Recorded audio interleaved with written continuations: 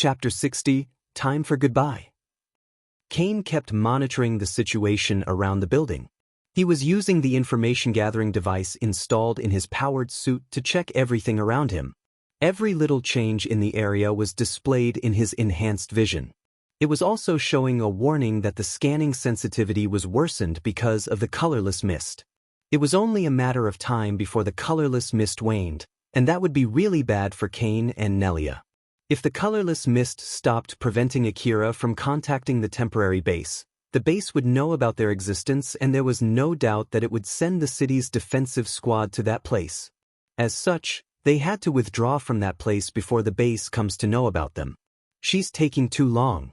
What the heck is Nelia doing? With her ability, she should be able to make a short work of that brat. Kane thought highly of Nelia. He even thought that no one would be able to win against Nelia in CQC. She might even be able to kill him and all of his companions by herself if they were not in their powered suits and were forced to fight her in close range.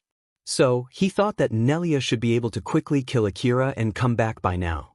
But even so, she still had not come back from the fight in that building. It was not an exaggeration to say that it was really alarming. At first, he thought that Nelia would eventually contact him anyway, and he would only be a nuisance if he contacted her first. That was why he decided to hold himself back from doing so. But now that things had turned rather worrying, he decided to contact her. Nelia, how long are you going to take? Nelia quickly replied back. She sounded happy. Kane, I'm having a good time right now. If it's not something urgent, can you put it for later? Hey, this is something very urgent. The colorless mist is getting thinner. Depending on the relay device that they're using in the temporary base, they might be able to establish a connection by now. Stop wasting time and get him already. Or is it that you need more time since you're chopping the corpse to pieces? I'm not wasting time. And it's not like I have that kind of hobby either. Then, are you having trouble confirming the death? It's not like Yajima set the program so that it would reject any attempts of confirmation, right? That's not the problem either. Kane guessed what was going on with Nelia. To be honest, he did not want to believe his guess as he mumbled. Don't tell me. Yep, you guessed it right. To think that there's someone who can fight me evenly in close combat. No wonder Yajima got himself killed. Although he's not as strong as me, he had his strengths. That's why we left him to take care of the underground side of the operation. I guess he was really unlucky to meet this boy. Well then, you're disturbing my focus, so let's stop here. Nelia then disconnected his call.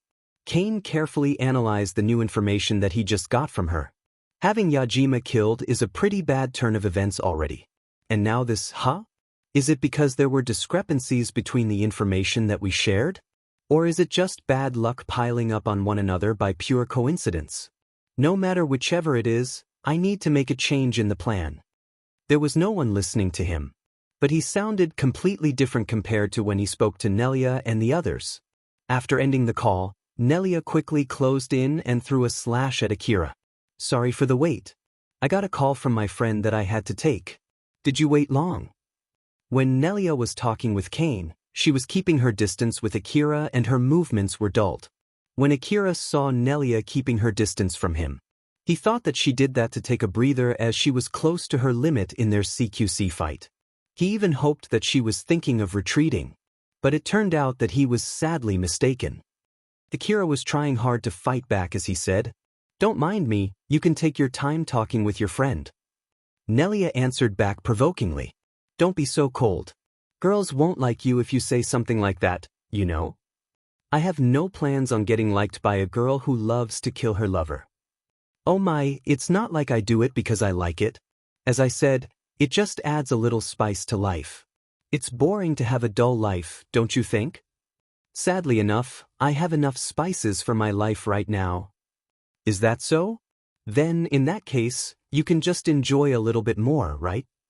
Nelia looked like she was having the time of her life as she kept swinging her blade at Akira. Her cyborg body that was designed for dexterity rather than strength danced gracefully in the middle of the battlefield as her beautiful slender arms swung the liquid metal blade in her hand.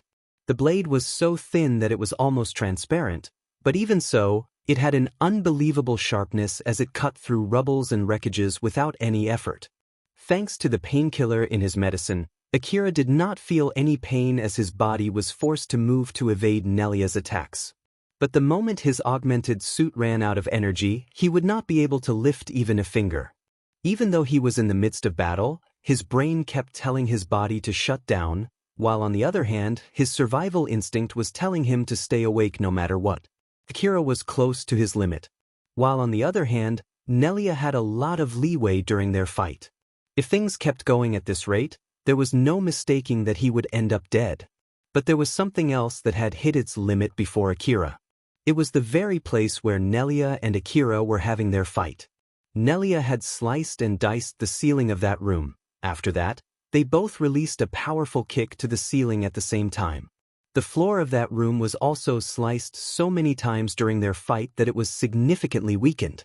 The ceiling that was destroyed earlier was crumbling and its pieces were falling over Nelia and Akira. Normally, with their ability, it was not a hard thing to evade those falling rubbles. But it was an entirely different story now as they were closely watching each other's movements for any openings. They both knew that even the smallest opening would be fatal. In order to get the upper hand over one another, they were mostly ignoring the falling rubbles. The impact of the falling rubbles damaged and cracked the already weakened floor. As Akira and Nelia were fighting while keeping their eyes on each other, suddenly, they were swallowed up by the crumbling ceiling and floor and fell down to the lower floor. One of the piles of rubbles on the lower floor moved. Rubbles were shoved aside and Nelia stood up from within the pile. Good grief, to interrupt our date like this, what a bunch of rude rubbles. Nelia looked at the handle in her right hand. It had lost its blade. Although she tried many times to recreate the blade, the silver blade just would not come out from the handle. It was either the handle was broken during that fall, or it had run out of liquid metal, or it had no energy left. Nelia threw that handle away and looked around. She could not find Akira anywhere. She thought that he might be buried somewhere. At least, after that fall, there should be no possibility of him pulling off an ambush. After scanning the area, she could see Alpha's body. It was still sliced into two as it was lying on a pile of rubble. She could see Alpha's location with the map of the Kazuhar ruin that she was connected to. That is his friend, right? The one who I killed earlier. I'm glad I killed her despite the fact that I had to sacrifice an expensive relic. If she's as strong as him, this would be 2 against 1 and I would be the one losing. The image of Alpha in her vision vanished for a split second before returning back. It was because Nelia set her vision to only show information coming from her cyborg body. Since my cyborg body can't see her, it means that she's using some kind of advanced camouflage. I can't even see the blood around her too, so it must be something more than just an optical camouflage. It might be some kind of old-world technology. Was it because she thought I couldn't see her that she was caught by surprise back then?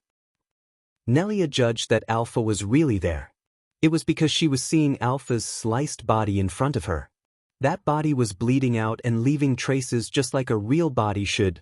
Thus, judging solely on what she was seeing, there was no doubt that Alpha was really dead. After confirming her surroundings, Nelia turned her attention to the most important thing in that location, Akira.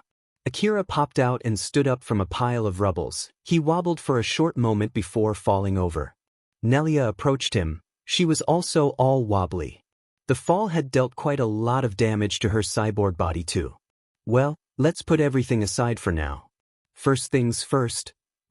Nelia smiled in relief as Akira was not carrying his blade too. Instead, he was using his CWH anti-material rifle to help him stand on his feet. First things first, I need to kill you. Nelia started running toward Akira. Because of the damage on her cyborg body, her movement stuttered a bit, but even so, she judged that she was still strong enough to take out Akira given their situation. She charged at him, hoping to put an end to their fight. Akira, who just came out from the rubbles, kept on stumbling over. Although he tried to get back on his feet as fast as he just could not do it. Both his body and his augmented suit were put under immense stress when he had to fight Nelia. Alpha, I can't move my body well. Can you control my body through the augmented suit? Unfortunately, I can't do that right now. A part of the augmented suit and one of its control units were broken after that fall. Because of that, I can't completely control your augmented suit anymore. Akira smiled bitterly and gritted his teeth. Losing Alpha's support because of his broken augmented suit meant that his fighting ability was greatly reduced. Why now of all times? But it's not like it's completely broken, right?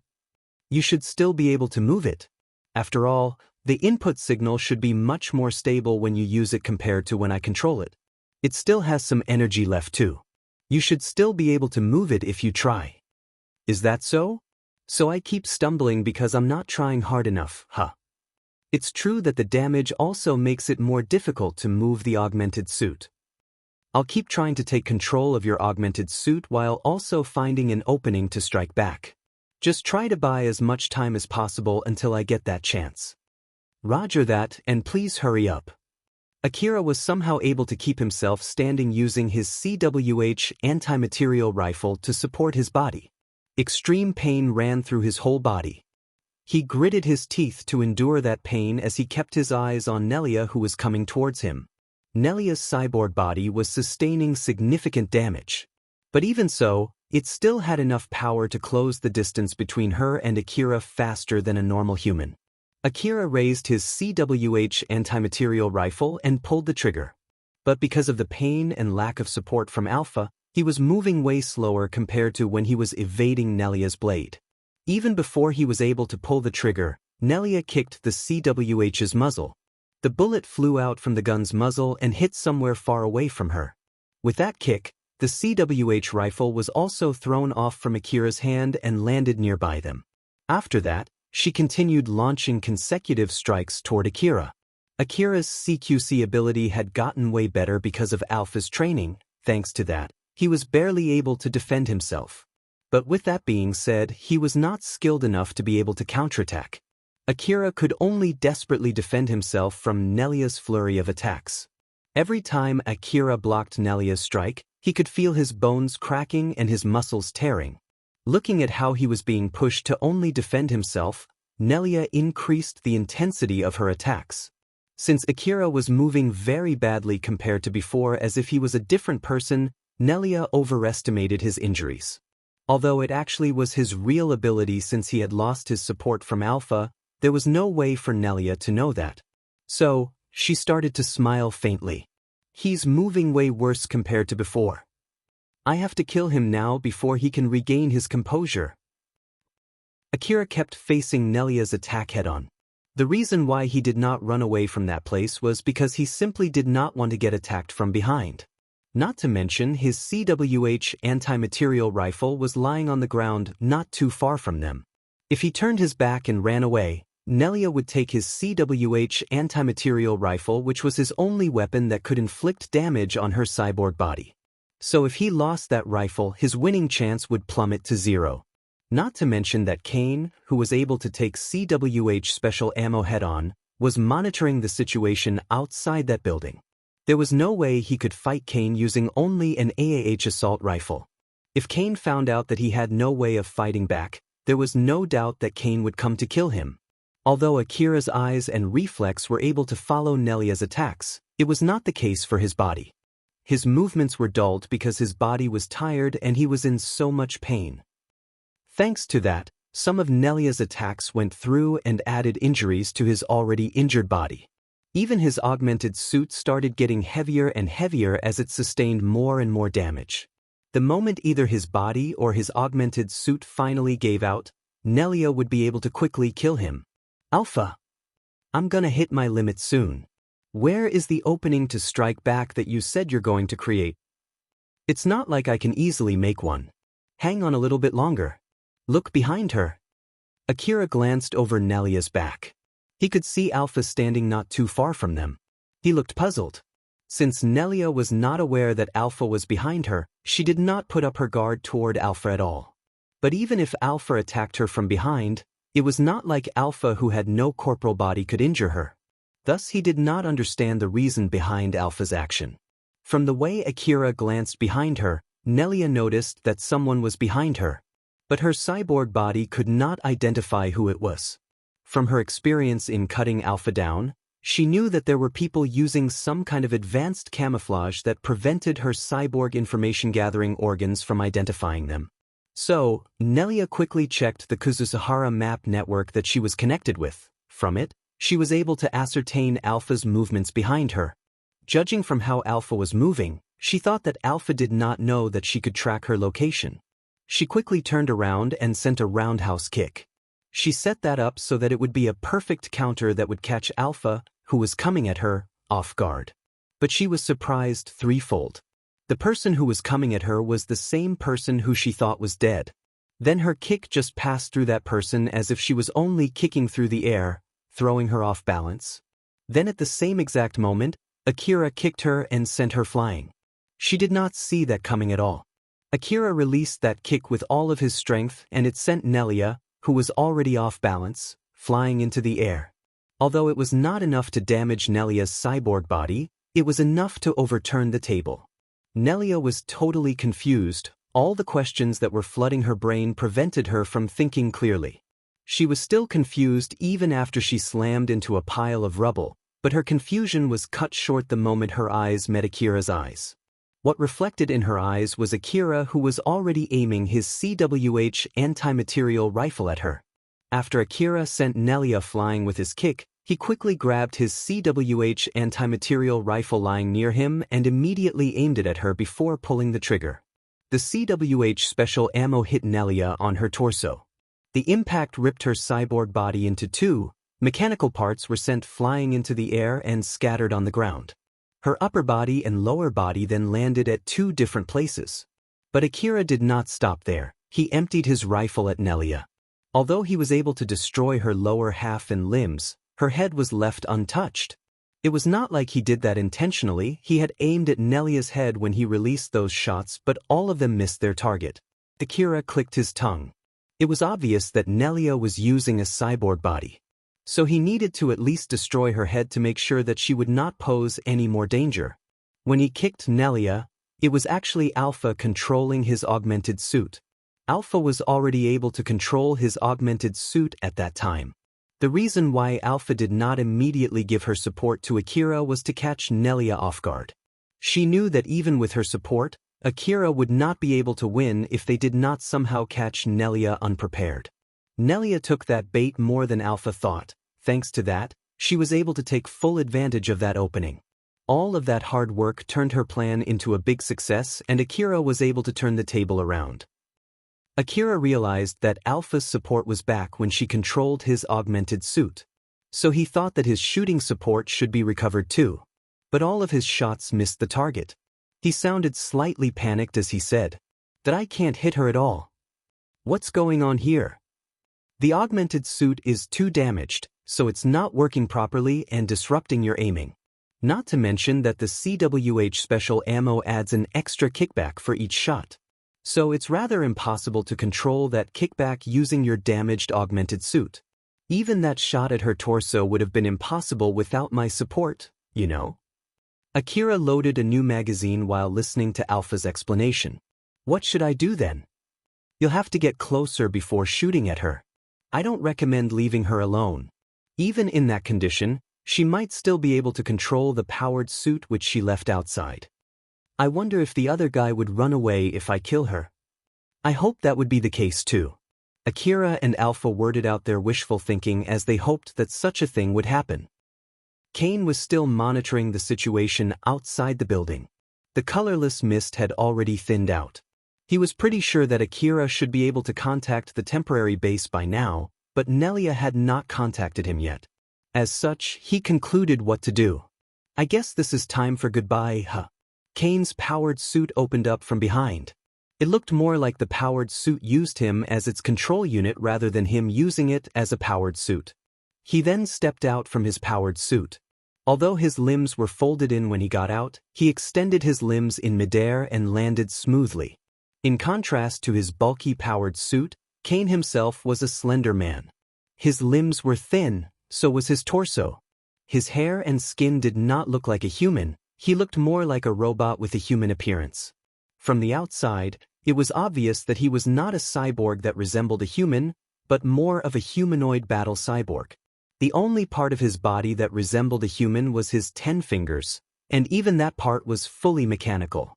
A heavy machine gun and a sniper rifle popped out from behind his powered suit. Both of them were huge rifles that a normal human would not be able to use. But he caught them both with his thin arms and carried each rifle on either arm. Although both of them were heavy rifles, it did not seem like it bothered him at all. It was unbelievable that he could produce that much power with those slim arms. Nelia's powered suit suddenly started moving on its own. Cain, who saw that, understood Nelia was remotely controlling her powered suit from inside that building. So, it confirmed his suspicion. He remotely controlled his powered suit to aim the big guns in its arms at Nelia's powered suit and showered it with countless warheads. It blew Nelia's powered suit to smithereens almost instantly. I'm sorry, it's just to be safe. It would be problematic if you're tailing me after all. Cain then abandoned his powered suit behind and left that place alone. Even after losing half of her body and her limbs, Nelia was still alive. As a cyborg, she would be able to stay alive for a few days with just her head. But that did not mean that she could survive her present situation, which was simply hopeless. Akira was walking towards her with a loaded CWH anti-material rifle. Akira wanted to make sure that she was dead for good. She herself understood that the only reason she was alive was not because Akira wanted to beat her to death, but it was because he kept on missing his shots at her head due to the tiredness and his injuries. Akira took another aim at Nelia's head and pulled the trigger. He frowned as his shot missed again. He then carefully walked closer to her while still watching his surroundings and took another shot. He repeated that action since he kept missing his shot. He could immediately kill Nelia if he walked right next to her, thrust his rifle to her neck, and pulled the trigger. The only reason he did not do that was because he was still very cautious of her. He knew that Nelia was obviously stronger than him. Even though he had the upper hand right now, he did not think that he had rendered her fully harmless. And that was exactly what delayed her death. Nelia was still smiling even in that situation. To Akira, it looked like she still had an inkling on how to win that fight. So he became more cautious of her and it slowed him down from approaching her. Nelia actually was not smiling thinking that she could still win that fight. She was actually smiling in order to numb her feelings from death. If she died here, then that would be the end for her. That was all there was to it. She was only smiling because she understood that fact. But it was not like she wanted to die either. So she still tried everything that she could think of. That was why, although she thought that it would not make it, she still called her powered suit which was outside the building to come to where she was. But suddenly the connection to her powered suit got cut off. Did my powered suit get destroyed? What the heck happened outside? Right as she was wondering what happened outside, Cain called Nelia. Since they were talking through their internal organs, no one could hear their conversation. Nelia, how are you over there? Cain? I'm actually having a hard time here. I'm sorry, but can you please help me out? Nelia answered back as if there was nothing special happening. It was because she wanted to increase her odds no matter how small it was. But Cain answered back casually. I see, so you lost her. If she told him the truth, it was unlikely that Cain would help her. So Nelia answered back as if she was doing fine. As I said, I'm just having a hard time here. Although, it would be a big help if you could hurry up. But then Cain replied. At least you have been done in to the point that you can't move, right? Not to mention that you got beaten in your specialty, CQC. If that's not the case, you wouldn't have moved your powered suit to get you out from the closed space like that room, right? About that though, I'm sorry but I destroyed your powered suit. That's why it's pointless to wait for your powered suit. Oh my, you're so mean. Didn't I tell you not to touch my powered suit? My bad, I have reasons why I had to do that. Nelia sounded as if it was completely normal. And Cain also replied back as if they were just having an everyday banter. Both of them were abnormal people. Forget about other people's lives, they did not even worry about their own. Cain continued. Well, I do apologize for destroying your powered suit. But as an exchange, I'm sending my powered suit to you. Thank you so much. Wait, sending. Yep. I'm sending only my powered suit. It's on autopilot as I'm running away from here. I have no wish to fight someone who can beat you in CQC. By the way, I also set it to go on a rampage regardless of friends or enemies. The colorless mist is already gone. So he might have contacted the city, and the city defense squad might already be somewhere near. If my powered suit goes on a rampage, it would at least be able to divert their attention. Well then, take care. Kane then ended the call. Nelia tried to call him multiple times only to get rejected. She then mumbled, "Good grief. If you would send me your powered suit, I hope that you would send me the access code too." Nelia kept calm even in that situation. In her head, she simulated any ideas that she could come up with. Suddenly, Akira's shot landed right beside her. Although it shook her head, she still looked completely calm without even a trace of fear or panic. "Well, I guess I'll at least do everything I can." Nelia smiled as she placed all her hope on her new plan that she just came up with. Chapter 61, Lucky/Unlucky Ending. Akira took another aim at Nelia's head and pulled the trigger. The bullet flew and landed right beside Nelia's head, sending her head flying again. "That I still can't hit her, huh?" Alpha smiled, trying to calm him down. "Calm down. If you lose your cool, you won't be able to hit the target that you normally could. Can you do something with your support? Your augmented suit is damaged to the point that it's not working normally. If I try to control it now, it might cause a malfunction. In the worst-case scenario, it might even tear your limbs. So, are you sure you want me to control it?" "Nah, please don't." Alpha had already turned back to her usual self. She was floating beside Akira, just like always. But at this point, Nelia could no longer see Alpha. It was because the relic that she used to connect to the Kuzuhara map was destroyed by Akira's attack, and Alpha knew about it. Akira pointed his rifle at Nelia once more. She just smiled and said, "If you kill me, you'll die too." Akira ignored her and pulled the trigger. The bullet landed near Nelia and threw her head up in the air again. Even so, she continued, "My friend has betrayed me, and he's planning to kill both you and me now.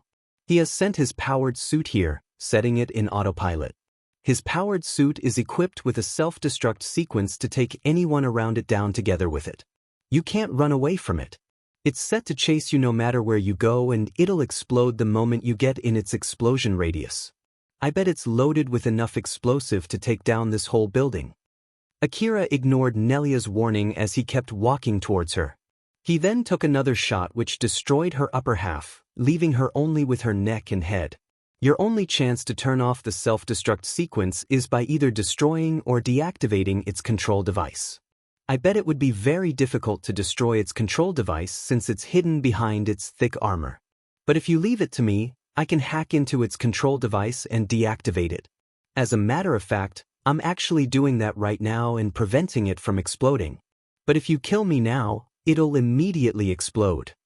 Akira ignored her yet again and took another shot. The bullet grazed Nelia's ear and hit the floor. Her head got thrown once more by the bullet's shockwave. "I see. Well, it's up to you. You're in the position to decide here. I guess it's not a bad thing to die together with someone who I tried to hit on." Nelia smiled. It was the same smile she had when she flirted with Akira. Akira stood beside Nelia and picked her head up by pulling her hair. He locked gaze with her. "Any proof?" "Nope." Akira asked her if it was only a lie to save herself or she had some kind of proof that she was saying the truth. But Nelia said that she did not have any proof. She even told Akira that he could go ahead and do anything he wanted if he did not believe her words. Akira could not tell if she was lying or not. Alpha looked grim as she suddenly told him, who was still confused, to quickly get away from that place. "Akira, you need to get away from this place first, quickly." Akira immediately followed Alpha's instruction. He ran away from that place, bringing Nelia's head with him. The whole building was rumbling. It was because Kane's powered suit was forcing its way into that building. That powered suit, which was set to autopilot, ignored any damage on itself as it forced its way in from the side of the building that was weakened by the missile barrage earlier. It broke through the wall, floor, and ceiling of the building with its huge body. It used its powerful firepower to drill its way through that building. It did not care about its energy expense or its output safety limit as it headed straight to where Akira was. Although it could not accurately detect Akira's location, With the absence of colorless mist, it could at least guess where he was. It kept shooting with its huge guns towards Akira, but the warheads released by those guns could only hit the walls in front of it and turn them into dust. The inner walls of that building were not as strong as its outer walls, so they were no match for the warheads. The walls and ceilings inside that building crumbled down into a big pile of rubbles. The autopilot did not give any regards to its remaining ammo. It would keep shooting until it ran out of ammo. Akira quickly ran away from that place, away from Kane's powered suit. He asked Nelia while still running, "Why do you guys want to kill me that much? Or is that thing only to cover your friend while he's running away?" "That's not it. We can't take the relics that we gathered if we don't kill you." "How is that even connected to killing me?" "The guy that you killed, Yajima, he had his post-mortem revenge program set you as its target. Because of that, the truck that we're using to transport the relics won't move unless we kill you." Akira remembered the words that Yajima left before he was killed. He did say that his friends would take revenge if Akira killed him, but at that time, Akira thought that it was only an empty bluff. Akira's face twitched. He was obviously annoyed. What a huge pain in the bum. "So you can even get that kind of program, huh?" "Yeah, you can. If it's not for that, we won't even spend our energy trying to kill you. If you can believe me now, how about we make a deal? I'll stop Kane's powered suit, and as an exchange, you'll help me. I'll just keep on running like this. It'll take a lot of time for that powered suit to push through the building, so I'm sure I can outrun it by then." "Didn't you run to this building since you knew you can't outrun it? That there's no guarantee that you won't use it to attack me after you take control of that powered suit. After all, you can get all of your relics if you kill me, right? Well, you have no other choice but to trust me on that one. You beat me real good, you know? I have no wish to fight you again. Not to mention that my friend even chose to run away from here in order to avoid having to fight you, even if it meant leaving behind the expensive relics that we gathered. I don't think it's a bad offer since it'll save your life too. Well, I won't go as far as to demand you to be my boyfriend though. After all, I don't want to get a boyfriend by threatening him." Nelia was still smiling even though she was only left with nothing but her head. Akira frowned seeing her expression. "Alpha, is she telling the truth? You can detect it if she's actually lying, right?" Alpha shook her head. "Unfortunately, as I said before, I can't read whether she's lying or not because of her cyborg body. So I can't say anything else other than, I can't say for sure now." Akira looked obviously troubled. If he took Nelia's offer, not only would he let go of the enemy who he had pushed to a corner, there was also a possibility that she would use the powered suit to attack him. While on the other hand, there was no guarantee that he would be able to outrun that powered suit outside that building. If he went outside that building, Kane might also use his cyborg body to quickly catch up with him and kill him. That's so either I risk it by running away from that powered suit or by placing my trust in her offer. As Akira was still thinking about what to do, Alpha came up with a third choice. "You do have another choice. You can try to fight that powered suit. But that thing will explode if I get too close, right? First of all, we don't know for sure if it really has a self-destruct sequence. And even if it has one, there's no real proof that she's trying to prevent it from setting off the explosion. Since it hasn't exploded yet, it might mean that the explosion radius is actually pretty small, so you can just keep your distance from it to make sure that it won't explode. As for the self-destruct sequence, it might have explosives installed inside it or it's set to make an explosion by rerouting the energy inside it. If it's the latter, it should also be using a portion of its energy for its force field. So if you keep shooting at it and shaving its energy, you might exhaust its energy and prevent it from creating an explosion. And if it goes well, you might even be able to destroy its control device." It was not like Alpha had any proof when she made those guesses. She was only speaking of possibilities. But it did not change the fact that it presented Akira with a third option. "So either I take her offer or run away or fight it, huh? I can only give you suggestions. All of them depend on your luck, so I have no recommendation on which one to pick. You should decide, Akira.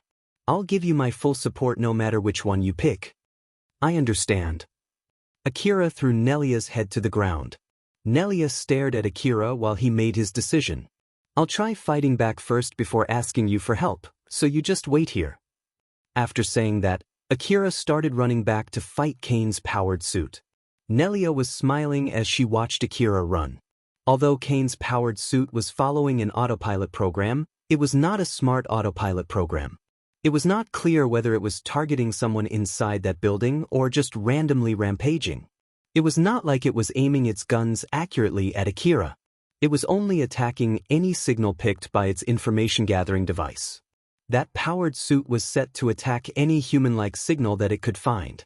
Even if there were some obstacles between it and its target, it would not take alternative route but use its guns or its body to push them aside. 2 of the 4 big guns on its arms had already run out of ammo and turned into mere decorations. With the help of his enhanced vision, Akira could see the big powered suit that was on a rampage not too far from where he was. He could notice that some of its guns had already run out of ammo. Wait, if I just hide, won't it use all of its ammo at this rate? Well, yes it would. But I hope it won't explode the moment it runs out of ammo. It would be really bad if the whole building crumbles down, you know. That sounds really likely to happen. So it can't be helped, let's go. The rampaging powered suit created new holes on the building's walls. Akira used those holes to snipe that powered suit, and thanks to its huge size, the shot landed. The CWH special ammo hit that powered suit's torso. The impact threw its huge body into the narrow halls.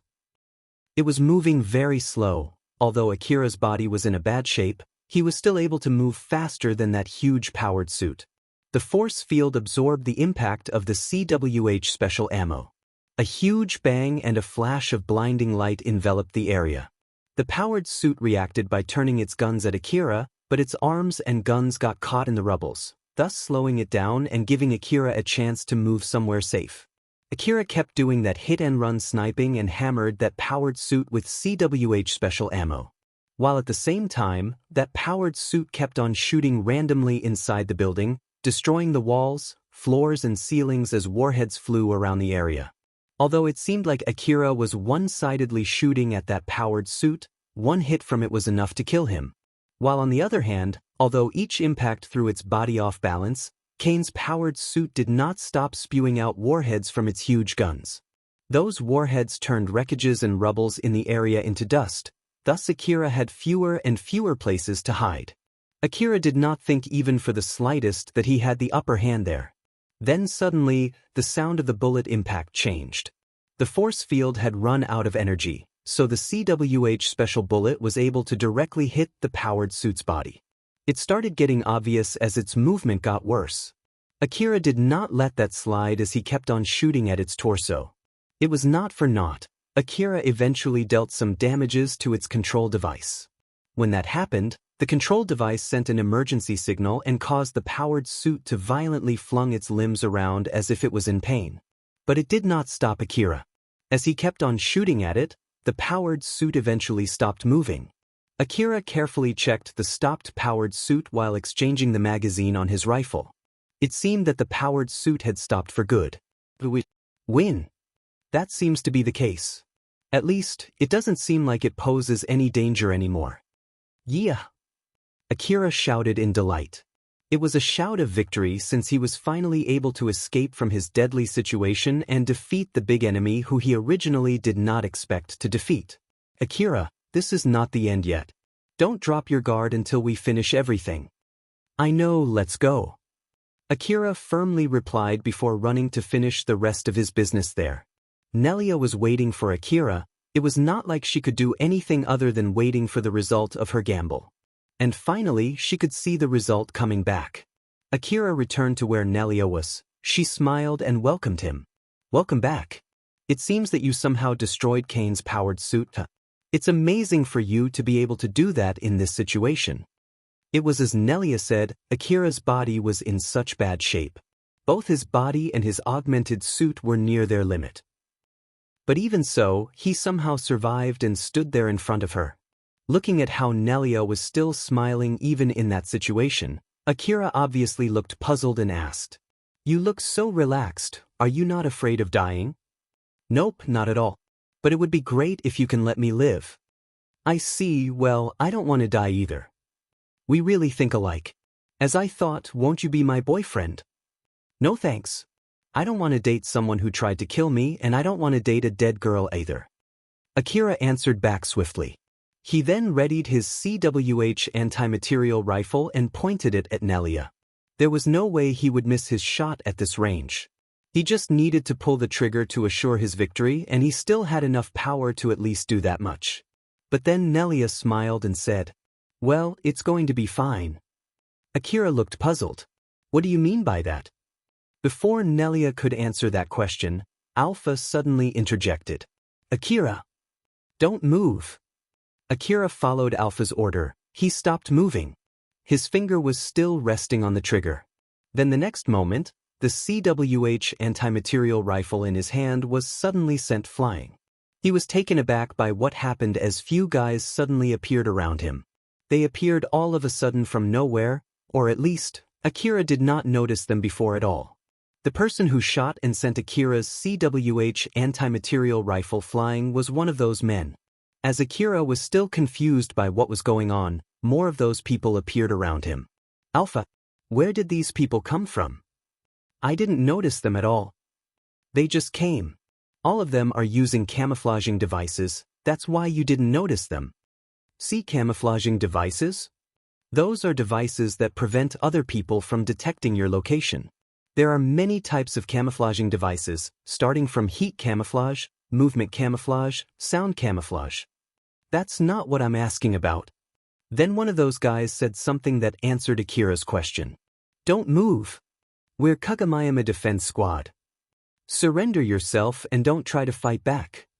If you don't obey our orders, we might judge that you're against the city management. We even have the permission to take you out in that case." Those guys were soldiers from Kagamayama Defense Squad. More of them kept appearing as they surrounded Akira. Other than Akira, there were many who were trying to make contact between the underground exploration HQ and the temporary base. Although Akira failed to make contact with the temporary base, other people successfully conveyed the message from the underground exploration HQ. The head commander of the temporary base thought that the situation was pretty bad and decided to quickly send out the city's defense squad. The defense squad quickly patrolled the area around the underground exploration HQ. In the midst of their patrol, they noticed explosions as if someone was fighting nearby. That was when Kane sent his powered suit to the building where Akira and Nelia were. The defense squad thought that it might be the relic thieves fighting against monsters, so they sent some of their men to check the source of that sound. When they arrived, they saw Akira aiming his CWH anti-material rifle at Nelia. Akira looked at the people who were surrounding him and let out a sigh. It was obvious that they were more skilled and had better equipment than him. They looked completely cautious as they pointed their rifles at him. They could kill him anytime if he made any suspicious move. "I feel like this has happened before." "What a coincidence, actually I too feel the same." Akira was talking about the experience he had when he was about to kill Yajima. At that time, he should have quickly pulled the trigger, because he didn't do it he had to pay for that mistake by fighting Shiori. But with that being said, it's not like he could do that in this situation. He quickly raised his hands and yelled before Nelia could say anything. After all, it would be problematic if she said something that would complicate the situation. "I'm Akira. I'm a hunter working in the underground city exploration operation. The relic thieves ambushed me when I was on my way to the temporary base. You can ask them for confirmation. Chain them. You have permission to shoot them if they fight back. We've received reports of dead hunters from the underground.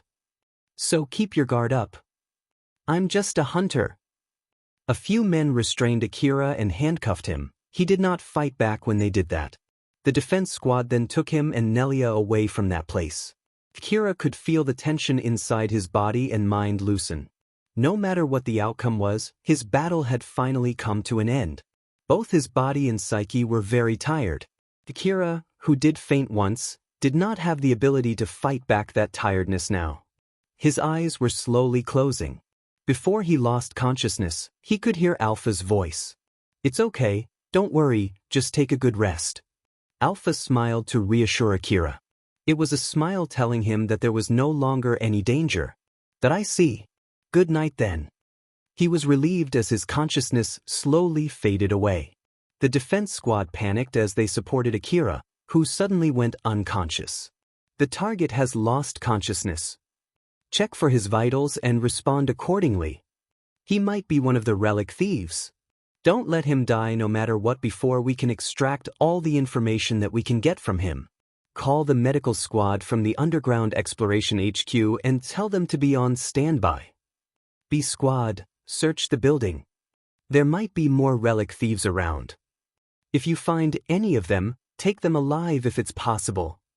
If it's not, you have the permission to kill. The rest of the men quickly got into their job, following their commander's order. Just like Akira, Nelia was also secured by the defense squad.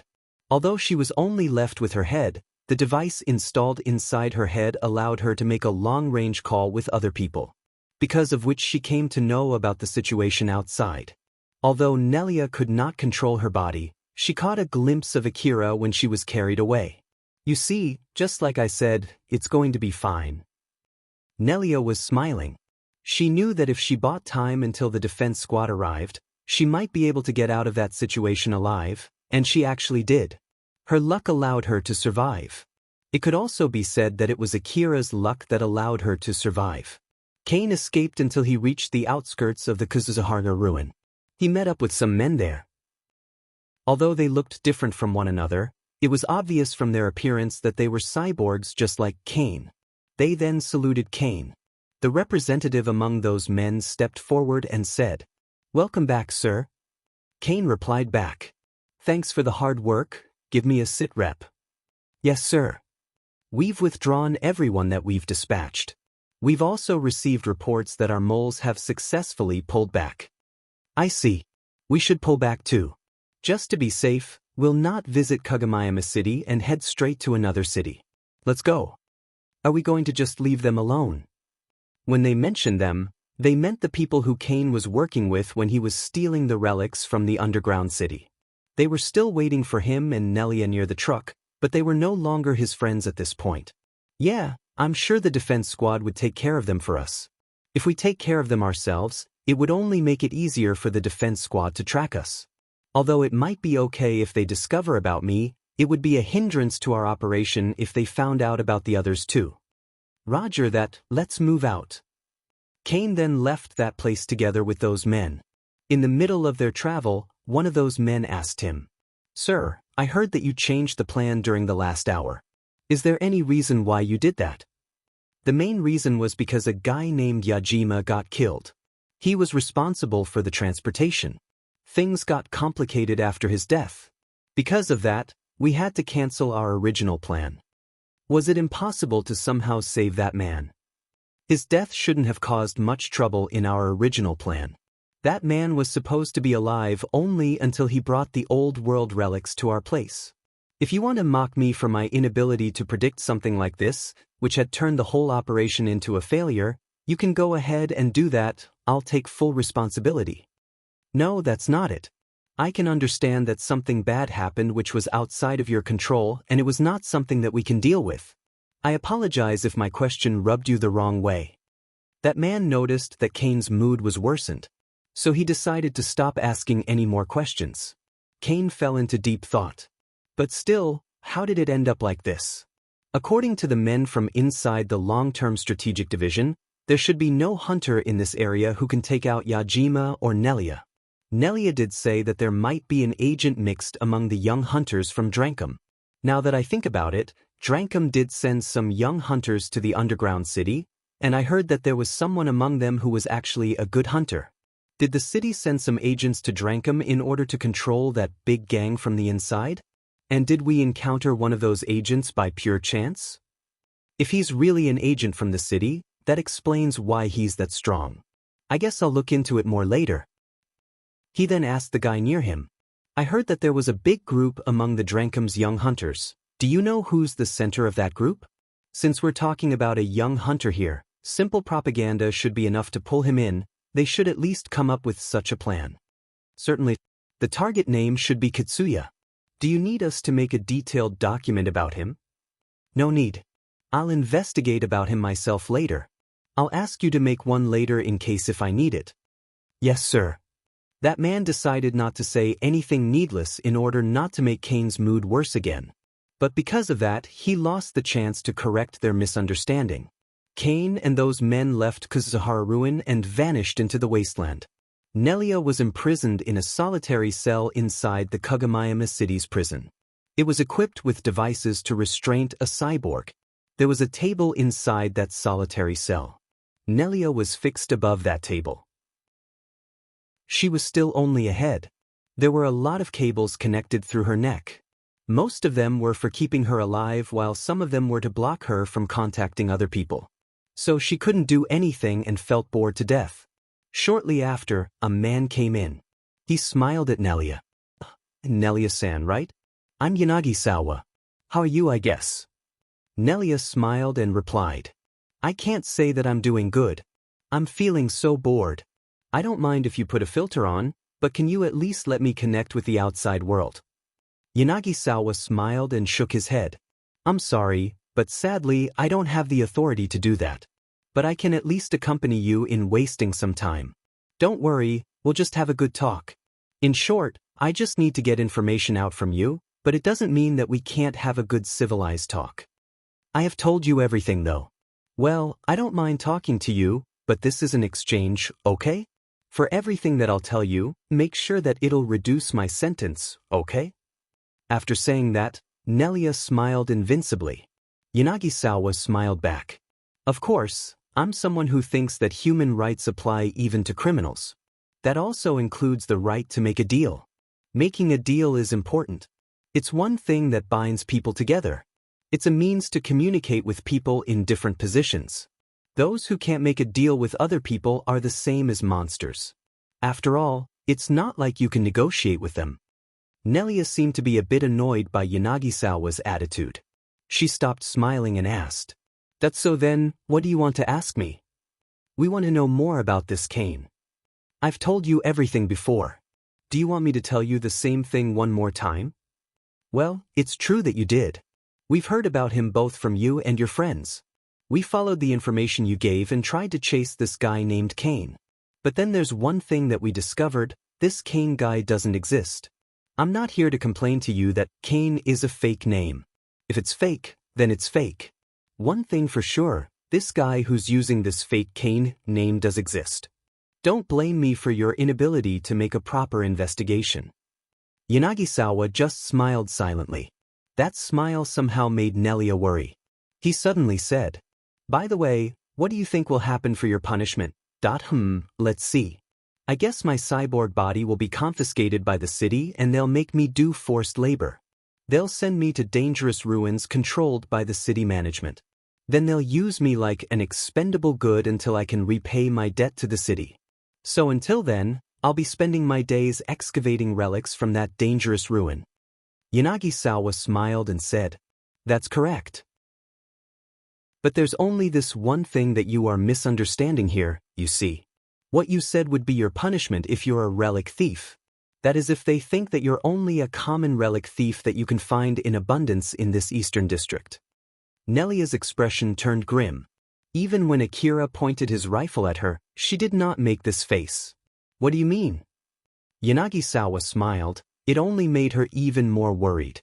"We believe that this guy by the name of Kane is one of the nationalists.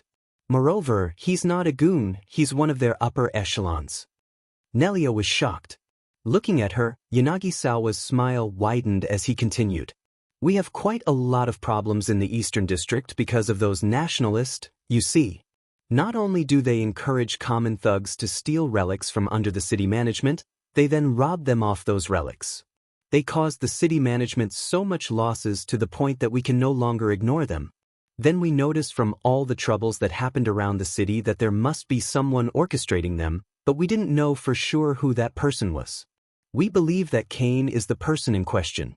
The defense squad that secured you guys were all well armed, right? Those men were originally sent to capture the nationalist." Nelia's face turned pale. After hearing what he said, she understood her situation. Yanagi-sawa continued. He kept talking about the subject that made Nelia even more worried. It made her understand just how bad the situation that she was in. Right now, The city is suspicious of you since it seems that you're pretty close to this nationalist officer. So we're rather suspicious if you're actually hiding some information that might help us identify that person. Some of us even think that you might be one of those nationalists that stands against not only this city but against the whole corporate government. If this misunderstanding doesn't get cleared up, your punishment will be very, very miserable. To be more precise, you'll be used in the rebuild laboratory experiment. Nelia sounded terrified as she asked, Wait, didn't that laboratory get disbanded? Of course, the rebuild laboratory was publicly disbanded. But it's not like we killed all the researchers or scrapped all the research results from that lab.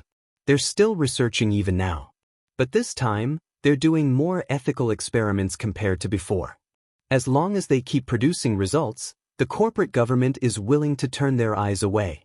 Under the management of the corporate government, they're producing a huge amount of results at the expense of the human rights of a very small number of people. But of course, these people are chosen from unredeemable criminals. I'm talking about criminals who have caused quite a significant loss to the city management. Nelia was so scared that she had trouble saying anything, but she somehow was able to raise her voice, although only barely.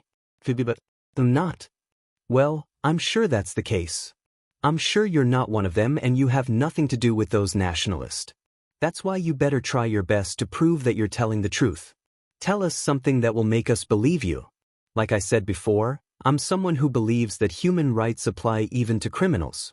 I believe that we need to at least uphold the minimal level of human rights, like sentencing criminals to death by turning them into minced meat, or by injecting them with poison, or by feeding them to the monsters.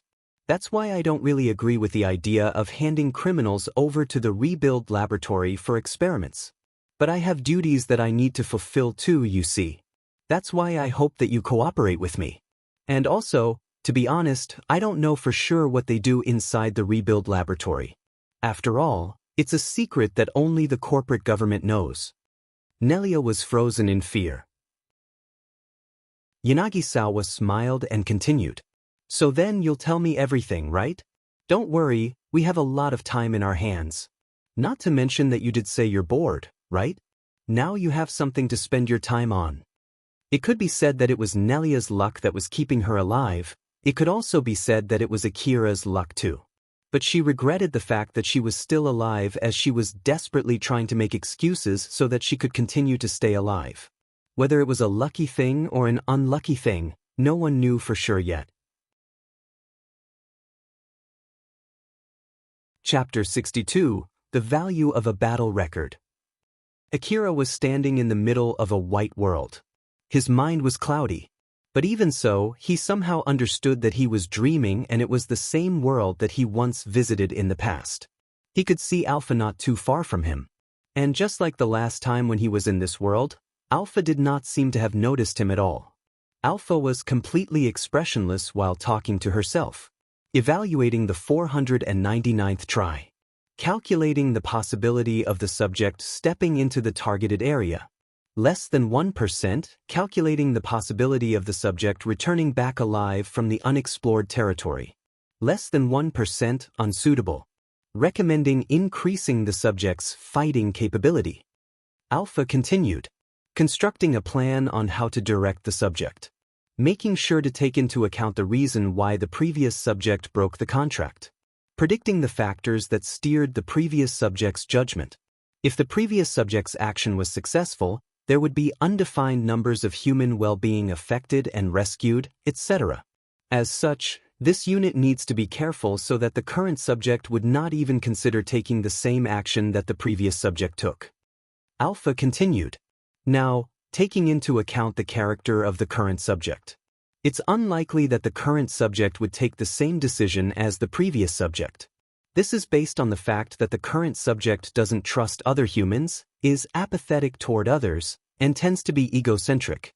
It's highly unlikely that the current subject has the same moral values, tolerance, morality, and principles as the previous subject. Alpha continued. In order not to repeat the same mistake as the 498th try, it's recommended to keep watch of the current subject's possible change of attitude. Akira's consciousness waned. The world was once again enveloped in darkness. His dream had ended. Akira woke up inside a sick room. He felt like he just saw an important dream, but he could not recall what it was. It only left him with the feeling that he saw a similar dream once before.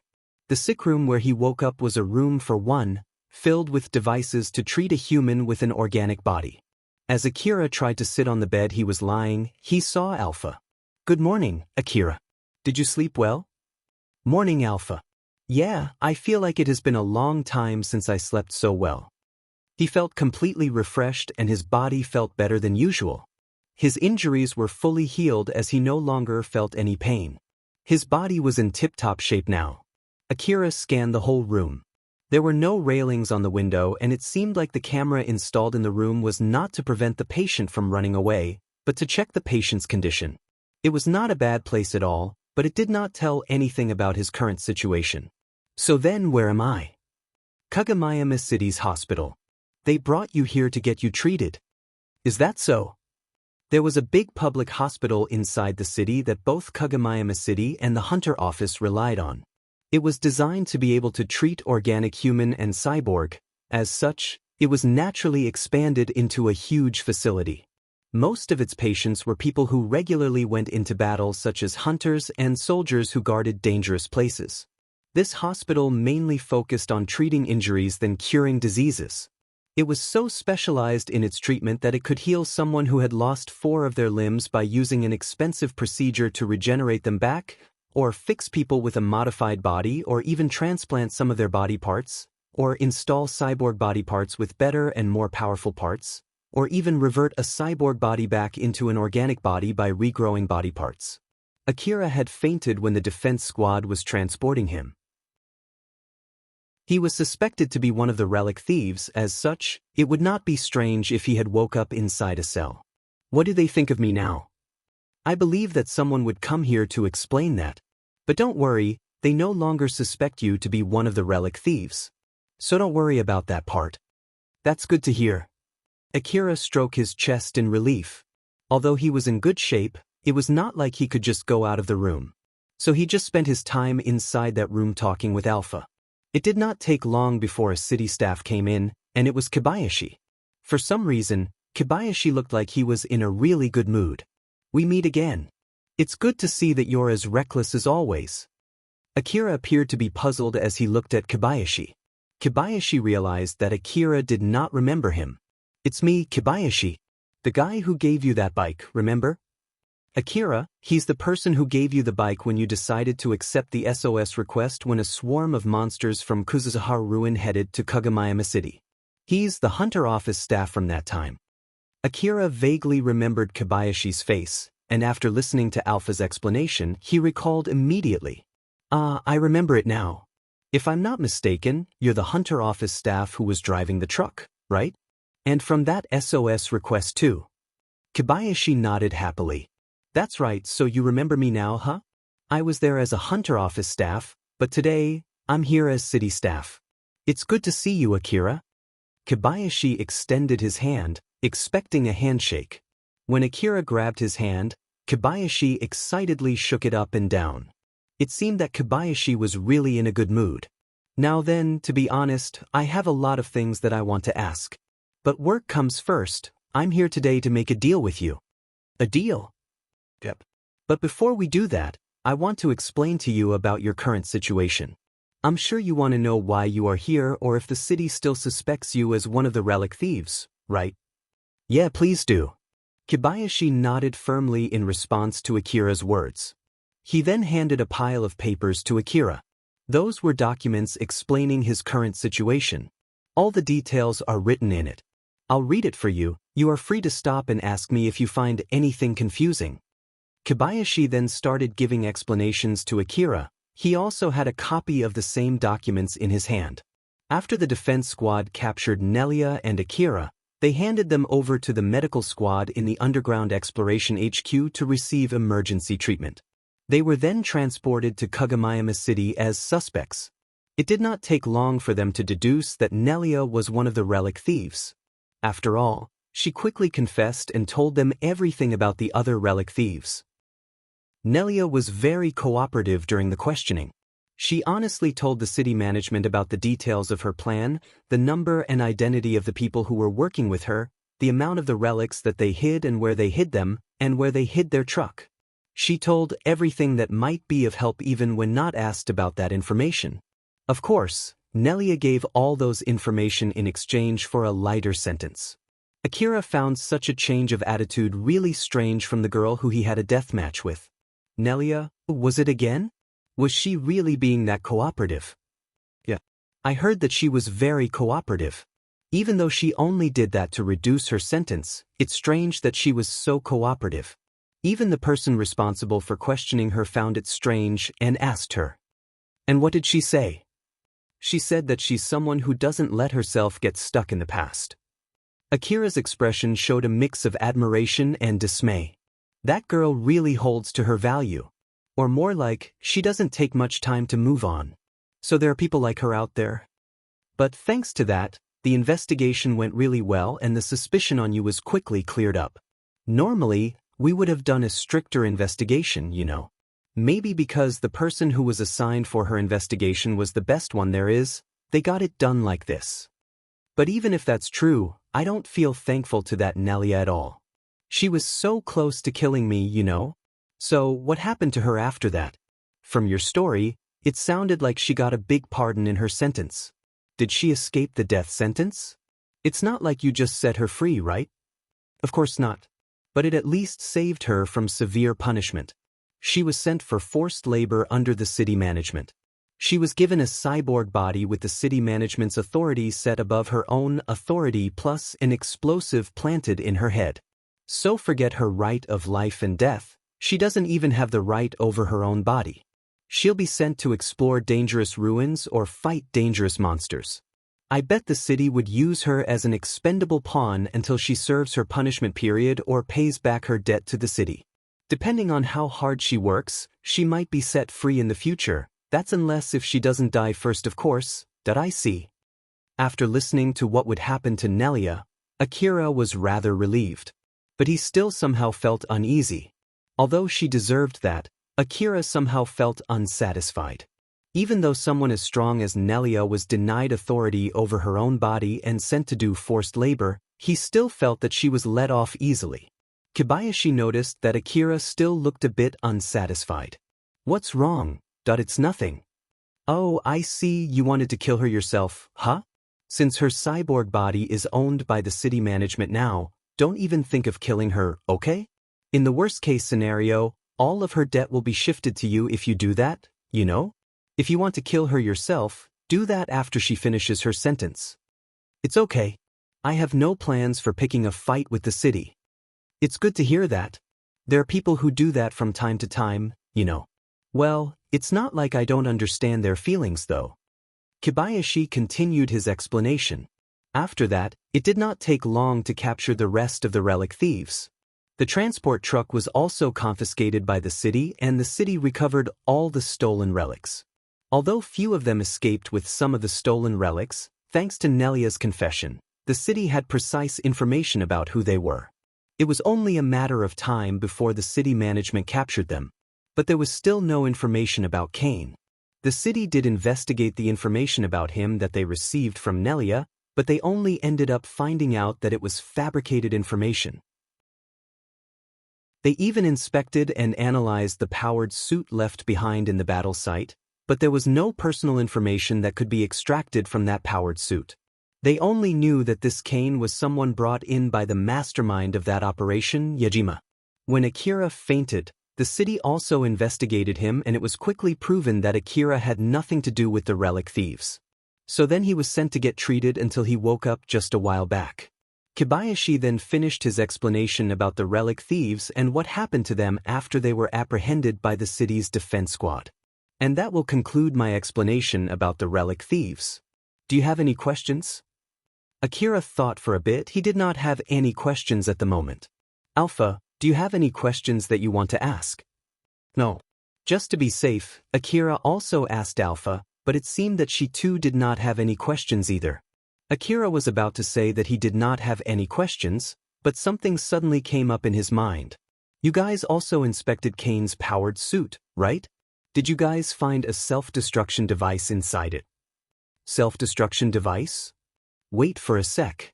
Kobayashi checked his information terminal and scanned through the documents about the investigation's result. He then checked the details about Kane's powered suit. No, we didn't find anything like that. After Kobayashi said that, Akira frowned. He realized that Nelia was lying back then. Alpha smiled bitterly and said, "She did get us good, didn't she, Akira? Well, I still somehow won that fight, so I guess it doesn't really matter now." Akira's words and expression contradicted each other. Nelia lied to him and he got completely tricked. She was a good trickster, that was all there was to it. Akira thought so while making a disgruntled expression. Kobayashi thought that it was rather weird, but he then continued. Well, at least, according to the result of the investigation done by the city's defense squad, we didn't find anything that looked like a self-destruction device inside that powered suit. Why did you ask that question, by the way? Well, since it was charging right at me, ignoring any damage to its body, I thought that it was set to self-destruct, you see. I'm sure it was sent only as a diversion to buy more time. With such a big thing charging at you, you'll have no other choice but to deal with it, right? I see. I guess that's all the questions I have. Well then, I'll get to the real reason why I'm here.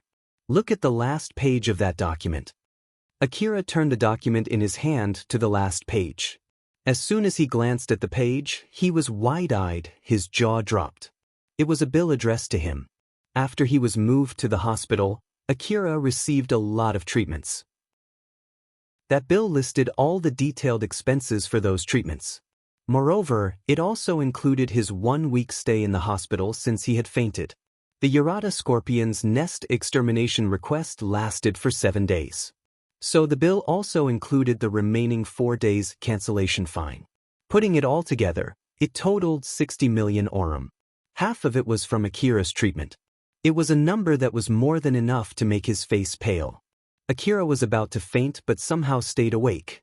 If it was not for his tip-top shape, he would have immediately fainted right there. Looking at Akira's reaction, Kobayashi laughed lightly. That's the bill amount you have to pay right now. You might have some complaints about that amount, but let me tell you this beforehand, it's pointless to complain about it to the hospital. The cost of the treatment does make sense. During an emergency where the patient has lost consciousness, the type of treatment and its cost are both decided by the hospital. Well, it's basically just a preventive measure against a case where the hospital can't give the patient any treatment just because they can't confirm if the patient wants to take that treatment or not since the patient has already passed out. Akira replied in a panic. But just because of that, it's not like I can pay this much money, you know? Kobayashi did expect that Akira would be shocked like this. He then tried to calm Akira down. Calm down. The hospital won't charge you that amount if they don't think that you can pay it.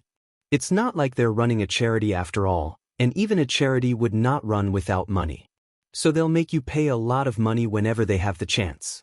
Which in this case, to be more precise, it would be subtracted from your reward. My reward? Yep, your reward. Like I said before, I'm here to make a deal with you. Kobayashi smiled when he said that. To cut the chase, if you accept our offer, not only can you pay for that bill, you can even go back home with an extra 100 million orum. So what do you think? Doesn't that sound enticing? Akira was thunderstruck when he thought that he would be carrying a 60 million orum debt. He was then told that he might even go back home with 100 million orum surplus money. He was so dumbfounded that he was lost for words. Akira, get back to your senses, Dada?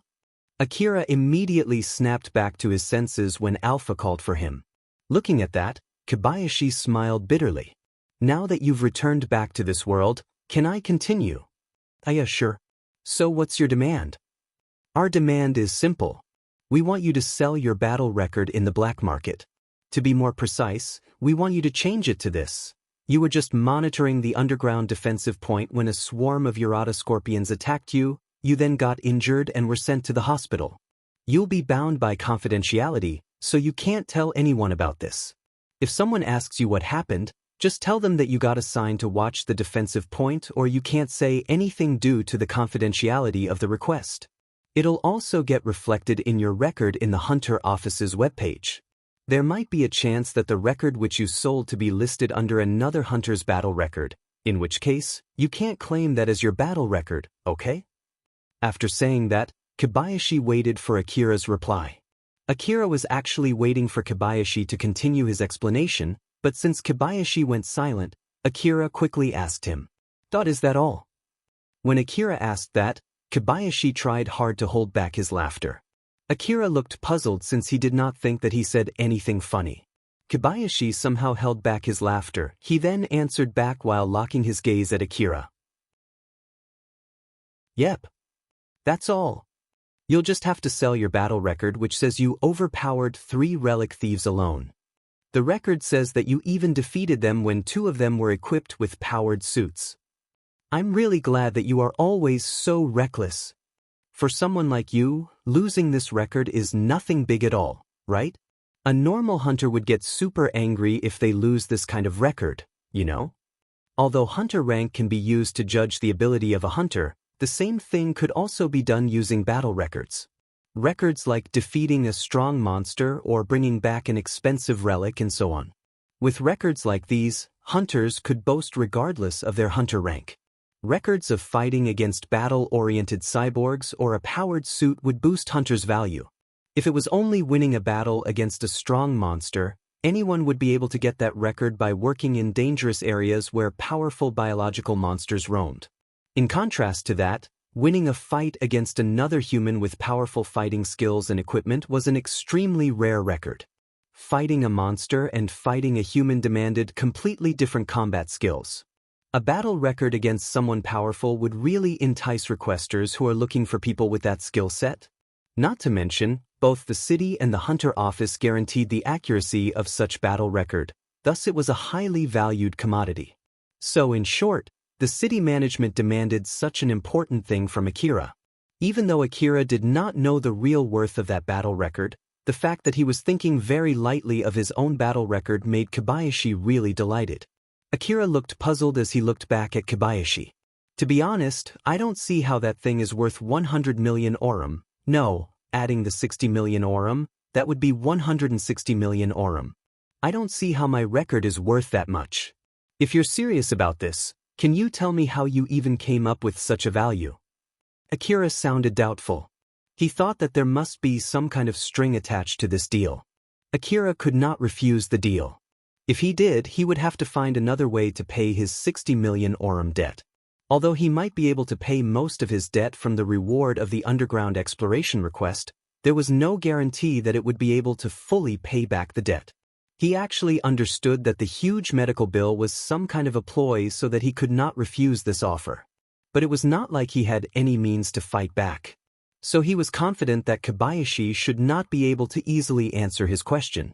But unexpectedly, Kobayashi swiftly answered back. "I don't mind telling you, but it is confidential information.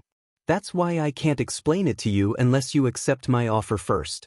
So, is it okay if we do that after you accept my offer?" "All right. Okay then, put your sign over here." Kobayashi handed over a pen and a paper to Akira. Akira tried to read what was written in the paper, but it was filled with lots of hard-to-read small-sized words that Akira quickly decided to give up.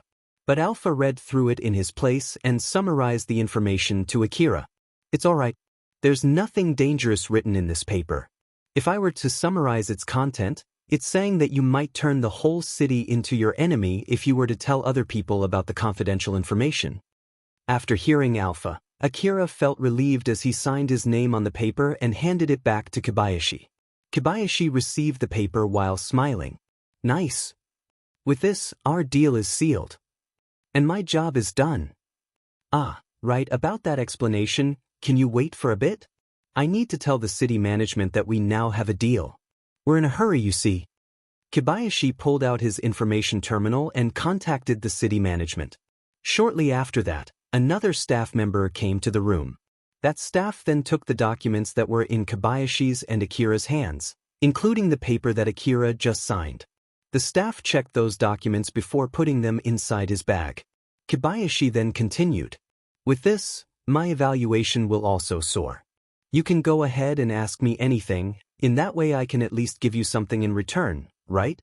Although I look like this, I am actually someone important. I even have enough authority to give you a bike as front payment. No one can just give out a city's property as a reward unless they have high authority, don't you agree?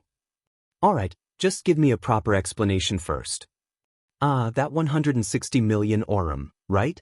It's not weird that you think it's too good to be true. It's normal to think that there must be some kind of string attached behind that offer. Well, to put it simply, it is a bribe to keep your mouth sealed. Kobayashi continued his explanation. The incident about the relic thieves had come to a closure. Fortunately enough, it did not incur much loss to the city. But this whole incident was caused by the mistakes and the lack of vigilance of the city management. It was because they did not quickly excavate the relics from the underground city, they let the relic thieves roam around the underground for too long, and they failed to anticipate the possibility of relic theft. Most of the reasons why that incident happened stemmed from city management's negligence. It was now impossible to hide that incident. Not only were some hunters killed, the city even sent out its defense squad. With that being said, it did not mean that they could just let it spread to the public. But then a hunter encountered one of those relic thieves by pure coincidence and killed him. That hunter then went to the surface, got ambushed by another pair of relic thieves, and drove them back. The city did not want that incident to end like that since it would bring the city management to shame. Although it happened because of the incompetence of the city management, luckily enough, it somehow got resolved. Now the city management would have to give the report explaining the incident to the others, including the people living in the city who were paying a lot of money for the defense squad's expense, the people from the other city management that they were regularly in contact with, and, more importantly, the upper echelons of the corporate government.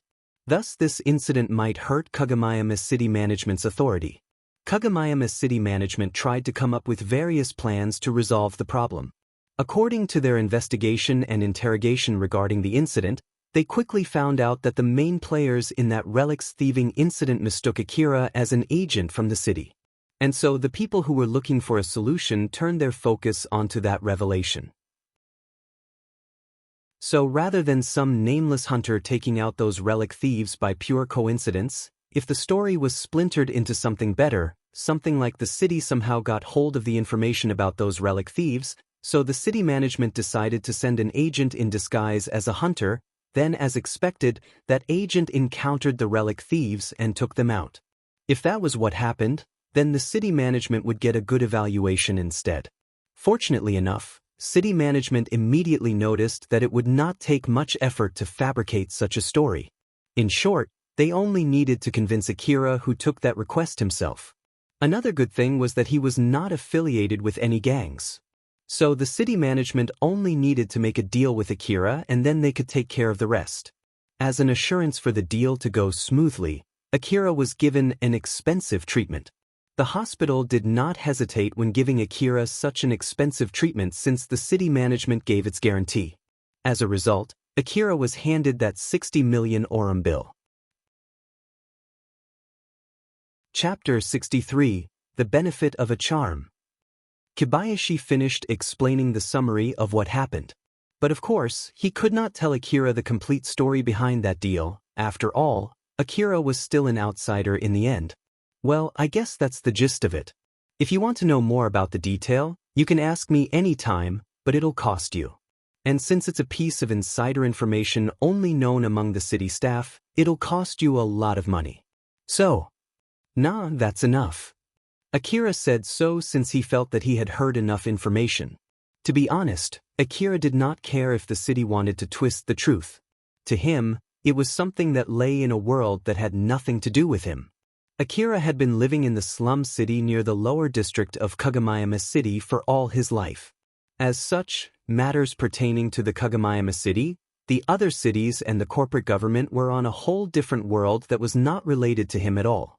Or at least, that was the case as long as it did not cause any harm to him. I see. Do you have anything else you want to ask? Just go ahead and ask anything you want here.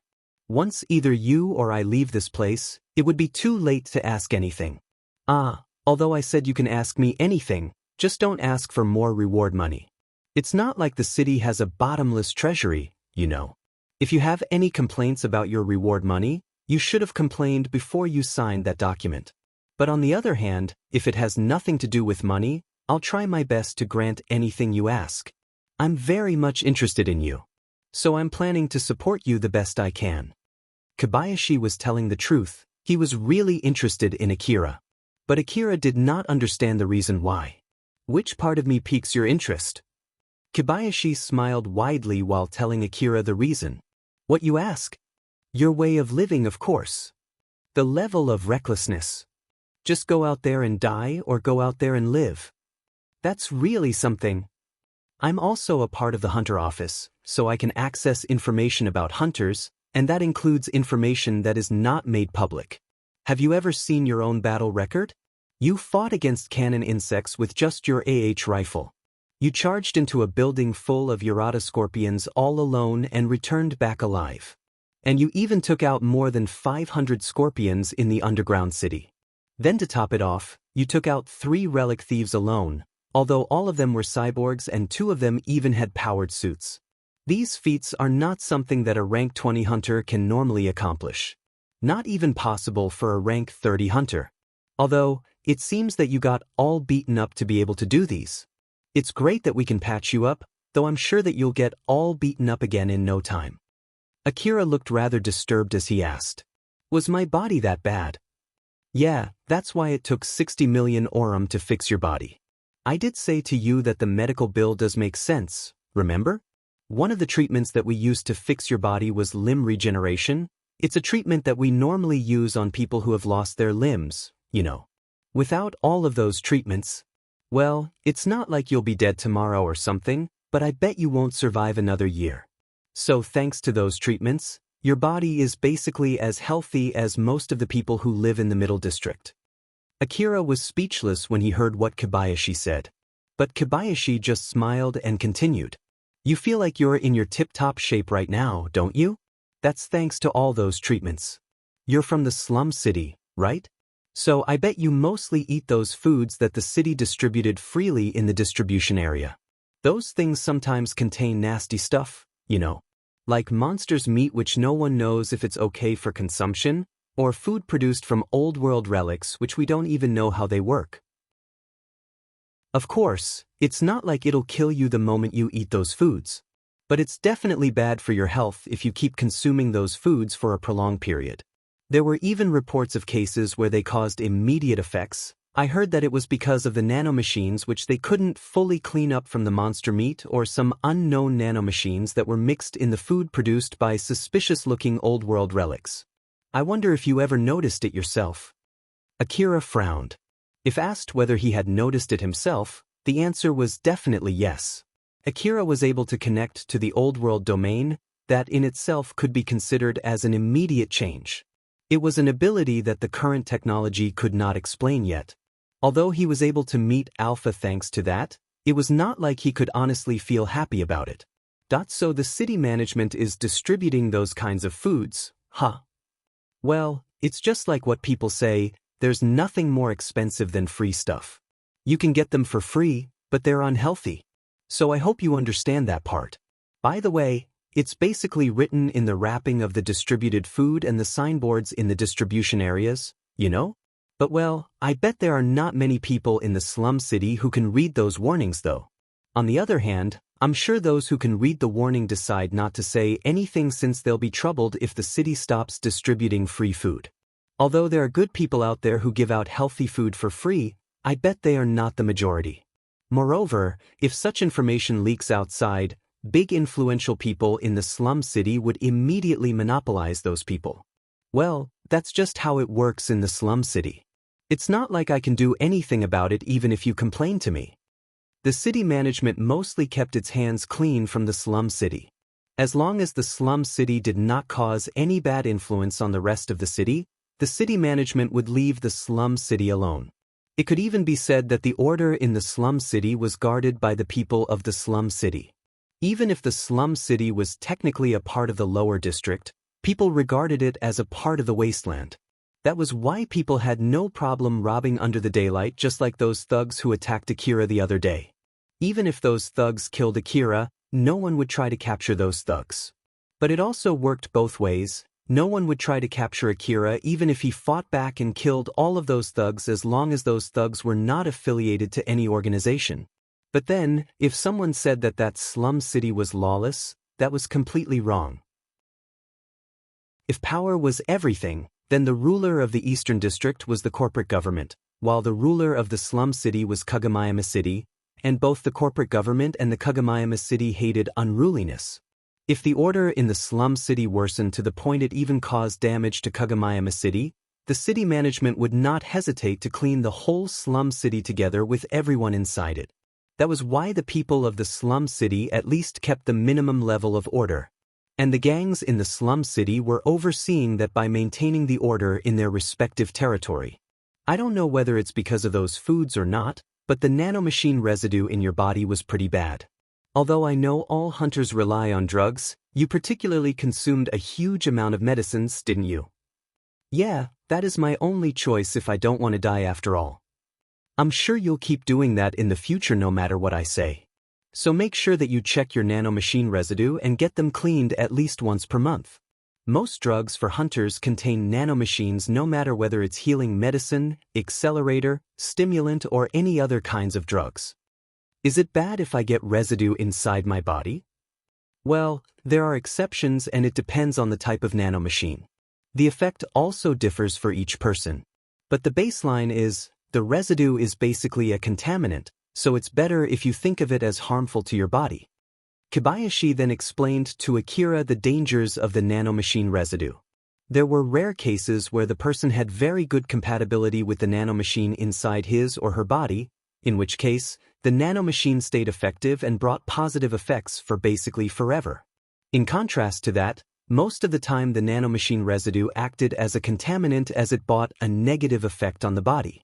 Sometimes the body would not be able to expel the nanomachines from inside even after they had stopped working. Some hunters, unbeknown to its risk, think that those nanomachines would not cause any harm since it had stopped working anyway. But in reality, it often interfered with the effect of the new drugs that they consumed.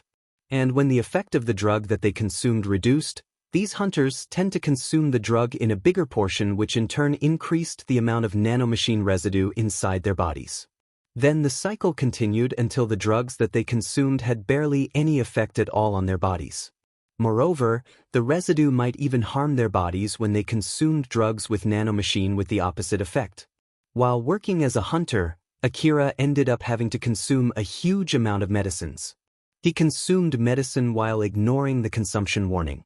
And so the nanomachine residue had been slowly piling up inside his body without him even knowing it. Kobayashi sincerely warned Akira since he still wanted to enjoy watching Akira. Basically, for a hunter, the body is their main asset. There are hunters who think that they only need guts to do impressive feats and end up neglecting their bodies. If you want to survive for long, be sure to take good care of your body just like how you take care of your rifles. If you don't take proper care of your rifles, the bullet that it spews might fly in the wrong direction, it might even explode too. There'll be a good chance that the rifle itself will explode any time you pull the trigger. Same is the case for your body as well. It's not at all funny if you die because of something as stupid as that. So make sure to be careful. HM? Speaking of rifle, Akira remembered about his own equipment. At the moment, he had nothing other than the clothes on his body. Akira scanned the whole room one more time, but he could not find his stuff anywhere. So he then asked Kobayashi, "Where are my equipment?" Kobayashi did not know where Akira's equipment was as well, so he used his information terminal to contact another staff member. After that, he then conveyed the bad news to Akira. Nothing. Yeah. Rather than your equipment, your current personal belonging itself is 0. It's not like we could recover all of your belongings from where we arrested you. As for your belongings that we recovered like your rifles and augmented suit, they were confiscated and broken down by the city management for inspection in order to clear your name.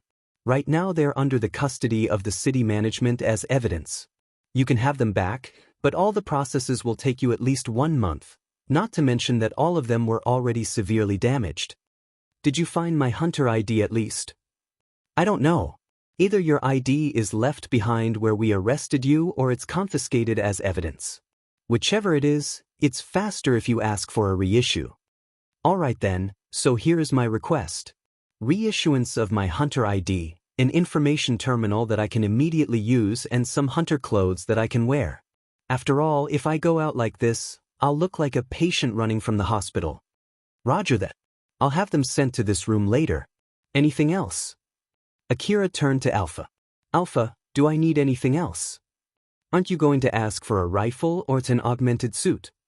For the equipment, I want to buy them from Shizuka's shop if it's possible. It's not like that's a must though. Alpha knew that it was only a matter of preference, but if it was something meaningful for Akira, she had no plan trying to carelessly change his preference. Although it would mean that Akira would have to walk from the hospital to Shizuka's shop without any weapons, Alpha thought that it would be alright as long as he had her support. If he could not even avoid problems on this level, then he might as well never step outside. In that case, let's have him introduce us to some real estate agent for hunters. You need to step up from living in inns soon. Akira agreed with her opinion and conveyed it to Kobayashi. Introduce me to a real estate agent. I'm not sure if I can rent a good house with my hunter rank, so please find me a cheap but decent house. And also, right, hurry up with the payment. I want to buy new equipment with that money.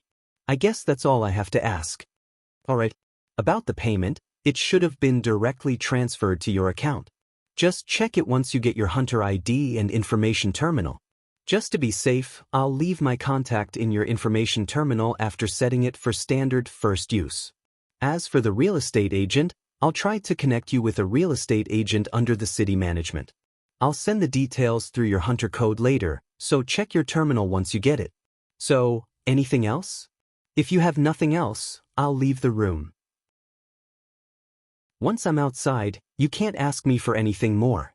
So, do you really have nothing else to ask? Yeah. I see. Alright then, take care and good luck in your hunt. I'll be looking forward to your next reckless feat. Kobayashi waved his hand and left the room. It was only a few minutes after Kobayashi left the room when Akira could feel his empty stomach. He had not eaten anything for a whole week. He bet that he was fed through an IV tube during his treatment. The moment he realized that he had an empty stomach, his stomach started to grumble. But at the moment, Akira had no money at all, and even if he had some money, it was not like he could leave that place before he could get his hunter ID.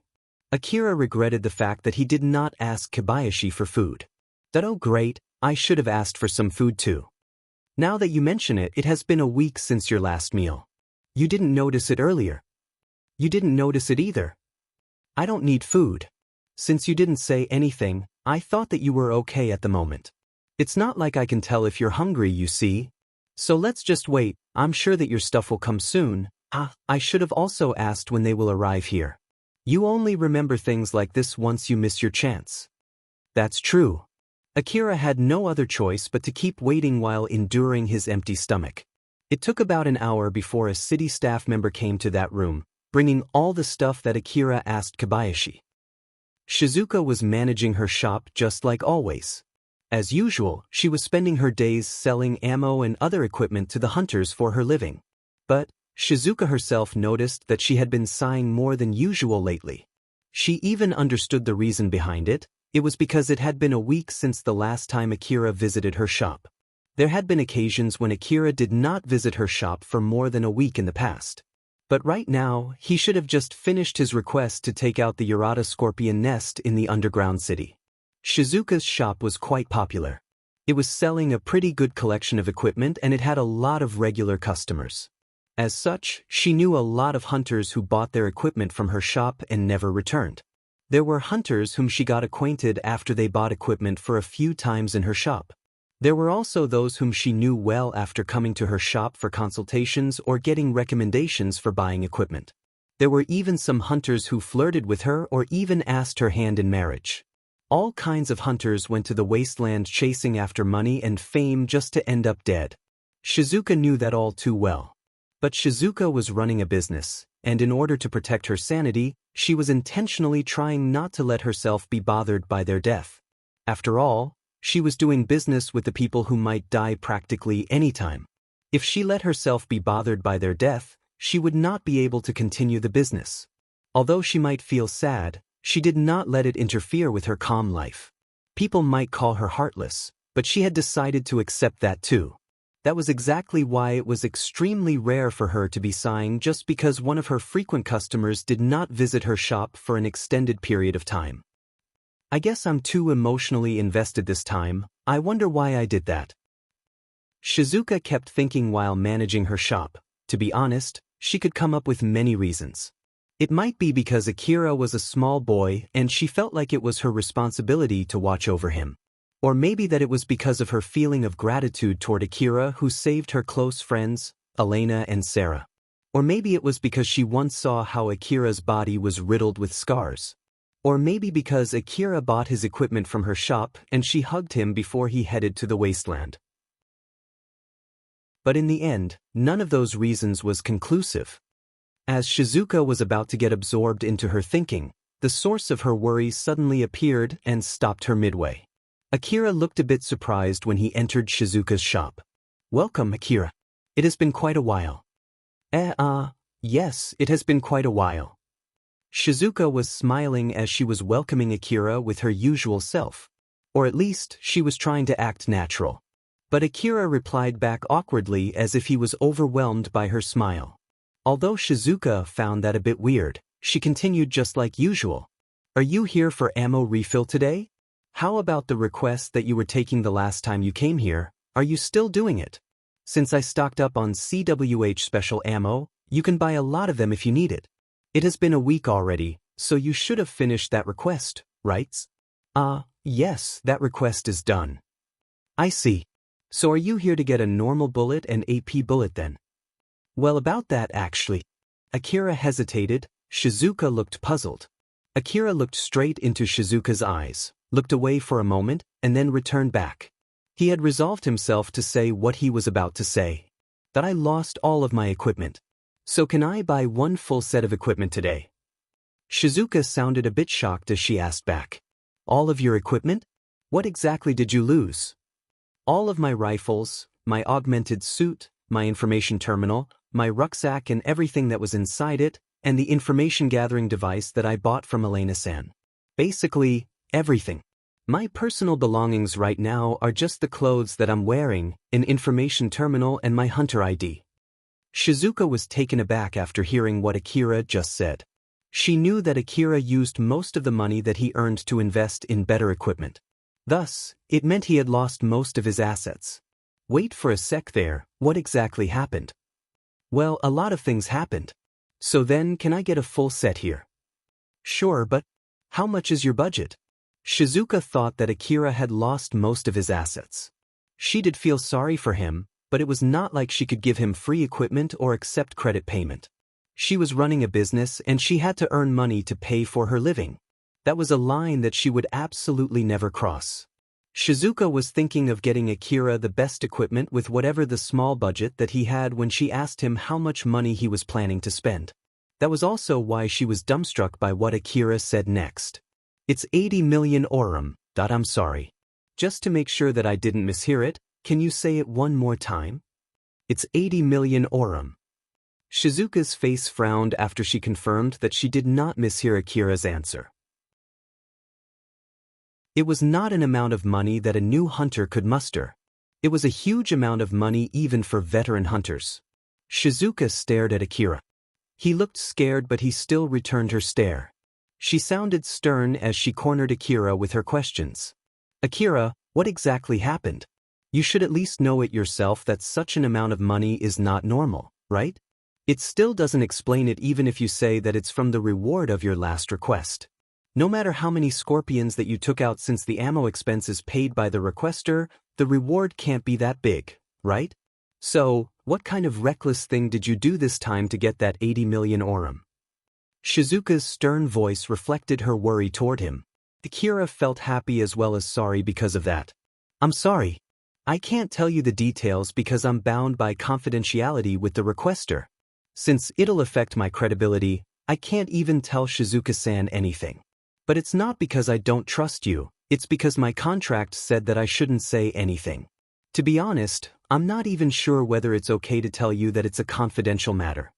Normally, Akira would lie saying that nothing in particular happened. But rather than telling an obvious lie, He decided to just tell Shizuka that he could not reveal anything since it was confidential information. Shizuka kept staring at Akira, who was behaving awkwardly as she thought. Akira's requester this time is Kagemayama City, right? I'm sure he did something dangerous. But on the other hand, it means that the city management is the one forbidding him from saying anything, so I can't keep digging deeper. It doesn't seem like he's injured and his complexion looks well too. To be honest, I want to know the details, but basically, Akira finished his request and got a huge amount of money, The only reason that I can't honestly praise him is that he might continue doing reckless things if I praise him here, but I guess that's just my selfishness, That although you said a lot of things happened, it seems that you're not injured at all. Akira answered back swiftly. I'm alright in that part. Or more like, thanks to all the treatments that I took, I feel better than before I took that request. Shizuka at least felt relieved after hearing that.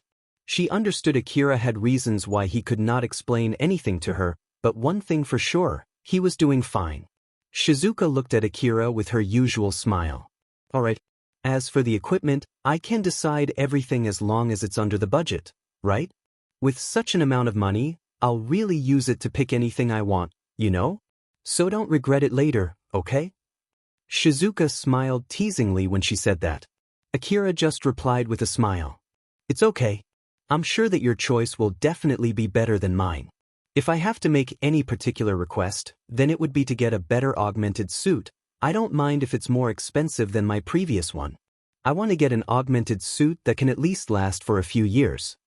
Alright, it'll be too late to take back what you said now. Just wait here for a bit, okay? Shizuka then went to the back room before returning back with 2 rifles. You can use these until your augmented suit arrives. These are my recommended rifles that can be used without an augmented suit. Assault rifle and an A2D assault rifle. I've explained to you before about the rifle, so, do you want me to explain about the A2D assault rifle? Yes, please. Shizuka had predicted that Akira would say yes. And so she continued by happily explaining about the A2D assault rifle. The A2D assault rifle was basically derived from assault rifle with extra firepower and accuracy. But unlike assault rifle, its parts were designed so that it could be used with AP ammo or plus P ammo without any extra modifications.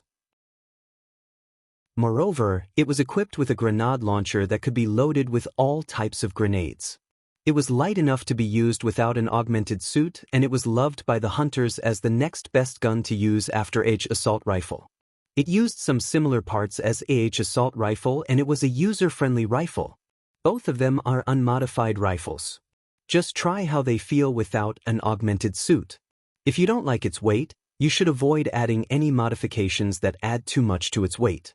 Even after you get your augmented suit, you'll need to at least keep some rifles that you can use without it. It would be bad if your augmented suit breaks inside the ruin and you have no rifles that you can use without an augmented suit. Is it better if I buy a sight right now? If you plan to use that sight in tandem with your information gathering device like before, it's better if you buy one after you get your new information gathering device. Using a standard sight without an augmented vision is not really that bad. But I'm actually planning to include the information gathering device in your equipment set too, so of course, I already have in mind which sight to get. Or, do you want to choose the information gathering device you need yourself? No, I'll leave everything to you.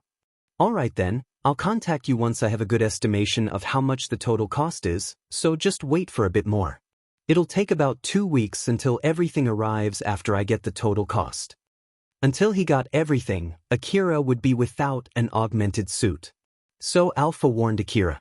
I'm sure you know it even without me telling you, but I'll say it again, we'll take a break from hunter jobs until you get all your new equipment, okay? I know. It's not like I'm going to underestimate my bad luck after all. I don't want to fight a swarm of monster or more people with powered suits without my augmented suit. He remembered that he encountered a swarm of monsters when he was training outside and he had to fight other hunters with powered suits when he was out doing hunter request. Now that he had experienced it himself, he had no plans of going out without Alpha's full support and he had no qualms staying inside the relatively safe Kagemayama City for the time being. After that, Akira finished buying most of his equipment set in Shizuka's shop. He stuffed his new rucksack with medicines, ammo, and a rifle maintenance kit. He then picked his new rifles and hung them around his body. Once he put everything on, he could feel they were quite heavy. It reminded him just how helpful his augmented suit was. Akira exchanged his information terminal contact number with Shizuka. If only he had his previous information terminal, he would be able to use the same contact number, but since it was destroyed in his fight against Nelia, he had to use a new contact number now. He also asked Shizuka to contact him through his hunter code instead if she could not contact him through his information terminal contact number. Shizuka looked at Akira with his new equipment. He had a better set of equipment compared to the first time he came to her shop. But to her, those equipment did not look reliable at all for some reason. It was because she had a feeling that as long as Akira kept working as a hunter, he would only get to face more battles and harsher fights. Akira, are you planning to go out like this for now? If he said yes, Shizuka planned to give Akira a stern warning not to do anything dangerous. But he shook his head. No, I'm planning to take a break until I get all of my new equipment.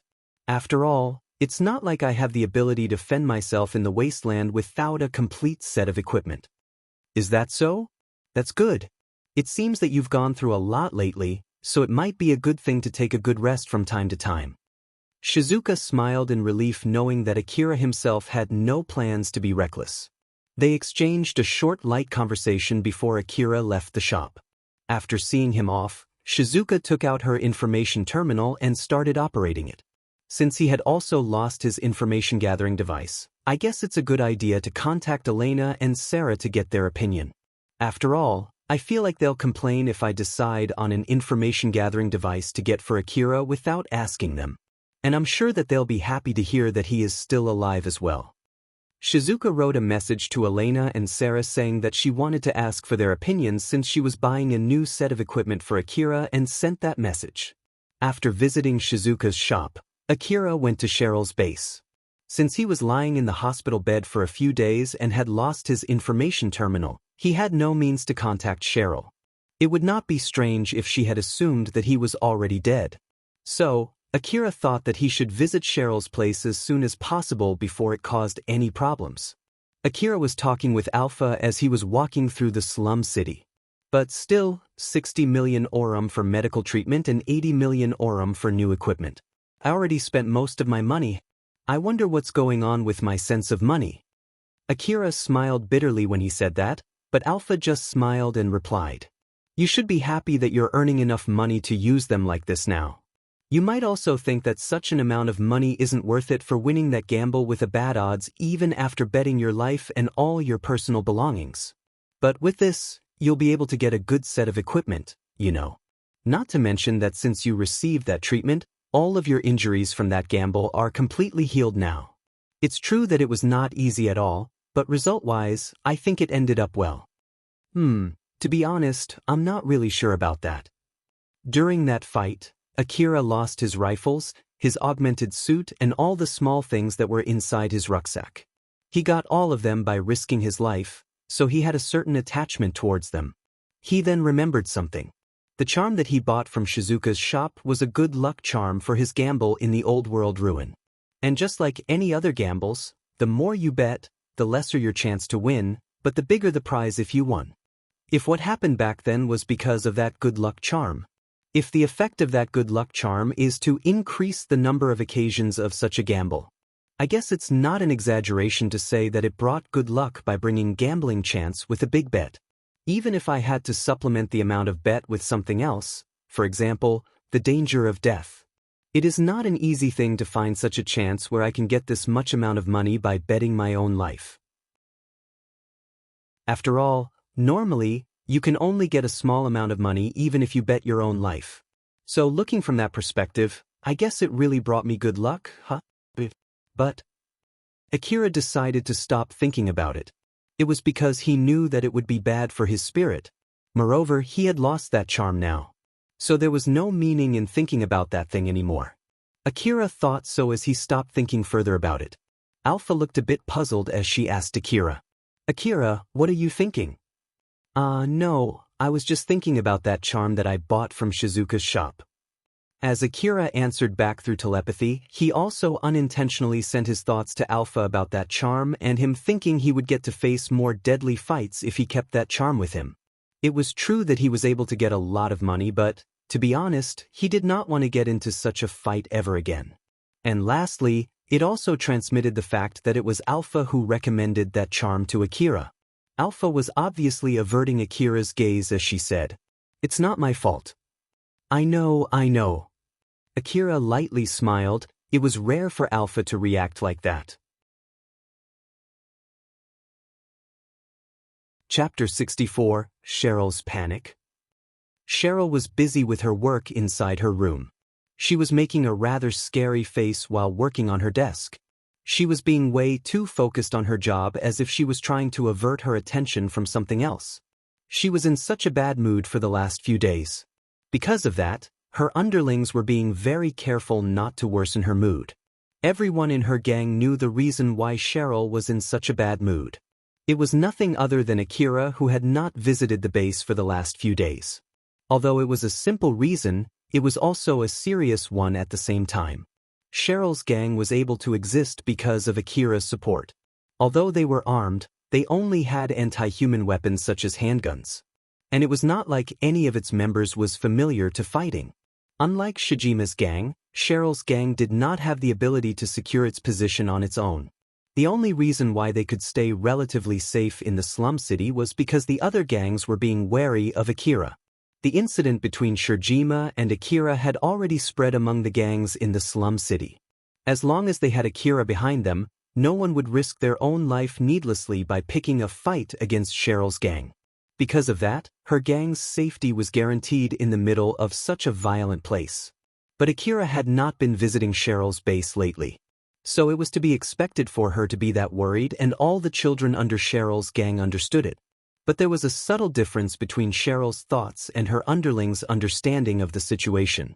Cheryl was alone inside her room, so there was no need for her to keep up her appearance to fool the other children. But even so, she was intentionally making a scary face. Rather than to fool others, it was in order to fool herself. Cheryl was desperately trying to suppress her panic, anxiety, and terror that was welling up inside her. She was putting a lid on those feelings by making an irritated expression. Up until now, she was able to fool her underlings. Everyone thought that she was only in a bad mood. But its effect on herself was running close to its limit. The reason why Cheryl was in such a panic, the reason why she was so worried, the reason why she was trembling in fear were all caused by one simple reason. It was because she could not contact Akira. Since he had not been visiting her place lately, Cheryl tried to contact Akira using her information terminal. But her call did not get through at all. It was not just simply because she could not establish a connection to Akira's information terminal, but it was because the target terminal was not found. That was what her information terminal was saying every time she tried to make a call. Akira did say to Cheryl once in the past that if she could not contact his information terminal, then she should assume that he was dead. And that was exactly what she was facing right now. Cheryl actually depended on Akira on a deeper level. Her psyche was anchored at the fact that Akira was willing to help her. To support her spirit as she maintained her position and acted as the boss of her gang, she relied on Akira's words when he said that he would help her. She noticed the ominous sound inside her which signaled a crack on the anchor that supported her spirit. She would instantly scream and cry the moment that anchor fully broke. The calm side of Cheryl was counting the number of days before her core broke down as if it had nothing to do with her. At best, it would be a few weeks, and at worst, it would just be a few days. If anything bad happened, it might even be a few hours. As the voice inside her head was silently counting down that number, Cheryl could feel her spirit being shaved bit by bit. Cheryl kept trying to distract herself as much as possible from what was actually in front of her. That was why her eyes were making such a scary gaze. But she would not last much longer. Ario suddenly entered her room without knocking at the door. Cheryl turned to Ario. She looked terrifying as she glared at him. "Didn't I tell you to knock first before entering my room?" Ario was scared by that silent pressure from Cheryl as he answered, "I'm sorry. I'll be careful next time." "So then why are you here?" "Akira-san is here." Should I just bring him to this room?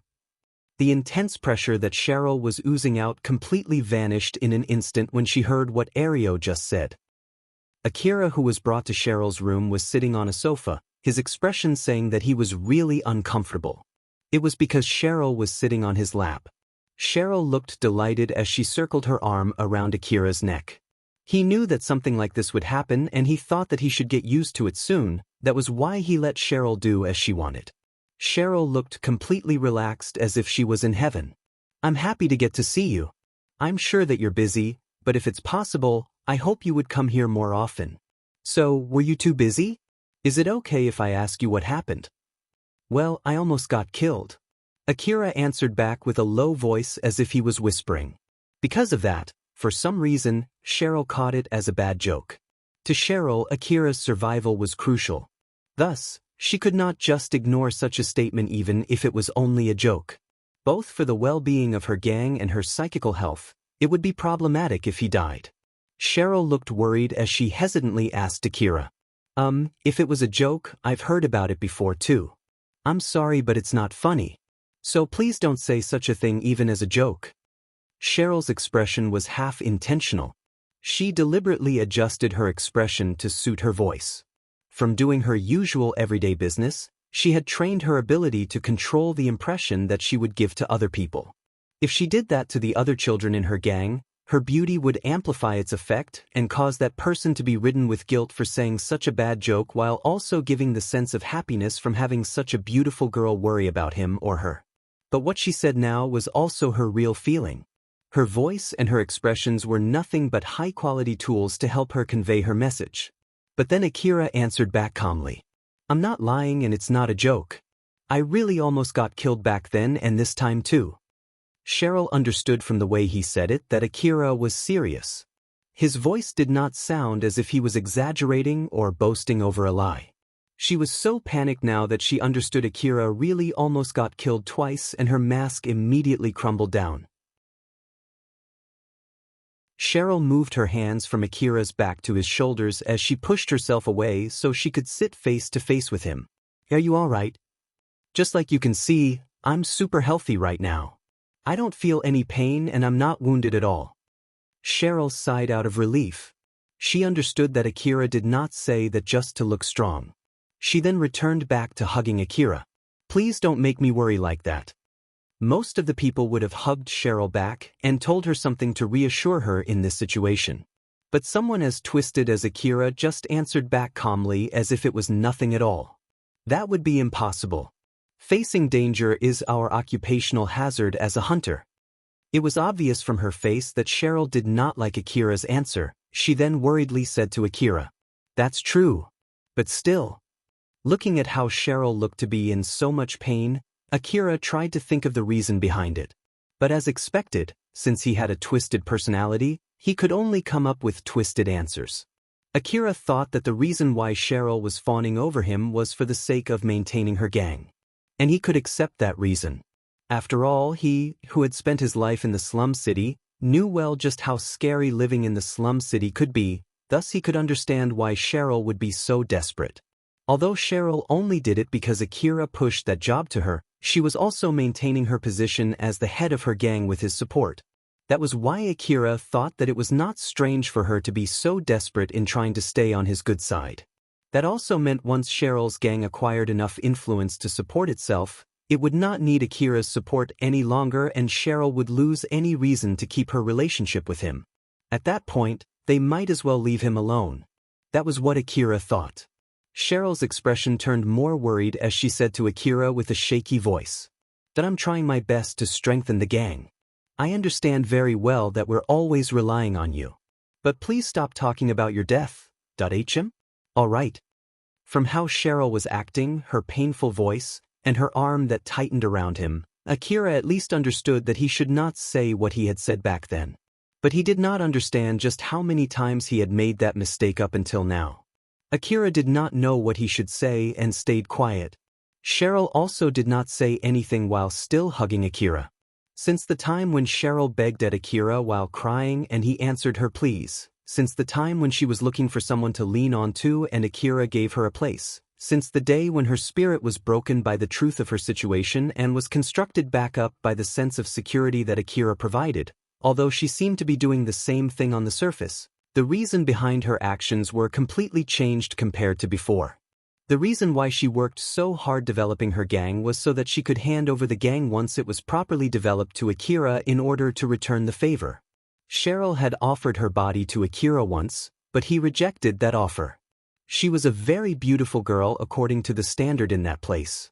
For a slum city girl, she grew up very healthy and her attire was neat and beautiful. Her overall appearance was even better than most of the people in the lower district of the Kagomayama city. Since she was living in a relatively blessed condition when she was under Shibuya's protection, the beauty that she acquired was not tainted by the living situation in the slum city. But when Cheryl told Akira that he could do anything he wanted with her extremely beautiful body, Akira completely rejected her offer, saying that she would not be able to help him out in case they fought against monsters, not even as a diversion. As such, Cheryl understood that she could not use her body to repay Akira's kindness nor to maintain her good relationship with him.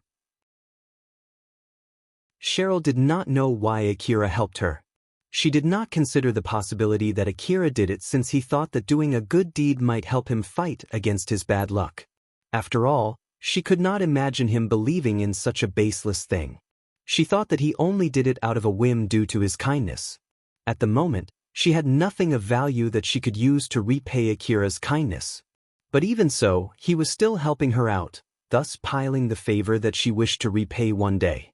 Cheryl thought that if she did not expand the gang's influence and somehow earn some profits that she could give back to Akira, and if she did not make him think that he was glad he helped her out, Akira might one day just abandon her. In truth, Akira was not that eager to abandon Cheryl as much as she thought. While at the same time, she was also not eager to cut her relationship with him as much as he thought. But both of them thought that eventually the other person would end their relationship, and that misunderstanding caused her to cling onto Akira even more. Cheryl thought that she had to do something about the strange silence after that small exchange. So she came up with another subject to talk about. I tried to contact you, but I couldn't get any connection at all. Ah, right, the information terminal that I was using was destroyed. I came here today to tell you the contact number for my new information terminal. Akira lifted her aside and pulled out a small information terminal. Cheryl also went and picked up her information terminal that was on her desk. She then sat beside Akira and operated her terminal to exchange their contact number. After completing the task, she put her information terminal on the table near her and was about to return back to sitting on Akira's lap facing him. Akira thought that Cheryl had finished hugging him, thus he stopped her. Wait, are you going to continue doing that? Yes. Since we've exchanged contact numbers, it's okay if I continue hugging you, right? Since you already got off once, shouldn't that be enough? No, I became so worried when I heard that you almost got killed. So I won't let go until I completely recover from my stress. It's already tiring enough managing the gang, that's why I'll need to keep hugging you for longer than usual. But you have your own job to take care of, right? I'm going by priority. While I'm recovering from my mental stress by clinging on to you, it'll also show the other gang members that we're getting along well. So this is a very important thing for the sake of maintaining the gang and retaining the gang's position among the other gangs in the slum city. No one is looking though, so isn't it pointless doing something like that here? Should I call someone then? Please don't. Akira also understood well that it was important to show the others of their good relationship in order to maintain Cheryl's position in the gang. But he was not that brazen as to show off to others as he was being hugged by a girl. As long as he and Cheryl were alone in her private room, others would at least make their own guesses as to what they were doing inside. Akira at least tolerated that much. Cheryl once again sat on Akira's lap while hugging him. People would definitely misunderstand if they saw them now. Sometime later, Ario entered the room after knocking. Cheryl turned to Ario while still hugging Akira. Ario, it's true that I did say to knock first before entering the room, but you can't enter the room until the person inside gives you permission, you know. Ario looked scared as he answered back. I'm sorry. So, why are you here? Cheryl gazed at Ario, as though saying that it would cost him a lot if he had no good reason for interrupting her. Ario looked frightened under Cheryl's gaze as he answered back. Katsuragi-san is here. He said he has something to discuss with you. I made him wait in the reception room for now. Should I tell him that you're busy right now? Although he was not as important as Akira, Katsuragi was also an important person for the well-being of the gang. After all, most of the income of the gang came from Katsuragi. Thus they could not afford to be rude to him. Tell him that I'll immediately meet him. Cheryl suppressed her desire to keep clinging on Akira as she replied. Katsuragi was sitting on the sofa inside the reception room. On the other side of the table, Akira and Cheryl were sitting on another sofa with Ario and Alicia standing behind them. Ario and Alicia were sorts of officers within the gang since their main duty was to organize the members of the gang. Every time Cheryl had a meeting with people outside the gang like Shirjima or Katsuragi, Ario and Alicia were always there to attend the meeting too. Eventually, both of them would be given the duty of resolving problems both outside and inside the gang, but for now, standing behind Cheryl was hard enough of a job for both of them.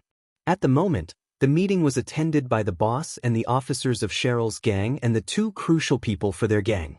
But Akira was only there to accompany Cheryl, while Ario and Alicia had no right to say anything in the meeting. One of Cheryl's underlings came and placed 3 portions of meal on the table before quickly leaving the room. Ario and Alicia, who were not used to being in the room, looked enviously at that kid who just left. Cheryl was smiling brightly as she said to Katsuragi, "To be honest, I hope that you would contact me first before visiting us so that we can welcome you without making you wait. After all, it's not like I'm always in the gang's base." "Ah, is it that you told one of my underlings beforehand? If that's the case, I apologize for our mistake." Katsuragi smiled in return as he said, "Nah, it's just that I had a business to take care near this area, so I decided to pay a visit. Sorry that I came without notice." "Please don't be. So then, is there anything you need of me?" Katsuragi glanced at Akira before answering back. "It's just that I haven't seen Akira's face lately. So I was planning to ask you if you know where he is. But since he's here, I guess there's no need to do that anymore." Judging from how her underlings were behaving, Katsuragi thought that Akira might have cut his connection with Cheryl. The reason why he came without notice was to see Cheryl's reaction. To Katsuragi, there was still no worth partnering with Cheryl's gang if it was not because of its connection with Akira. If Akira was dead or had cut his connection with Cheryl's gang, Katsuragi had no wish to continue working with her gang. If Katsuragi told her beforehand that he would come visiting, it would give Cheryl time to come up with a plan to hide the fact that she could not contact Akira in case if Akira did abandon her. Cheryl would also warn her underlings to hide that fact too. So in order to prevent her from doing something like that, Katsuragi deliberately came to her base without notice. Cheryl knew very well that was the reason Katsuragi visited out of the blue. The reason why Katsuragi did not say anything about it was not because he was being careful, but it was because he knew Cheryl would be able to easily guess it from his action. Both Cheryl and Katsuragi understood why they were there. But since it was already solved, there was no need to intentionally reveal it. The only person who did not try to read deeper into Katsuragi's words was Akira. Since his business with Cheryl was finished, Katsuragi turned to Akira. "So then, Akira, how's your ruin exploration going? Are you collecting relics to sell at my place? Or are you still working on the temporary HQ construction request?" "I'm done with that request and I have no plans to continue taking it." "That's good to hear, so you're back to exploring ruins then, right?" "That's the plan. But at the moment, I'm planning to take a break until I get my new equipment, which will take about 2 weeks from today. I'll then go back to exploring ruins for about a week before selling my relics to you. So just wait for a bit more." Katsuragi looked displeased. "New equipment? Wait there, you should have bought them from me then. You do know what I'm selling, right?" But Akira immediately refused that offer. "I'm sorry, I have a regular shop where I get my equipment." Katsuragi looked even more displeased now. Cheryl, who was beside Akira, interjected, trying to give Akira a hint. Akira, Katsuragi-san is saying that now you're not selling relics to him or buying equipment from him. Is there any meaning in your partnership?" Even if both of you had faced deathly situation together, there's a limit on how far he can tolerate this. Although Akira thought that Cheryl was indeed correct, he had no plans in buying equipment outside Shizuka's shop. But if he did not buy anything, or at least contributed to Katsuragi's profit, he would not be able to abate Katsuragi's displeasure. Thus Akira tried mentioning something that he might buy from Katsuragi. I see, in that case, sell me some medicines. It's pointless if you're only buying cheap stuff. Katsuragi said it in a fashion which was obviously showing his displeasure that Akira only bought such cheap things from him. But Akira's next words quickly cleared his displeasure. I'm planning to spend 10 million orum. Ha? Katsuragi could not help but express his surprise the moment he heard how much Akira was planning to spend. Akira continued with a serious face. I don't want cheap medicines that barely has any effect at all. I'm looking for medicines that can even heal broken bones in no time, like those powerful old-world relic medicines. You used to sell stuff in the front line, right? So I bet you have at least that kind of medicine in your stock, right? Katsuragi quickly turned to business mode as he asked Akira, how are you going to pay for it? If you're okay with it, I'll do a bank transfer. So, do you have the medicines? I have 2 million orum per box medicine. Since I have them in my trailer, I just need to go grab it and you can have it today. Give me 5 boxes then. Akira then handed over his Hunter ID to take care of the payment. Katsuragi received the ID, held it on his Hunter ID reader terminal and completed the payment process. Katsuragi was doubting if the terminal would show the usual payment completion notice. But once he confirmed that the payment was indeed completed, he smiled. For the people who were doing business with hunters, having a connection with a hunter who was earning a healthy amount of money was something that was more important than selling their goods. Katsuragi glanced at Cheryl as he thought. He just gave 10 million orum like it was nothing. This is wonderful. Even if he only did that just to show off in front of Cheryl, he's still contributing to my revenue. I'll be counting on you to keep this up, okay? Katsuragi stood up and was about to go fetch the medicines for which Akira just paid. All right then, I'll go grab the goods, just wait for a bit. You have no plans of going anywhere, right? Yeah. As Katsuragi was about to leave the room, he turned back to Akira and threw a question at him. Well, you just gave me that much money so easily. But what will you do if I just run away with your money or bring you bad goods instead? Akira swiftly but calmly answered Katsuragi's question. If you run away with my money, I'll just chase you down and kill you. And if you bring me bad goods, I'll just cut my connection with you. I see. It seems that we'll get along very well in the future. Katsuragi smiled in satisfaction after hearing Akira's answer. He then left the room. Ario and Alicia were dumbfounded as they saw a 10 million orum deal was done right in front of their eyes. For Ario and the other children, they could rarely get 1,000 orum even after spending their whole day collecting wreckages and selling them to Katsuragi. Moreover, the gang's cut would be subtracted before the balance was divided equally among all the children that did the work. So in the end, every single child would get less than that. They felt conflicted as they watched Akira finish that deal, which involved a huge amount of money that was outside their reach, like it was nothing. Ario and Alicia knew that Akira was also a child from the slum. Their age and the environment where they grew up were not that much different, but now, Akira was standing in front of them as if he came from an entirely different place. Although it gave them a hope that they might get as successful as Akira if they got lucky, at the same time, it also made them feel unfair at how Akira could be so successful despite the fact that they were about the same age and were living in the same place. Although from the outside Cheryl looked completely calm, she was actually pretty shocked inside. It was because Akira was actually earning way lot more money than she imagined. Being able to pay 10 million orum so easily showed that Akira was on a different level compared to those average hunters. And that would mean Cheryl was using such a great hunter for her benefit, although she had nothing that she could give to pay him back. Cheryl thought that if she could not somehow give something back to Akira, he might eventually abandon her gang. But since Akira was a good hunter, then it would mean that she should give him something of worth for such a good hunter. But she could not imagine what could be of worth for someone who could regularly earn at least 10 million orum. Not too long after that, Katsuragi came back with the medicines. Sorry for the wait, this is the 200,000 orum per box medicine. As Katsuragi said that, he put some boxes of medicine on top of the table. All of them were small enough to carry with one hand, they also did not look heavy. Akira frowned as he looked at those medicine boxes. That I bought 5 boxes, right? There were only 4 boxes on the table, 1 box was missing. When I went to check my stock, it turned out that I only had 4 boxes left. So that's it. After saying that, Katsuragi took out another 3 boxes and put them on the table. As my apology, I'll give you 3 boxes of this 1 million orum per box medicine. So in total, you get 11 million orum worth of goods for just 10 million orum. Are you good with that? Well, I don't really mind, so I'll accept it. I'm sorry about this. Akira had no qualms with getting more goods with what he paid. As for Katsuragi, although he ended up with less profit, he was willing to tolerate it. But more than that, as a businessman, he wanted to make up for his blunder of not being able to provide what his customer requested, although he had already accepted the payment.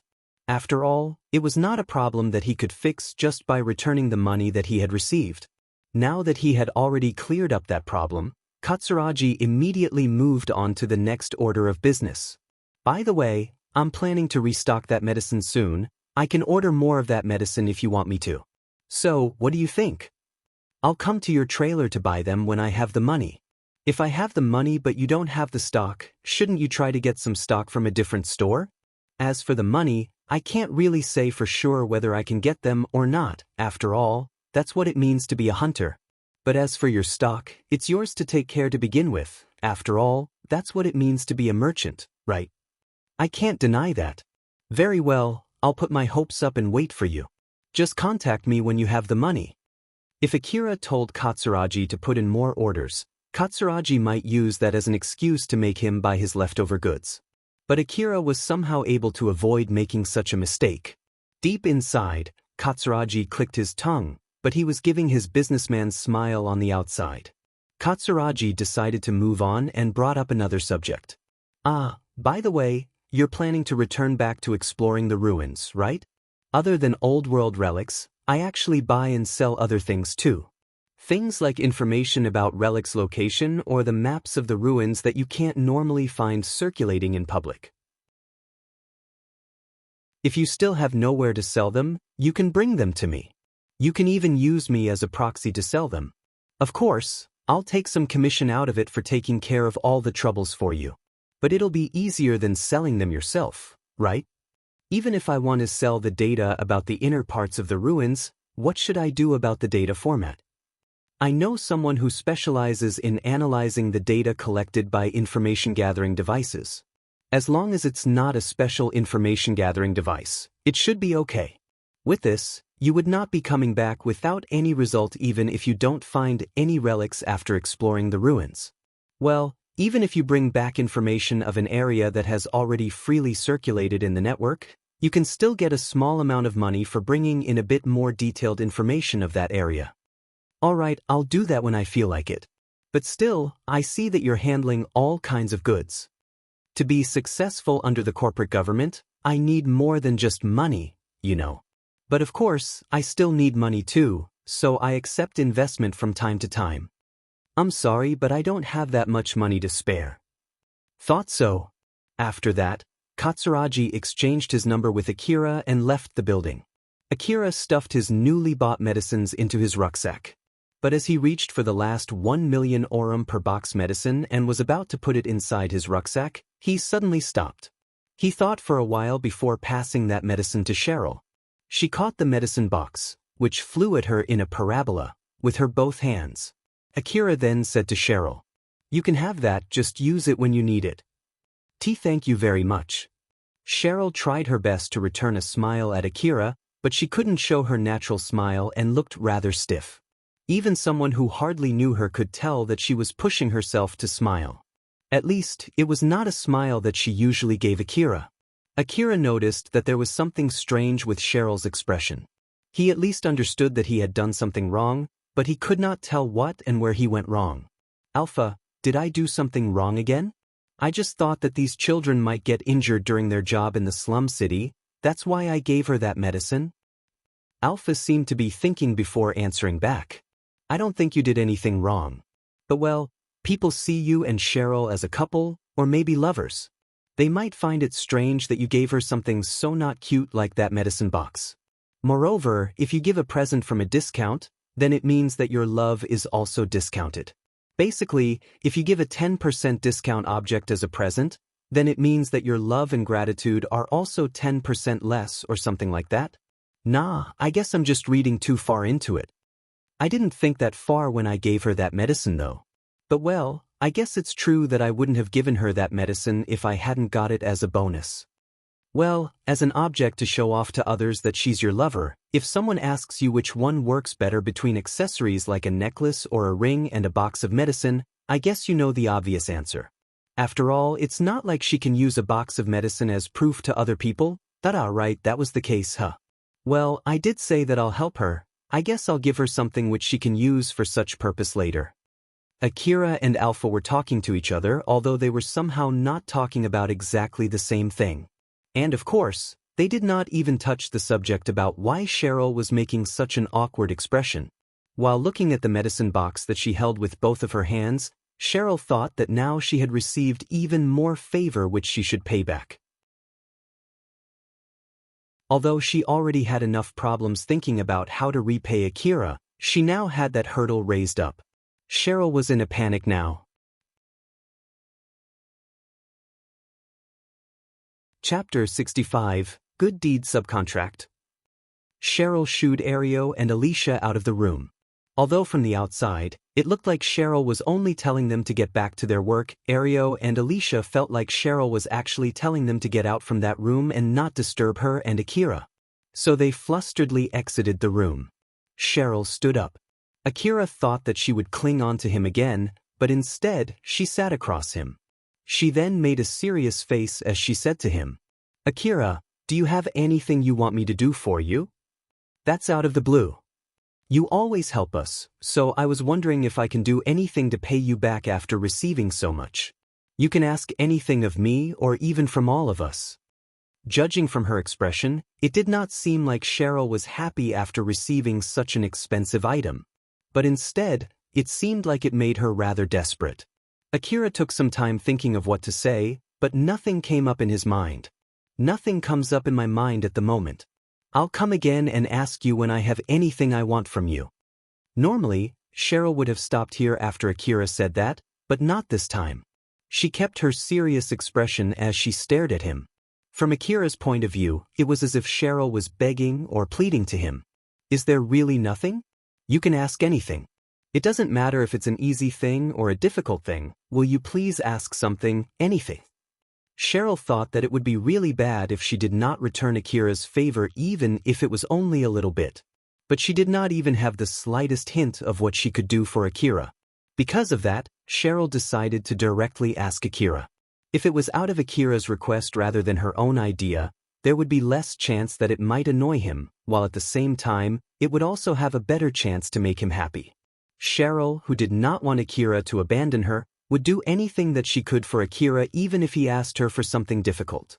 If he told her to get naked, get on her knees, and lick his feet, she might as well do that without a shred of hesitation. Cheryl's seriousness was conveyed to Akira. But he did not know what suddenly got into her. Even if she asked him to request something, he could not come up with anything at all. Well, even if you ask me so, I really have nothing to ask from you right now. Akira understood Cheryl would not back down unless he asked her for something. He was put under pressure by Cheryl as he was racking his brain for anything to ask of her. He thought that asking her to give him a shoulder massage would not be enough. Meanwhile, Cheryl's serious gaze was being counter-effective. It brought her further away from her objective because it made Akira think that he should not ask an easy thing from her. After taking his time thinking, Akira finally came up with something. Alright. In that case, just give the slum children good food and teach them how to read and write. Cheryl was dumbfounded when she heard what Akira said. She looked puzzled as she asked him, Is that really enough? Cheryl had no idea what kind of profit it would bring Akira even if she did what he asked. But Akira sounded a bit surprised as he replied, To be honest, I thought I asked something that was really hard, you know? If it's really an easy thing for you, then can you just do that for me? I'll leave the details to you, but make sure that it's a realistic plan. Cheryl swiftly replied with a serious expression. I understand, I'll give my best in doing it. And also, don't tell anyone that I'm the one asking you to do that. If someone asks you why, just come up with a random excuse. Cheryl firmly nodded. All right, I'll never tell anyone. Cheryl had no idea why Akira would ask her to do that. She knew very well that Akira was not someone who was kind enough to ask others to do a good deed. What he asked of her was not something that could bring direct profit for him.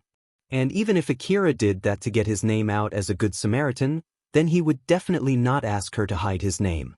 But for Cheryl, that was not where the important point laid. The important point was that Akira asked her to do that while thinking that it was a difficult request for her. Thus, if she could do it, Akira would at least think she was useful to him. Cheryl made her resolve that she would make use of anything and everything in order to accomplish Akira's request. Alpha did not understand why Akira would even come up with such an idea. She was always quietly but closely observing Akira, assessing his way of thinking, trying to understand the principles behind his actions, and continuously trying to control him. But Akira's action just now was unexpected even to Alpha. In order to understand him deeper, Alpha thought that there was a need to understand the reason behind this action. Alpha then asked Akira in a very calm manner, such that it prevented him from reading what Alpha was actually thinking, thus hiding her surprise. Akira, why did you ask Cheryl to do that? How should I put this? Providing education and food for the slum children is a good deed, right? Well, it sure is. If I ask Cheryl to do that, then it would be my good deed, although an indirect one, right? I just thought that it might help me fight my bad luck. So basically, it was like a subcontract for Akira's good deed. If bad deeds beget bad things, then good deeds should beget good things. In short, by pushing Cheryl to do a good deed, Akira thought that it might help lift some of his bad luck. In the end, leaving the fact that Akira was seeking a superstitious and occult thing like good luck, the only reason why he asked Cheryl to do that was for his own selfish intention. And why did you ask her not to say that it's your idea? If others come to know that it was my idea, I somehow feel that it would only bring me trouble. The reason why Akira asked Cheryl to keep it a secret was to avoid getting roped into any trouble afterwards.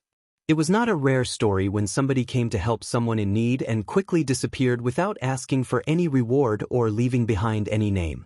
Akira was twisted enough to interpret such a heroic story as though that person did not want others to know his or her name because people would swarm into that person for free help.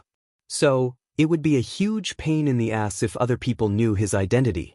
Akira was pushing any possible troubles that might come from such a good deed to Cheryl while trying to reap some profit from it. That was also the reason why he said that he thought it was a difficult request for Cheryl. Alpha was relieved since it was not like Akira suddenly had a change of heart and became a good person. After all, it meant that she did not misevaluate him. The more selfish Akira was, the easier it was for her to control him, thus it would be troublesome for her if he suddenly became a selfless person. I understand now. Although, I don't think it'll give the result that you're hoping. Well, to be honest, I'm not placing much hope for its result anyway. I just randomly came up with that idea. And even if it has no effect at all, it's not like it'll cause me any harm. That's true. Well, even if it causes you some harm later, I don't mind as long as you don't try to put your life at risk just to cover for someone else. Remember that I only have you, so I don't want you to put yourself in unnecessary danger, okay? I have no problem abandoning a hostage who has nothing to do with me. So I won't do such a thing. You know that all too well, don't you, Alpha? Now that you mention it, you're right. When he was in the underground, Akira did not drop his weapon even when Yajima took Reina hostage. Akira himself knew that he was a cold-hearted person. But on the other hand, Alpha still remembered when Akira did not hesitate to shoot and kill the person who threatened to harm Shizuka inside Cheryl's base. Akira also took an SOS request, which he had rejected, when he knew Sarah and Elena participated in intercepting the monster swarm even when it meant that he had to go alone. Alpha could not make any predictions about what Akira would do if one day Shizuka or Elena or Sarah were taken hostage. After both of them returned back to Cheryl's room, Cheryl returned to clinging on Akira again. Although he was planning to leave the base right after, he was overwhelmed by Cheryl as he was pulled by her to her room. Cheryl was charging herself by clinging to him. Akira did not know it, but Cheryl was actually using him as her psychical support. When she could not contact Akira, she was tremendously stressed. Because of that, she took way more time than usual clinging to him when normally 1 hour would be enough to recover her calmness.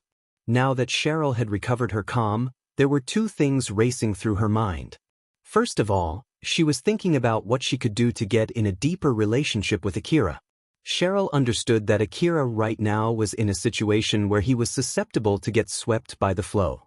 At the moment, he would get swept by the mood no matter how far it would go. Thus, Cheryl was thinking about how to use this chance to get as close as possible to him so that he would not easily abandon her. Although it was just her baseless intuition, Cheryl thought that if only Akira did something with her, would it give a clear indication about their relationship and prove that she was his favorite. The other thing that was running inside her mind was that it was time to pull away as she was still clinging on Akira. Even though there was a similar aged beautiful girl, who had told him that he could do anything he wanted to her in the past, clinging to him right now, he did not do anything to her at all. Cheryl did not know whether it was because Akira simply had no interest in such a thing or it was because he was holding himself back since he knew that it would cause him a lot of trouble. It would be pointless if she rushed herself in trying to get close to Akira to only annoy him instead. If Akira looked annoyed when she was clinging to him, it would damage her psychical state too, and that was something that she would not want to happen.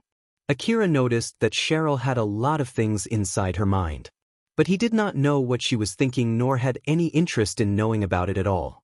He only thought that Cheryl must have a lot of things to worry about as the boss of the gang and stopped thinking any further. He then spent some time talking with Cheryl to gather some information about the slum city.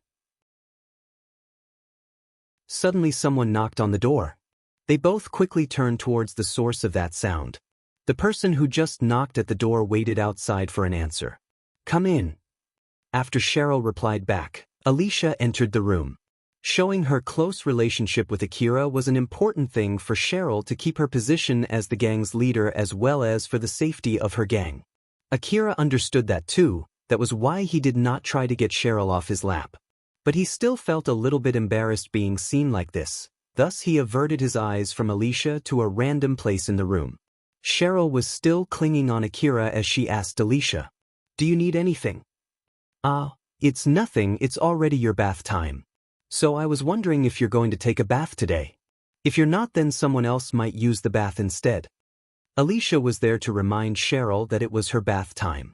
There was a bathroom inside the gang's base. Everyone in the gang was using the bath in turns since it was not big enough for all.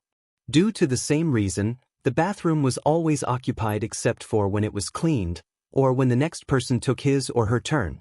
And with more and more children joining the gang, it was incredibly difficult for everyone to get their turn for taking a bath every day. Because of that, Cheryl wanted to limit herself from occupying the bath for an extended time. It was not like she could not do that, but it'll definitely cause displeasure among her subordinates. And so Cheryl always used the bath every day at a fixed time. Since Cheryl was not using the bath even though it was already her bath time, Alicia came to check her. If she was not going to use the bath, Alicia was planning to use the bath with Ario before letting other children use it. Cheryl was a bit surprised when she realized how long she had been talking with Akira. "It's already that late? I'll go wait for a sec." Cheryl stepped down from Akira and grabbed her toiletries. She kept her toiletries in her room since it would be gone in no time if she left them in the bathroom. Akira then mumbled, "I guess I'll go back home and take a bath too." It had been a week since the last time Akira took a bath. Although he felt all refreshed after all the treatments that he received, it did not change the fact that it had been so long since the last time he took a bath. As Akira was thinking of going back home soon, he extended his arm to reach for his rucksack, but Alpha suddenly asked him, "Akira, where are you planning to go?" "My inn, of course. You no longer have the room in the inn that you were renting before you were hospitalized. You need to look for a place to sleep first before you can take a rest, you know?" Akira stopped, Alpha was right. It was already past the stay duration in that inn. Everything that he left behind inside his room, including all his medicines and ammo, would have been confiscated by the inn.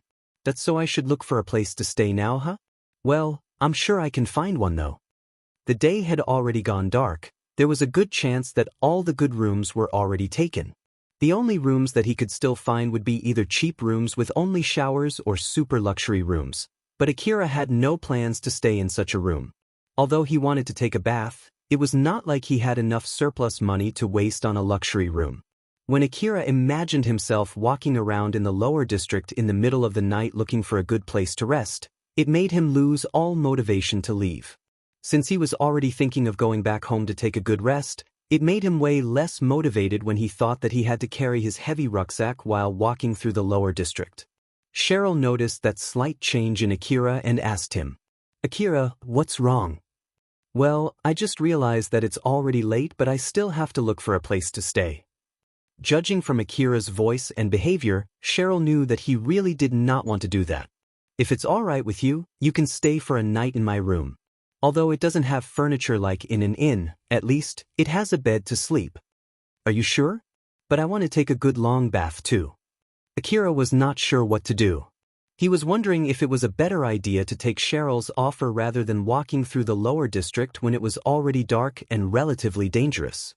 He knew that it had been so long since the last time he took a bath. The more he thought about it, the more he wanted to take a bath, and that made him lean more towards looking somewhere to stay in the lower district. Cheryl, who had recovered her calm, could understand what was going through Akira's mind. Thus, she gave him a suggestion, although she knew that he would refuse it anyway. "Want to go with me? We can take our time enjoying the bath before others come to use it. We have a big bath, you can even extend your hands and legs in it.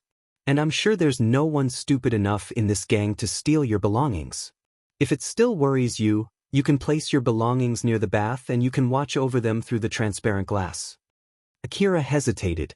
The biggest reason why he hesitated was because he was worried about his belongings. He was inside Cheryl's base and not in the slum city alley, so he did not know just how safe this place was. His hesitation showed that to a certain extent. He thought this place was safe, but at the same time, he also thought that it was not. He was in a dilemma. Cheryl's words did reduce his worry, but it was not enough to make him decide on what to do. Since it seemed that Akira would not be able to decide anytime soon, Alpha also gave him an extra push to make his decision. "If you're worried about getting attacked, rest easy. I'll be watching your surroundings just like always. You'll be able to know immediately if someone steals your belongings." "Is that so? Then it should be okay, right?" Cheryl then said something that caused Akira to quickly make his decision.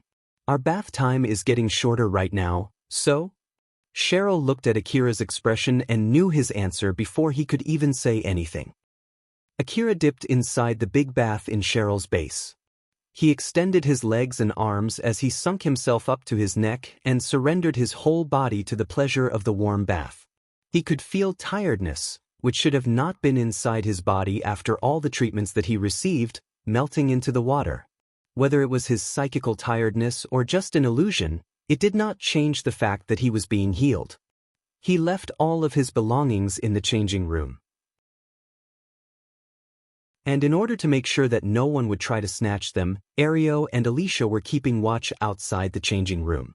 A guard was always present there when Cheryl or other girls were taking a bath. There were already cases where some children tried to peek, and of course, those children were already kicked out from Cheryl's gang. As Akira was looking forward with his numbed mind, he could see Cheryl washing her body in front of him.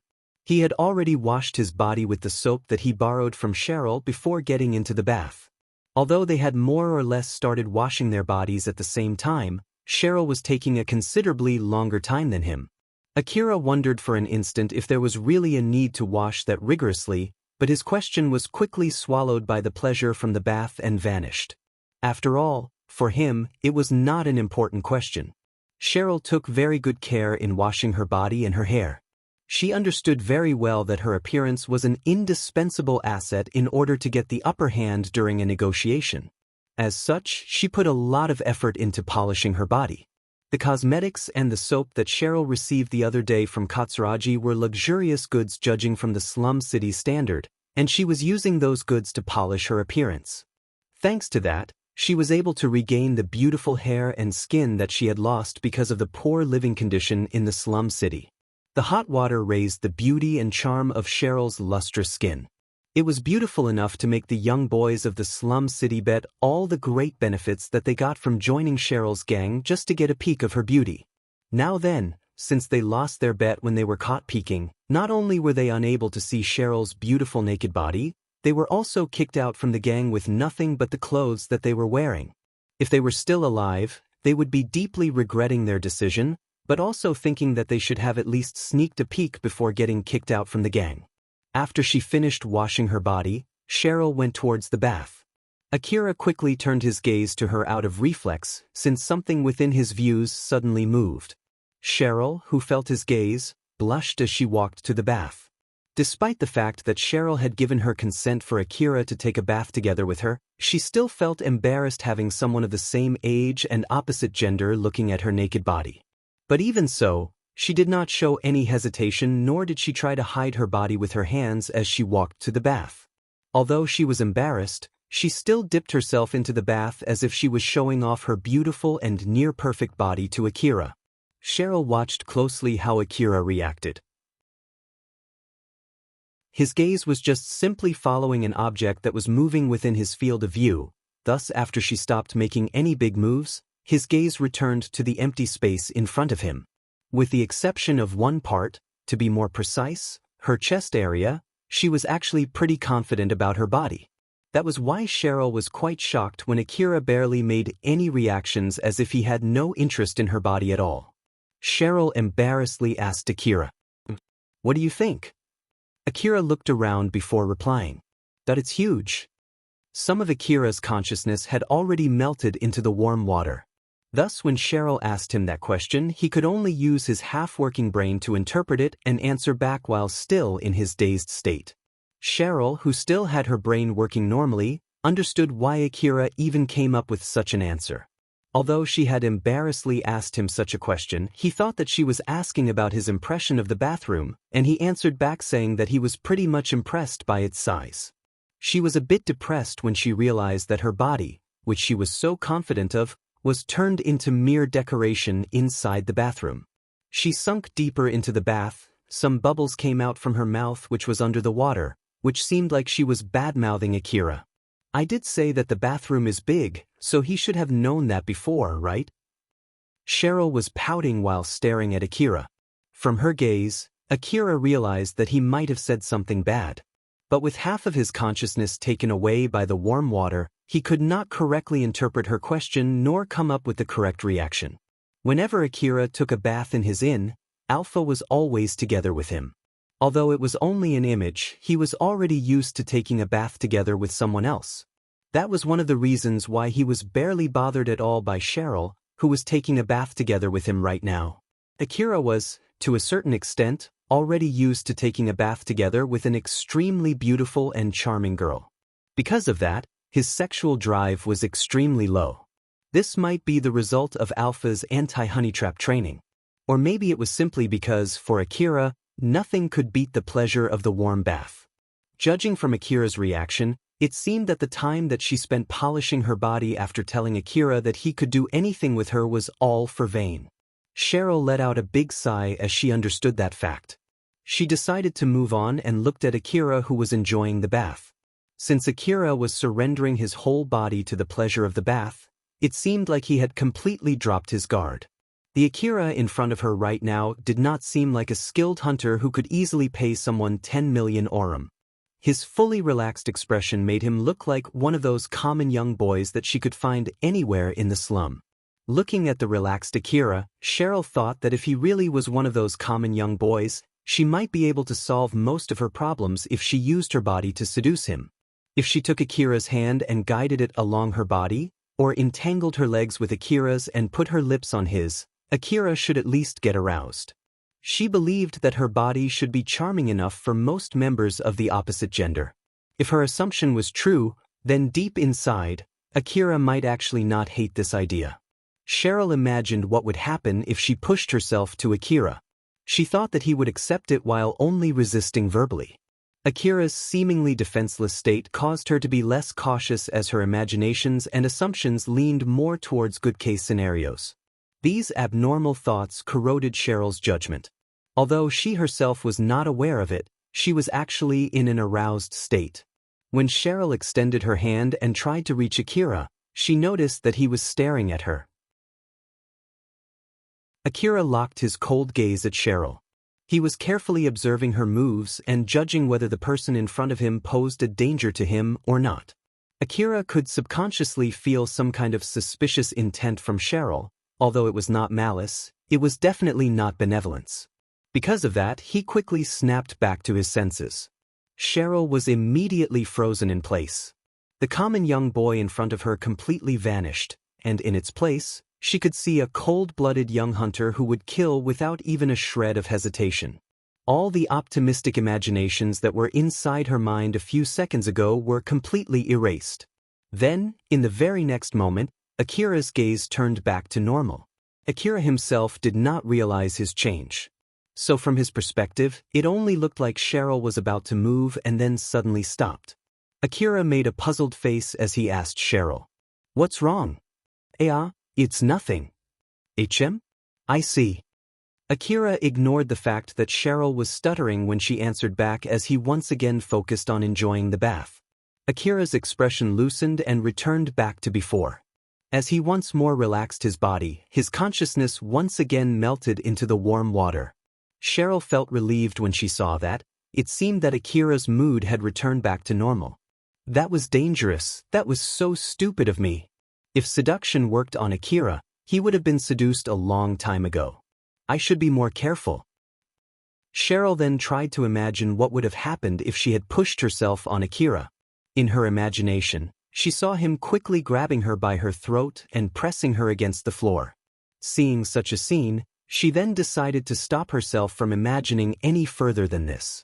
"As I thought, my only choice is either to make Akira take the initiative or getting his permission first before trying to seduce him."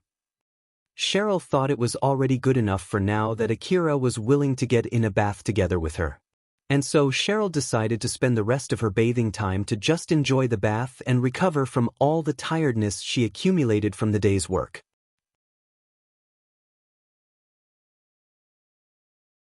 Chapter 66, Important Day, Checkpoint Day. After finishing his bath, Akira returned to Cheryl's room. On his way there, the other boys in the gang were looking enviously at him. They knew that he shared the bath together with Cheryl. The girls in the gang could not blame the boys since they also knew that many boys fantasized about being with Cheryl. But it was obvious that Cheryl was only into Akira. Akira was a hunter who could pay 10 million orum like it was nothing. If Cheryl was not the boss of the gang, the other girls in the gang would have tried to seduce him. But doing something like that would be an obvious declaration of war against Cheryl.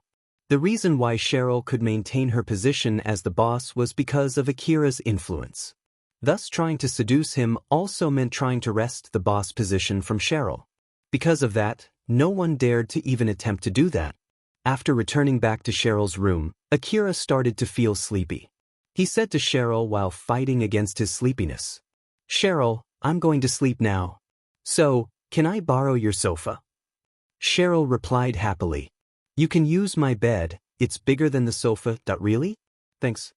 Once he got Cheryl's permission, Akira put his luggage on the floor near the bed and was about to get on the bed. Although from the way Cheryl said it, she hinted that she would also sleep on the same bed, he did not notice that at all. She then carefully picked her words as she said, "Is it okay if I ask you to take off your clothes?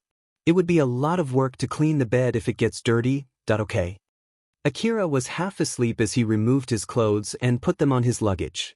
After leaving only the underwear on his body, Akira got on to the bed. His eyelids were already too heavy, thus he planned to just go ahead and sleep. Although she looked rather disappointed, Cheryl still smiled and said to Akira, "Good night and sleep well. Good night." Akira sounded drowsy when he replied. He then quickly fell asleep. Even after Akira fell asleep, Cheryl still stayed awake to work on her job as the boss of the gang. She checked the progress of the work she distributed among the members of the gang, checked their results, and planned for the next job distribution.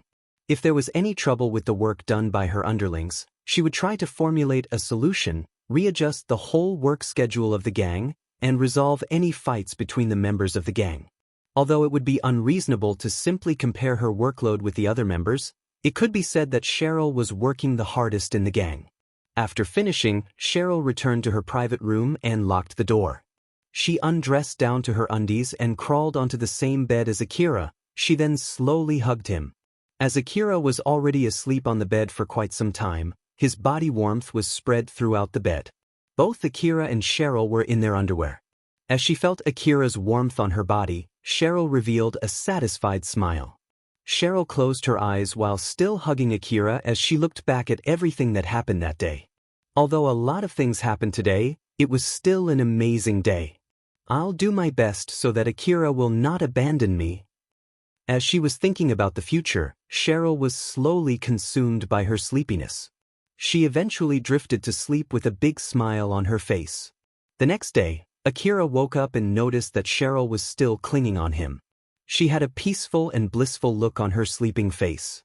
Akira, who was still lying on that bed, suddenly heard Alpha's voice. "Good morning, Akira. Did you sleep well?" "Morning." "Ah, right, I slept in Cheryl's place last night." Akira pulled himself away from Cheryl, stepped down from the bed, and put his clothes on. He then looked at Cheryl, who was still sleeping on the bed. After he got a good night's sleep, Akira regained his calm. He remembered what happened yesterday as he was looking at Cheryl, who was still wearing nothing but her undies. She was clinging on to me yesterday without any good reason. She also took a bath together with me, and until just a moment ago, she was sleeping with me only in her undies. What exactly does she think of me? Does she think that I definitely won't attack her or something? Even when his mind was in good condition, Akira still came up with the wrong conclusion. So Alpha exasperatedly said to him, "What are you talking about? She's tempting you to assault her, you know? She did say to you that you can do anything to her, remember? Is that so? But still, is there any particular reason why she would do something like this? She might be thinking that her current situation can quickly change for the better if you do something to her. As a matter of fact, I'm quite sure that's what she's thinking." Akira made a conflicted face as he stared at Cheryl. "Is that so? I guess it's true if you say so. Well, I don't really mind if you want to get involved with her as long as you don't forget your contract with me. But if you really do, just make sure to be careful. It's about exploring the particular ruin that you want me to go to, right? Don't worry. If you abandon me, I'm sure I'll immediately die in no time, eaten by one of those monsters. I won't do anything that might endanger my life. So you don't need to worry about that." Akira stated that clearly, the only reason why he was still alive was all thanks to Alpha's support. He understood that one fact very well. That's good to hear. But still, although there's a beautiful girl of the same age as you sleeping only in her undies in front of you, you don't seem to be bothered at all. Are you really not interested? Well, what can I say? Since I have this girl, who always follows me around while being naked, I guess I grew up some resistance against it. Akira lightly laughed when he said that, and Alpha smiled invincibly. Right at the next moment, he had a bad feeling, and his feeling was accurate. Alpha's dress suddenly vanished, leaving her beautiful body in full view. She was showing off her virtual body that was produced through an extremely advanced calculation without even a shred of embarrassment. She even adjusted her appearance to suit Akira's taste, which she gathered from all of her observations of him, but her base body shape was also so beautiful that it would charm most of the members of the opposite gender. Then, to put the cherry on the top, Alpha was looking at Akira with a flirtatious gaze and a charming smile. He blushed a little and quickly turned his face away. Alpha giggled as she saw his vexed expression. "Oh, I thought you said you'd grown some resistance against this, right?" Akira still blushed as he complained. "Just shut up. It depends on the timing and the girl, you know. Just get your dress back on already." Alpha returned her dress back. When she did that, Akira kept telling himself that he did not regret it. "If you want to see it again, feel free to tell me anytime." Alpha teasingly whispered that to Akira. As she was continuously observing him, she could tell that it was not like he had no sexual drive or interest in the opposite sex. There was no denying the fact that Cheryl was a beautiful girl. The only reason why his reaction was so dull even when she clung on him, got on the same bath with him, and slept beside him defenselessly while being only in her undies, was simply because Akira did not think of her in that way at all. In principle, Akira categorized the people that he met into one of two groups: either they were enemies or not enemies. He showed no gender bias when it came to this matter. But he did react differently towards a very small number of people who were not included in either of those two groups, namely, people he thought as his allies. This very small number of people included Shizuka, who worried for him without any ulterior motives, Sarah and Elena, who saved his life, and Alpha, who was supporting him. As far as Alpha knew, Akira only regarded these four people as his allies. This could be seen from how Akira reacted when Sarah was only wearing a light dress when he was in their house, or when Elena came up in front of him with a sexy augmented suit that pronounced her body line, or when Alpha reconstructed the image of Elena's and Sarah's naked body in front of him. And finally, he also reacted the same way when Alpha was showing her naked body just a moment ago. If for some reason, Cheryl's position shifted to this group, there was a good chance that Akira would be seduced by her in no time. Alpha thought so as she decided that she should investigate that possibility further. But looking at how he reacted just now, Alpha knew that there was no need to worry about it. As long as nothing big happened, it was very unlikely for Cheryl's position to be changed from Akira's not enemy group. No matter what Cheryl would do, as long as he only thought of maintaining their relationship, it was unlikely for him to change how he treated Cheryl. Not too long after that, Cheryl also woke up. She was still half asleep as she probed for Akira with her hands. Sadly enough, her hands only wandered around the empty bedsheet around her. She looked disappointed when she realized Akira had already woken up. Cheryl slowly got to her senses. When she was finally fully awake, she could see Akira already prepared to go out. Akira was sitting on the sofa while operating his information terminal. He was looking through the emails that reached him by his hunter code. One of the emails was from Kobayashi. It contained the information about the property agency that Akira had asked. Akira noticed Cheryl, who just woke up. "Ah, you've woken up? Morning." "Good morning. Are you going out already? You can at least eat some breakfast here, you know." "It's fine, I'll just grab something outside." If Akira ate something there, it would reduce the portion for the rest of the gang's members. After all, he knew perfectly well how precious food was in the slum city. "I understand, please allow me to at least see you off." Akira smiled bitterly and asked, "You sure you want to see me off dressed like this?" When Akira pointed it out, Cheryl realized that she was wearing nothing but her undies. She then quickly grabbed her dress and put it on in panic. Akira left Cheryl's base and headed to the real estate agent's office introduced by Kobayashi. In the middle of his way there, Alpha asked him, "Akira, what kind of house do you want?" "I'm sure the staff would ask you this question, so it's a good idea to think about it now." "Let's see. First of all, I want a big bath. I'm also planning to buy a vehicle, so I want a big garage too. And also maybe a big room to store my equipment, ammo and my reserves. Then maybe a warehouse and a bedroom too. Then the next problem will be the rent. I'm sure Kobayashi has told that real estate agency about you, so it would be troublesome if they recommend you an expensive estate thinking that you still have that 100 million orum." "Well, that's true. I already spent 90 million orum yesterday. My money sense is completely broken, isn't it? I wonder where that small boy, who got all flustered by 200,000 orum, is now." "It's not like you wasted that money on unnecessary things. Just think about it as proof of your growth." When he heard Alpha's words, his expression turned bewildered as he mumbled, "Growth? To be honest, I'm not sure if I've really grown stronger. Since, until now, I only got myself better equipment and I'm still fully relying on you. I don't feel like I'm getting stronger myself though." Akira himself did not think that he had grown stronger. After all, he still had problems in all his fights and he was only able to barely survive till now because of Alpha's support. Alpha smiled at Akira to reassure him. "Don't worry. You've become stronger. But I think it's okay to think like that too. It's better to underestimate your ability rather than to overestimate it. After all, it's not like you would be able to breeze through your fights against the monsters just because you got a little bit stronger. If hunters could easily kill them, they would not be called monsters after all. Not to mention, facing danger is your occupational hazard too, so let's not get too reckless and stay careful. If you're worried about it, you can put more effort into your training and you can also rely more on me. Akira smiled. He was rather relieved after Alpha said that to him. Is that so? Well, I suppose you're right. I'll be counting on you. Akira collected himself as he stepped forward. Eventually, he arrived at the real estate agency that Kobayashi introduced.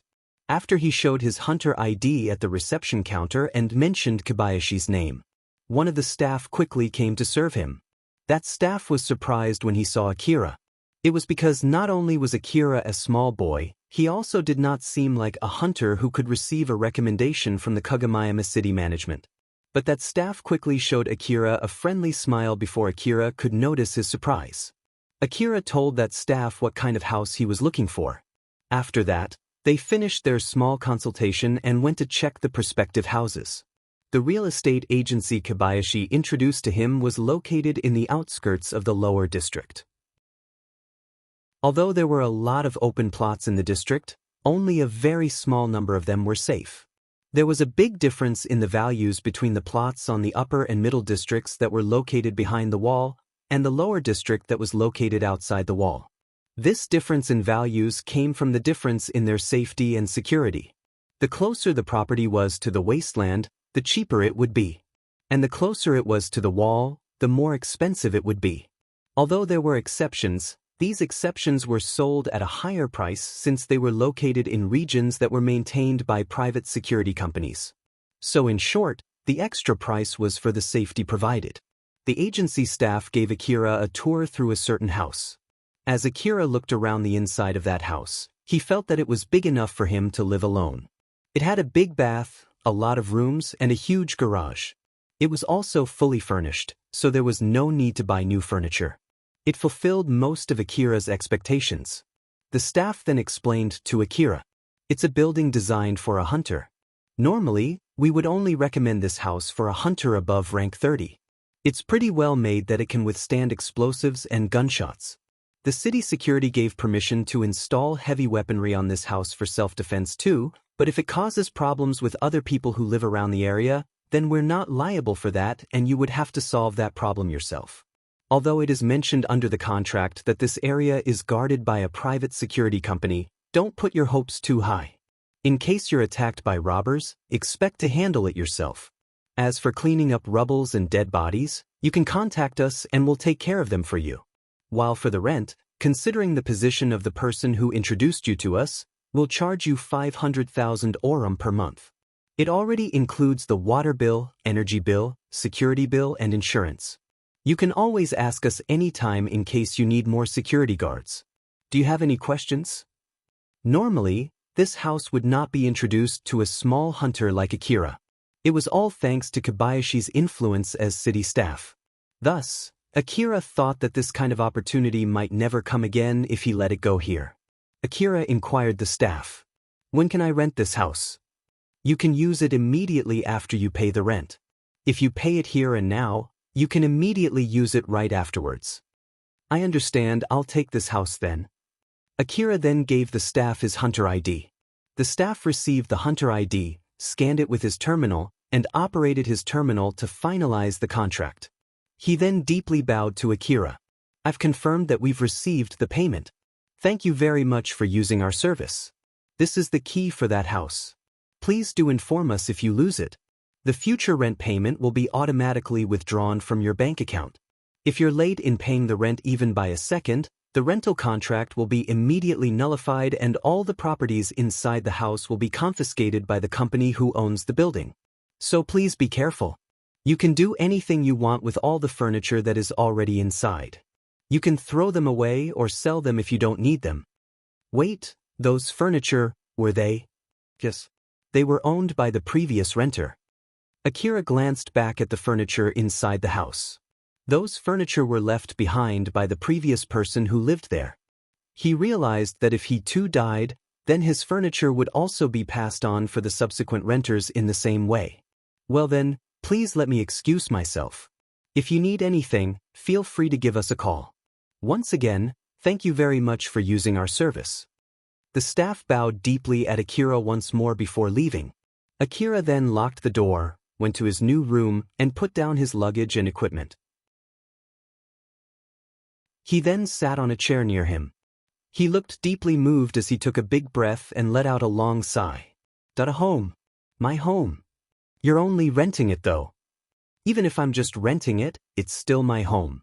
After living all these years in the slum city alley, I finally get a place that I can call my home." Akira looked around the room. He became a hunter hoping to improve his life condition, and a lot had happened since he went to the wasteland for the first time. He just sat there reminiscing those days. The past Akira, the Akira before he met Alpha, would have never imagined that he would be able to live in such a place. But right now, right here, it was his reality. Akira stood up and turned to Alpha. He made a serious face as he bowed his head. "It's all thanks to you, Alpha. Thank you. And also, I'll keep counting on you." Alpha was smiling just like usual. "You're welcome, and I'll be counting on you too." For Akira, today was an important day. It was the day he stopped living in inns. But for Alpha, it was not that big of a deal. It was nothing more than a day where Akira reached one of the checkpoints. These differences between them were shown in their respective expressions. After that, Akira went to and fro to the lower district to buy food, indoor clothes, and other daily necessities. He also adjusted his new information terminal so that Alpha could access it. He then checked all the rooms inside his new house one more time. He spent the whole day to prepare himself for his new lifestyle.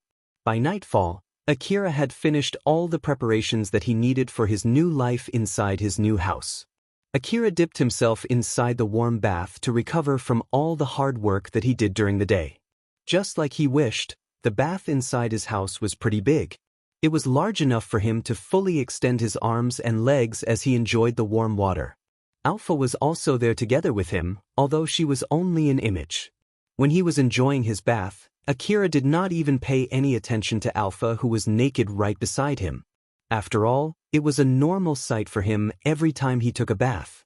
It was also because she was calmly enjoying the bath just like usual. If she was teasing him there, he would not be able to ignore her. "Akira, it's about our plan for the future. Starting from tomorrow until the day your new equipment arrives, you'll spend your time studying and training, okay?" "I understand. But what kind of training are we going to do?" Akira was puzzled. After all, it was not like he could do shooting training or CQC training inside his house. He might be able to do CQC training inside the empty garage, but his movements would be restricted in such a small place. But Alpha's answer had nothing to do with both of those training. "You'll train on how to compress your time perception both intentionally and out of pure reflex." Akira sounded puzzled as he said, "I'm sorry, I don't really understand what you just said. So, what exactly am I going to do?" "Well, you'll understand that tomorrow." "All right." Akira did not have any idea on what kind of training he would be doing, but since Alpha said that he would understand once the training started, he stopped worrying any further. It showed just how far he trusted Alpha. Alpha was satisfied with his answer. On the next day, Akira started his training inside the garage. Alpha initiated the training with an explanation on what to do. "The training that you'll be doing starting from today will be to freely compress time perception by yourself. Simply put, you'll accelerate your cognitive mind to compress your time perception. When you do that, things around you will look like they're moving in slow motion. You'll train on how to do it intentionally, while on the other hand, will also condition your body to automatically do that when you're in a certain situation. Once you achieve it, we'll train to increase the level of compression.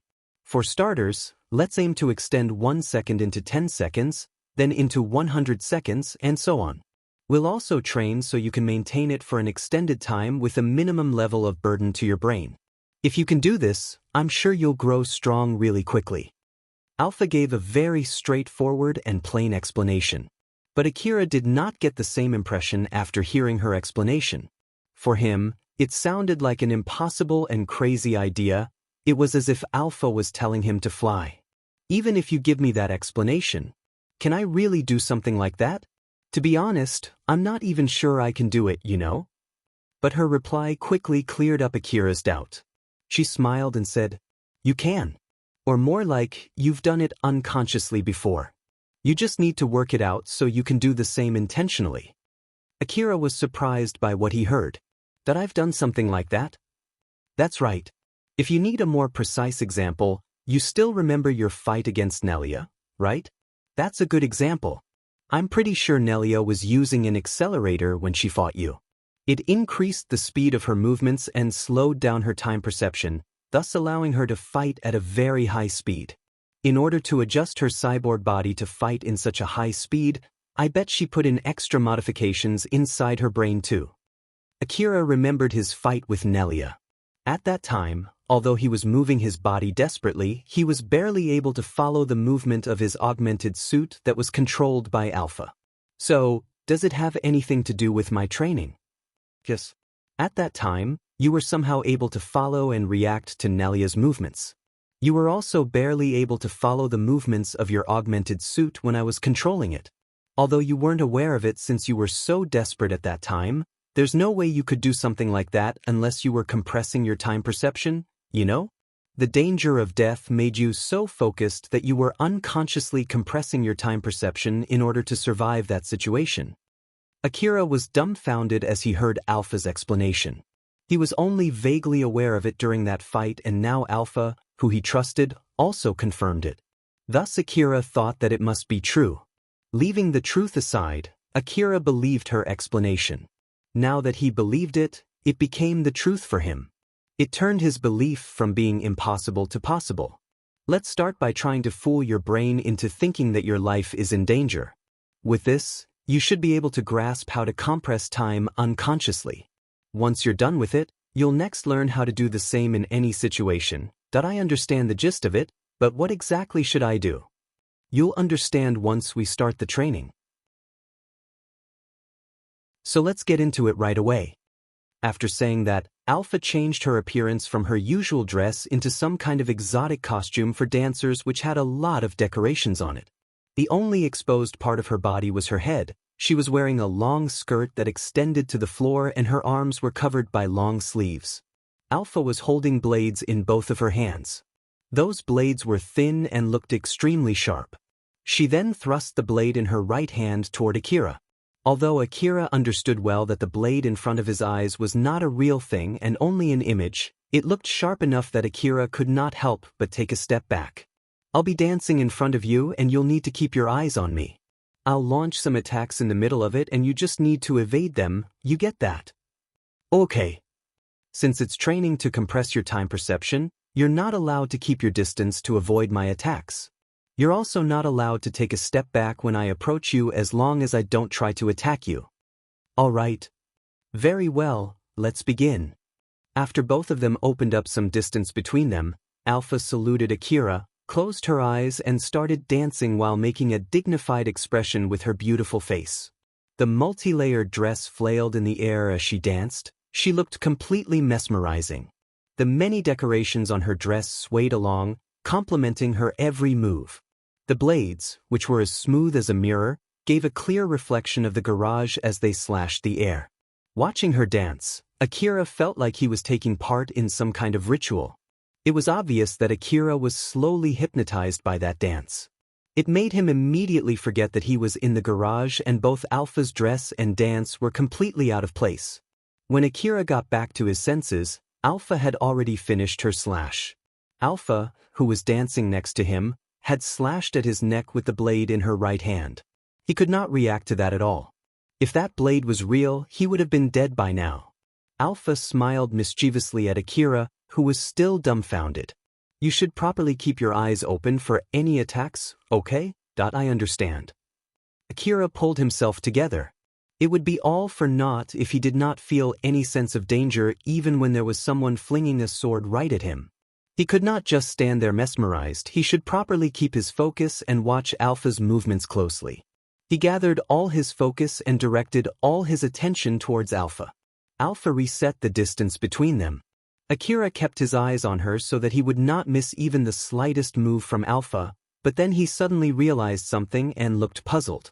A layer of cloth tore off from Alpha's dress.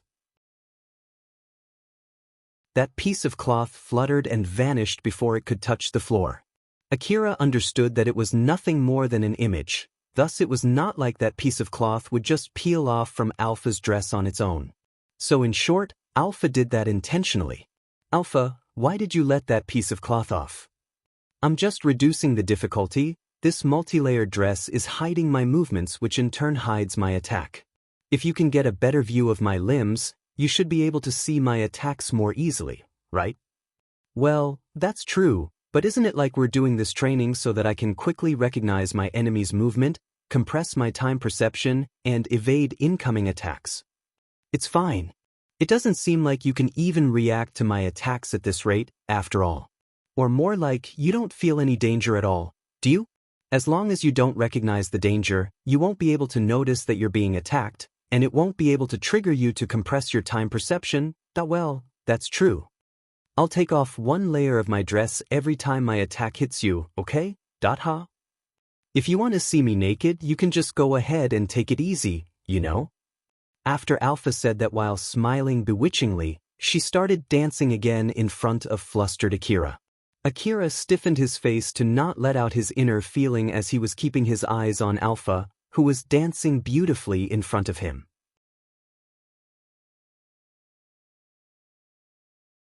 Chapter 67, Making Sure That Everything Is All Right. Akira placed all his focus on Alpha's movements. He did not let even the slightest shift go unnoticed. But even so, he could not evade a single attack. It was because Alpha's multi-layered dress hid her blades, making it extremely difficult to judge the timing of her attack.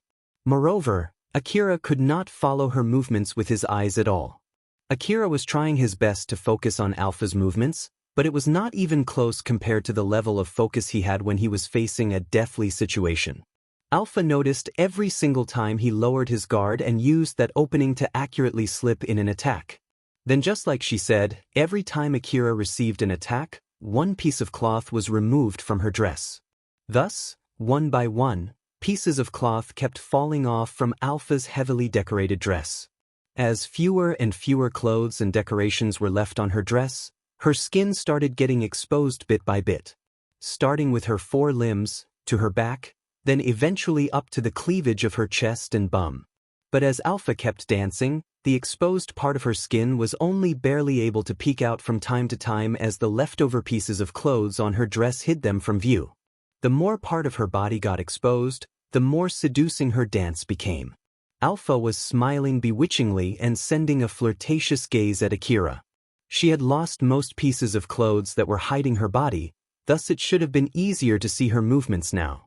But her dance was still as deadly as it was charming.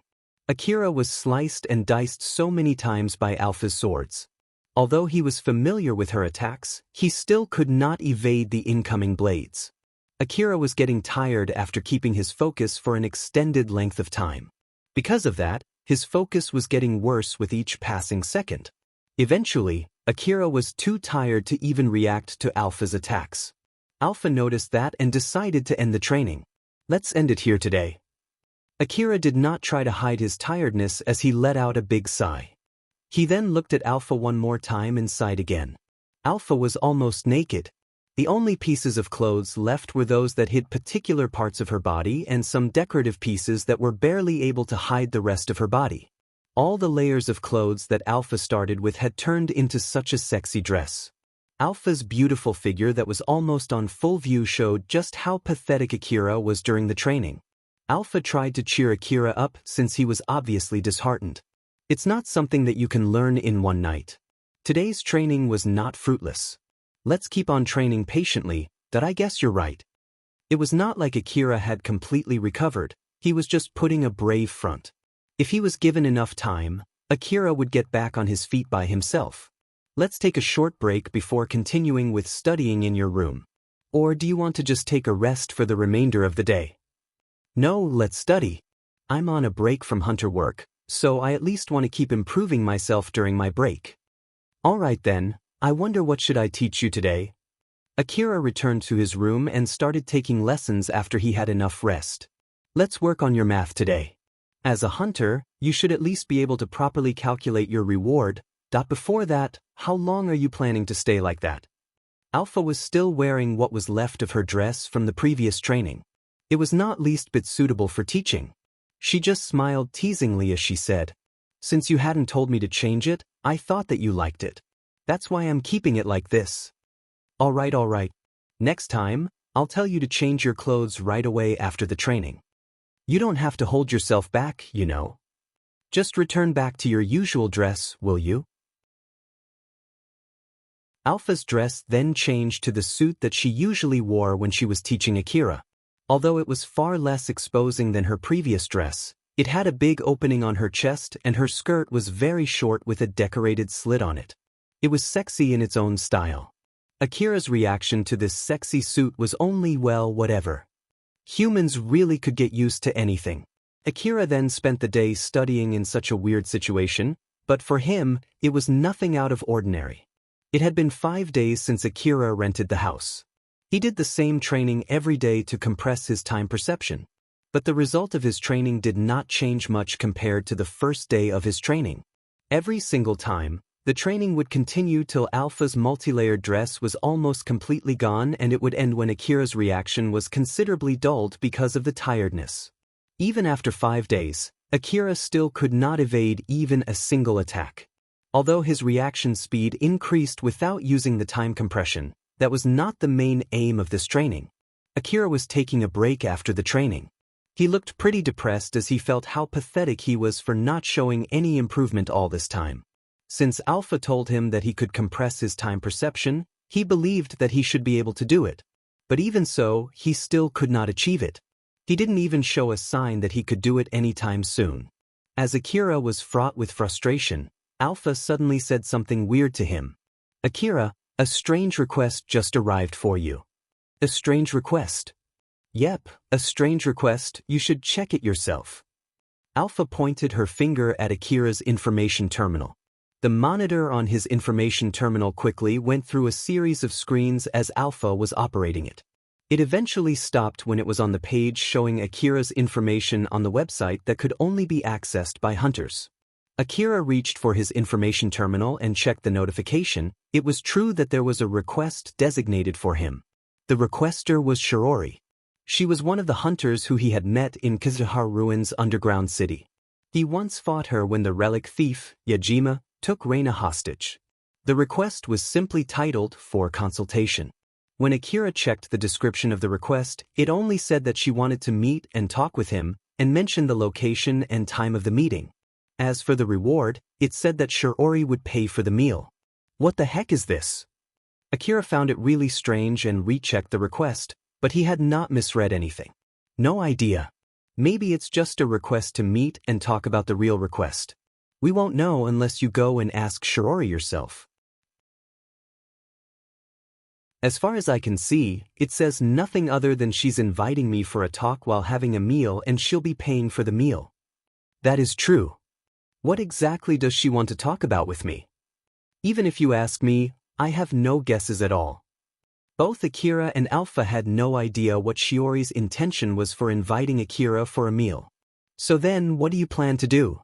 Are you going to take the request and meet her? Judging from where she's planning to meet you, I don't think there'll be any danger though. The meeting place mentioned in Shiori's request was the restaurant inside the biggest hunter office in Kagomayama City. Anyone who caused trouble in that place would be picking a fight against the hunter office at the same time. Since Shirori asked Akira to meet her there, he can rest assured that she would not try to pick a fight against him. It's okay if you want to just decline the request. You can also ignore it if you want. It's up to you, Akira. Alpha finished giving all of her suggestions to Akira. Although it might be a good chance for a breather if Akira went to meet Shirori, there was no particular reason for Alpha to recommend it either. It was really up to Akira. As long as his actions would not interfere with her objective, Alpha would try to respect Akira's will. Akira reread the request many times. He did not know whether to accept it or not. After taking some time to think, Akira eventually decided to accept it. It was because he was curious why Shiori wanted to meet him. If he could confirm that safely through this request, then there should be no problem accepting it. Akira thought so as he decided to accept the request. On top of that, the meeting place was in a high-class restaurant, so if Shiori would pay for the meal, then it would mean Akira would be able to eat expensive foods without having to pay for it at all. That was also why he decided to accept that request. But since getting free food was fixed as one of the factors in his decision, he tried his best to ignore it when he was considering what to do. Akira sent a confirmation to Shiori that he accepted the request. He then finished his preparation and went to the appointed restaurant. The Kagomayama City Branch Hunter office was located inside a huge building that was integrated with the city wall which separated the middle district and the lower district. Inside that building, there were many stores directed at hunters. Most of the stores were frequented by high-level hunters who had houses in the middle district. Among them, there were even stores that only accepted high-ranked hunters. Basically, it was not a place that a low-level hunter like Akira could visit. The restaurant that Shiori specified had no hunter rank restriction, but there was no mistaking that it catered to high-ranked hunters. Akira hesitated for a bit when he saw that it was a high-class restaurant. Alpha, who saw that, said to him, "Giving up, nah, I'll go. It's not like I'm going into an old-world ruin anyway. There's no need to be afraid." Although Akira said so, he directed it more towards himself as he stepped forward to that restaurant. The interior of the restaurant looked luxurious, unlike most restaurants in the lower district. If he tried to enter this restaurant right after coming back from the wasteland with his dusty clothes or leftover blood from the monsters, he bet that he would be sent away immediately. While it would be alright if he did the same in one of the taverns or restaurants in the lower district. Akira thought so as he got nervous. Although in reality, he could just clean off the dust on his body and change into new clothes inside the restaurant itself. It was not rare for a high-class restaurant to have showers installed inside their restrooms and provide a clean suit for rental for its customers. Even the restaurant staff would be willing to laundry the dirty clothes if asked. The restaurant staff quickly noticed Akira, who just entered the store, and greeted him. "Thank you for coming to our restaurant. Do you have a reservation today?" As the staff brightly greeted him, Akira answered back in a fluster. Someone by the name of Shiori should be already inside. So, may I ask your name?" "It's Akira." "Very well. Kira-sama, please leave your weapons with us." Akira hesitated, but he eventually decided to hand over his rifles to that restaurant staff. That staff politely received Akira's rifles and put them on a table near him. "Thank you very much for your cooperation. Please let me guide you to your table." Akira followed behind that staff as he walked through the restaurant. The high-class feeling inside that restaurant felt so much different from all the other restaurants that he had visited in the past. Even the soft sensation he felt on his feet every time he took a step on the carpeted floor showed that it was on a whole different world compared to where Akira was living. Akira looked around while walking through the restaurant. He could see all kinds of people inside that restaurant. All of them were enjoying their expensive meals. While some of the people there, such as the cyborgs, looked out of place eating in such a luxurious restaurant, all kinds of expensive-looking foods were served in front of those people. Akira could not help but ask Alpha a naive question. "Alpha, how do those people eat their food?" Looking from their appearance, they must have at least enough organs to process the food that they eat. Or maybe they mistook the capabilities of their cyborg body, thinking that their cyborg body will be able to digest food. Or maybe they're just sending the taste data to someone else remotely. Or maybe they are only here to enjoy the beautiful food although they can't eat them. There are many possibilities, you know. "I see. But I don't think any of them are here just to enjoy the beauty though. Having something that looks delicious in front of you even though you can't eat them sounds more like torture to me. There are all kinds of people out there, you see. There are things that you can't understand unless you're the one doing it." Akira was actually still curious about that subject, but it was not like he could just stand there observing them. So he just gave up on his curiosity and followed the staff in front of him. Akira was guided to the table where Shiori was already waiting for him. The staff pulled the chair for him as he flusteredly sat on that chair. The staff then placed the menu in front of Akira and Shiori. "We'll call you again when we've decided what to order." Certainly. The staff bowed and left. Both the staff and Shiori looked already accustomed to such an exchange. Akira was the only person there who could not follow it. People were not only here to eat food, some hunters picked this restaurant to negotiate with each other to avoid turning their negotiation into a fight. With the Kagomayama city management and the hunter office watching this place, no matter how heated their talks went, they would be forced to act calmly, thus avoiding the worst-case scenario where they tried to kill each other. Shiori was looking prim in her stylish suit. Unlike Akira, who was wearing clothes that he could use to go to the wasteland anytime, Shiori's suit made her look like some kind of businesswoman. Or to be more precise, she looked like those people who lived in the Middle District. After seeing Shiori's attire, Akira lowered his guard. But on contrary to that, Shiori raised her guard when she saw Akira's attire. After all, he was wearing armor similar to the one that he used when he fought her. Although Akira looked out of place inside the restaurant, Shiori could somehow guess Akira's intention from his outer appearance. But in reality, Akira had no plans to antagonize Shiori at all. The reason why he was in those clothes was simply because he had no other clothes to wear. Shiori looked at Akira with a serious expression. She had resolved herself to be in this place. For some reason, her serious expression looked beautiful. Akira-sama, thank you very much for accepting my request. As I promised, I'll pay for the meal. Please order anything you want. When he heard that, Akira's gaze shifted down to the menu in front of him, but he then turned his gaze back to Shiori. Let's finish whatever you want to talk about first. After all, we wouldn't know if I can completely finish your request and deserve this reward. I understand. Let's move to the main subject then. Shiori bowed deeply to Akira. First of all, I apologize for causing you so much trouble the other day. And thank you very much for saving Milady. I'm sure you feel rather conflicted about me and Milady, but everything that happened back there was my fault. If you want to, I'll pay you back with anything I have, money, body, even my life.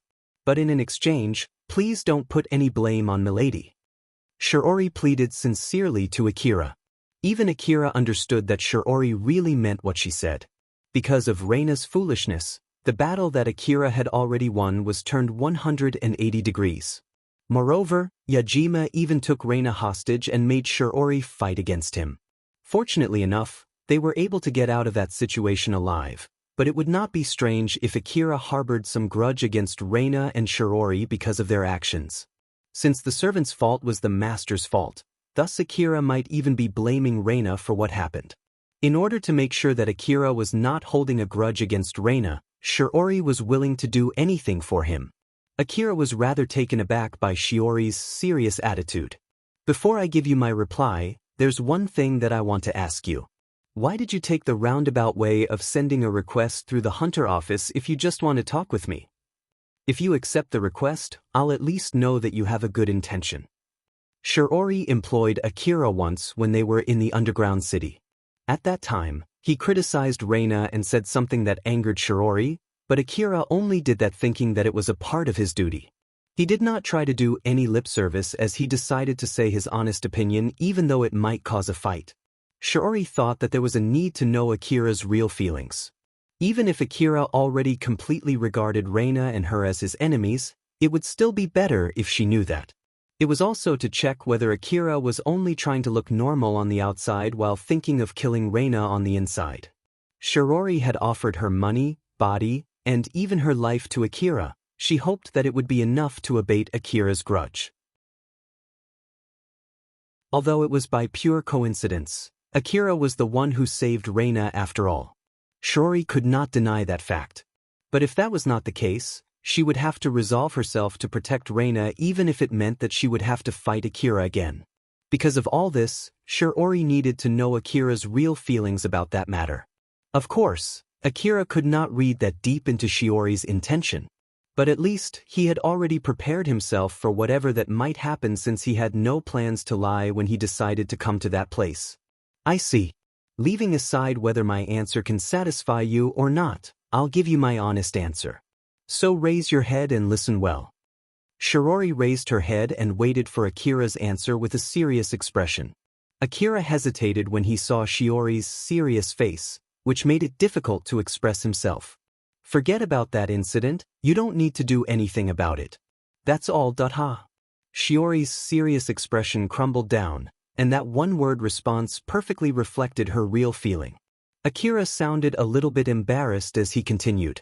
Well, what can I say? I guess I have to give a proper explanation. Alright then, I'll explain everything. So just put aside any questions that you have at the moment and listen well. Since you sent that request right to me through the Hunter office, you know my Hunter code, right?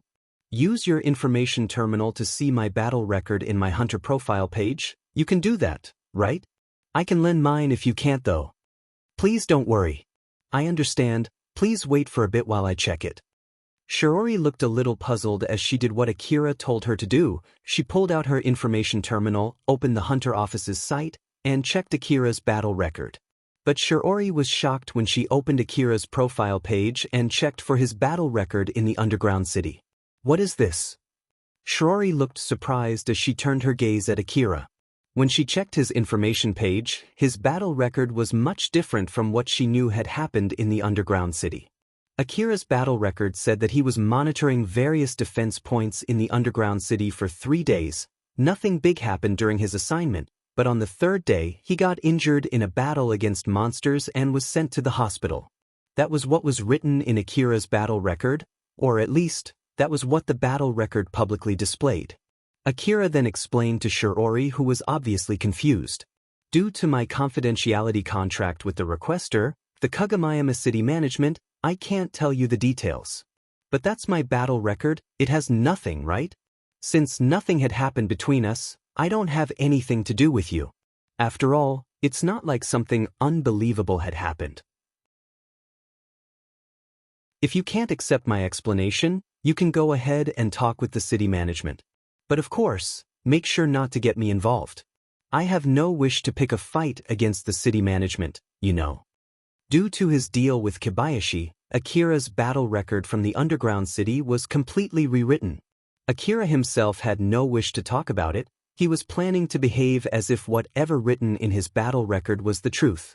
Because of that, Akira decided to completely forget about everything that had happened between him and Shiori. Or at least, he had no plans to bring that up again. Although it would be a lie to say that he did not feel anything about it, it was not enough of a reason to make him take any particular action. Akira had already completely moved on from that incident. Shiori looked at Akira, the hunter whose battle record was displayed on her information terminal. After taking some time observing him, Shiori carefully tried to understand the situation. She tried to recheck if there was anything that she missed, any lies between them, any misunderstandings, or any implicit message she did not interpret that might fatally worsen the situation. Shiori looked very serious as she asked Akira. Nothing happened, is that really alright? Yep, it's not like anything happened after all. I understand. As a gesture of my thanks for coming all the way here for me just to confirm this matter, you can go ahead and order anything you want. Shiori smiled as she urged Akira to take the menu in front of him. In that case, I won't hold back. After saying that, Akira took the menu in front of him. Shiori patted her chest in relief. Now that she had resolved that problem with him, she had nothing more to worry about. Akira hummed when he read the menu. There were all kinds of dishes written on that menu. Although he could read the letters, he had no idea what kind of dishes they were. Alpha. This Arendou's Gris New Poly style with Elaine's thingy, what kind of dish is this? No idea, but it seems that it's some kind of meat dish. Well, it's written under the meat section, so I'm sure it's a meat dish, but I don't know what kind of dish it is. Akira's hum got longer as he continued reading the menu. Shiori could guess what he was thinking looking from how he was behaving. She then smiled and said, Akira-sama, I'm planning to order today's special course. It usually contains a good combination of dishes, so if you don't know what to pick, how about ordering today's special course? You can order more dishes if you still want to eat more after that. I'll take that then. Of course, he could just randomly pick any dish from the menu, but since he might end up ordering weird things by mistake because of his bad luck, he decided to avoid doing such a thing and took Shiori's offer. Shiori called for the waiter and placed the order for her table. It did not take long for their order to arrive. As Akira looked at all the dishes that were lined up in front of him, he noticed that he knew nothing about any of those dishes. For him, all of them looked equally expensive and delicious. Akira made a long as he nervously reached for one of those dishes and put it in his mouth. He was overwhelmed as flavors exploded inside his mouth. Akira almost fainted as flavors spread all over his tongue, but he was barely able to survive that fierce assault. It was because he knew from his experience that losing composure could lead to a fatal situation. Akira took his time chewing, enjoying, and relishing the dish which he did not even have the slightest idea of how it was cooked or what was inside it. It was a wonderful dining experience that changed his sense of taste. It was a pleasure that he could never find in the slum city. Since it looked like Akira was absolutely mind-blown and was about to get spirited away, Alpha worriedly asked him, "Akira, are you okay?" Yeah, I'm alright." Instead of using telepathy, Akira accidentally answered Alpha's question aloud. So in short, he was not alright at all. Shiori was confused when Akira suddenly said that it doesn't suit your taste? No, it's alright. It's so good that it gave me a shock. Akira was acting weird as he flusteredly answered Shiori's question. Shiori too thought that he was behaving strangely as she smiled at him. "I'm glad that it suits your taste very well. There's no time limit, so you can take your time enjoying the food." "Okay." Akira was somehow able to answer back before he started eating again. Since he had already experienced it before, Akira was not surprised anymore as he continued eating his meal. Alpha did not say anything and just watched Akira eating. It was because she was worried if she said anything, he might make another mistake. Shiori was enjoying her meal while keeping her eyes on Akira. Seeing how he was eating his meal with a big smile on his face, he did not look like someone who could force her to use her trump card accelerator drug and still fight evenly against her. He looked just like a common young boy that she could find in the city. But even so, Shiori did not drop her guard against Akira. To be more precise, she became even more careful when dealing with Akira after knowing what she just heard today. Akira's battle record was completely rewritten. Compared to his real battle record, his new shabby battle record was a big downgrade. But even so, it did not seem like Akira was bothered by that at all. Thus, it could be assumed that the city management made some kind of deal with him, a deal that brought him enough benefit that he did not mind his new battle record at all. This boy is good enough to make the city management give him a beneficial deal. It means that the city management recognizes his ability as a hunter. With someone like him around, there should be at least some rumors about him, but Drankum's information network has no information about him at all. Although Drankum is recruiting new young promising hunters in order to increase its sphere of influence, it doesn't seem like it's trying to recruit him. I guess I need to investigate more whether it's just because the gang still hasn't discovered about him or if it's because the gang is deliberately keeping a secret about him. But that might be a dangerous thing to do. I have to avoid anything that might cause Milady any harm. Shiori's mind was preoccupied with the person in front of her as she was eating her meal. All this time, Alpha was paying her full attention at Shiori. Akira did not notice Alpha, who was staring at Shiori, as all of his attention was focused on enjoying the meal in front of him.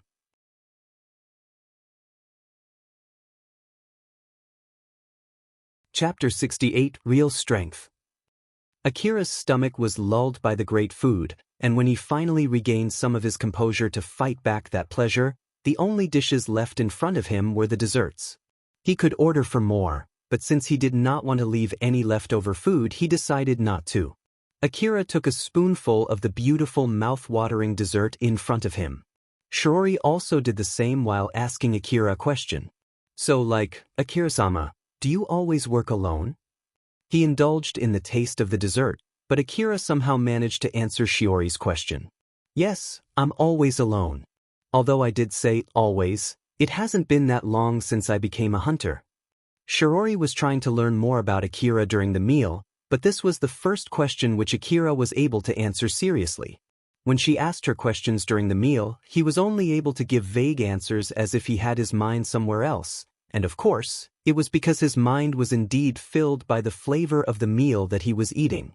Because of that, Shiori could not gather much information about Akira till now. Don't you have any plans to get more companions or join a gang? Neither hunting monsters nor exploring ruins, I believe, is an easy job to do alone. Well, that's true.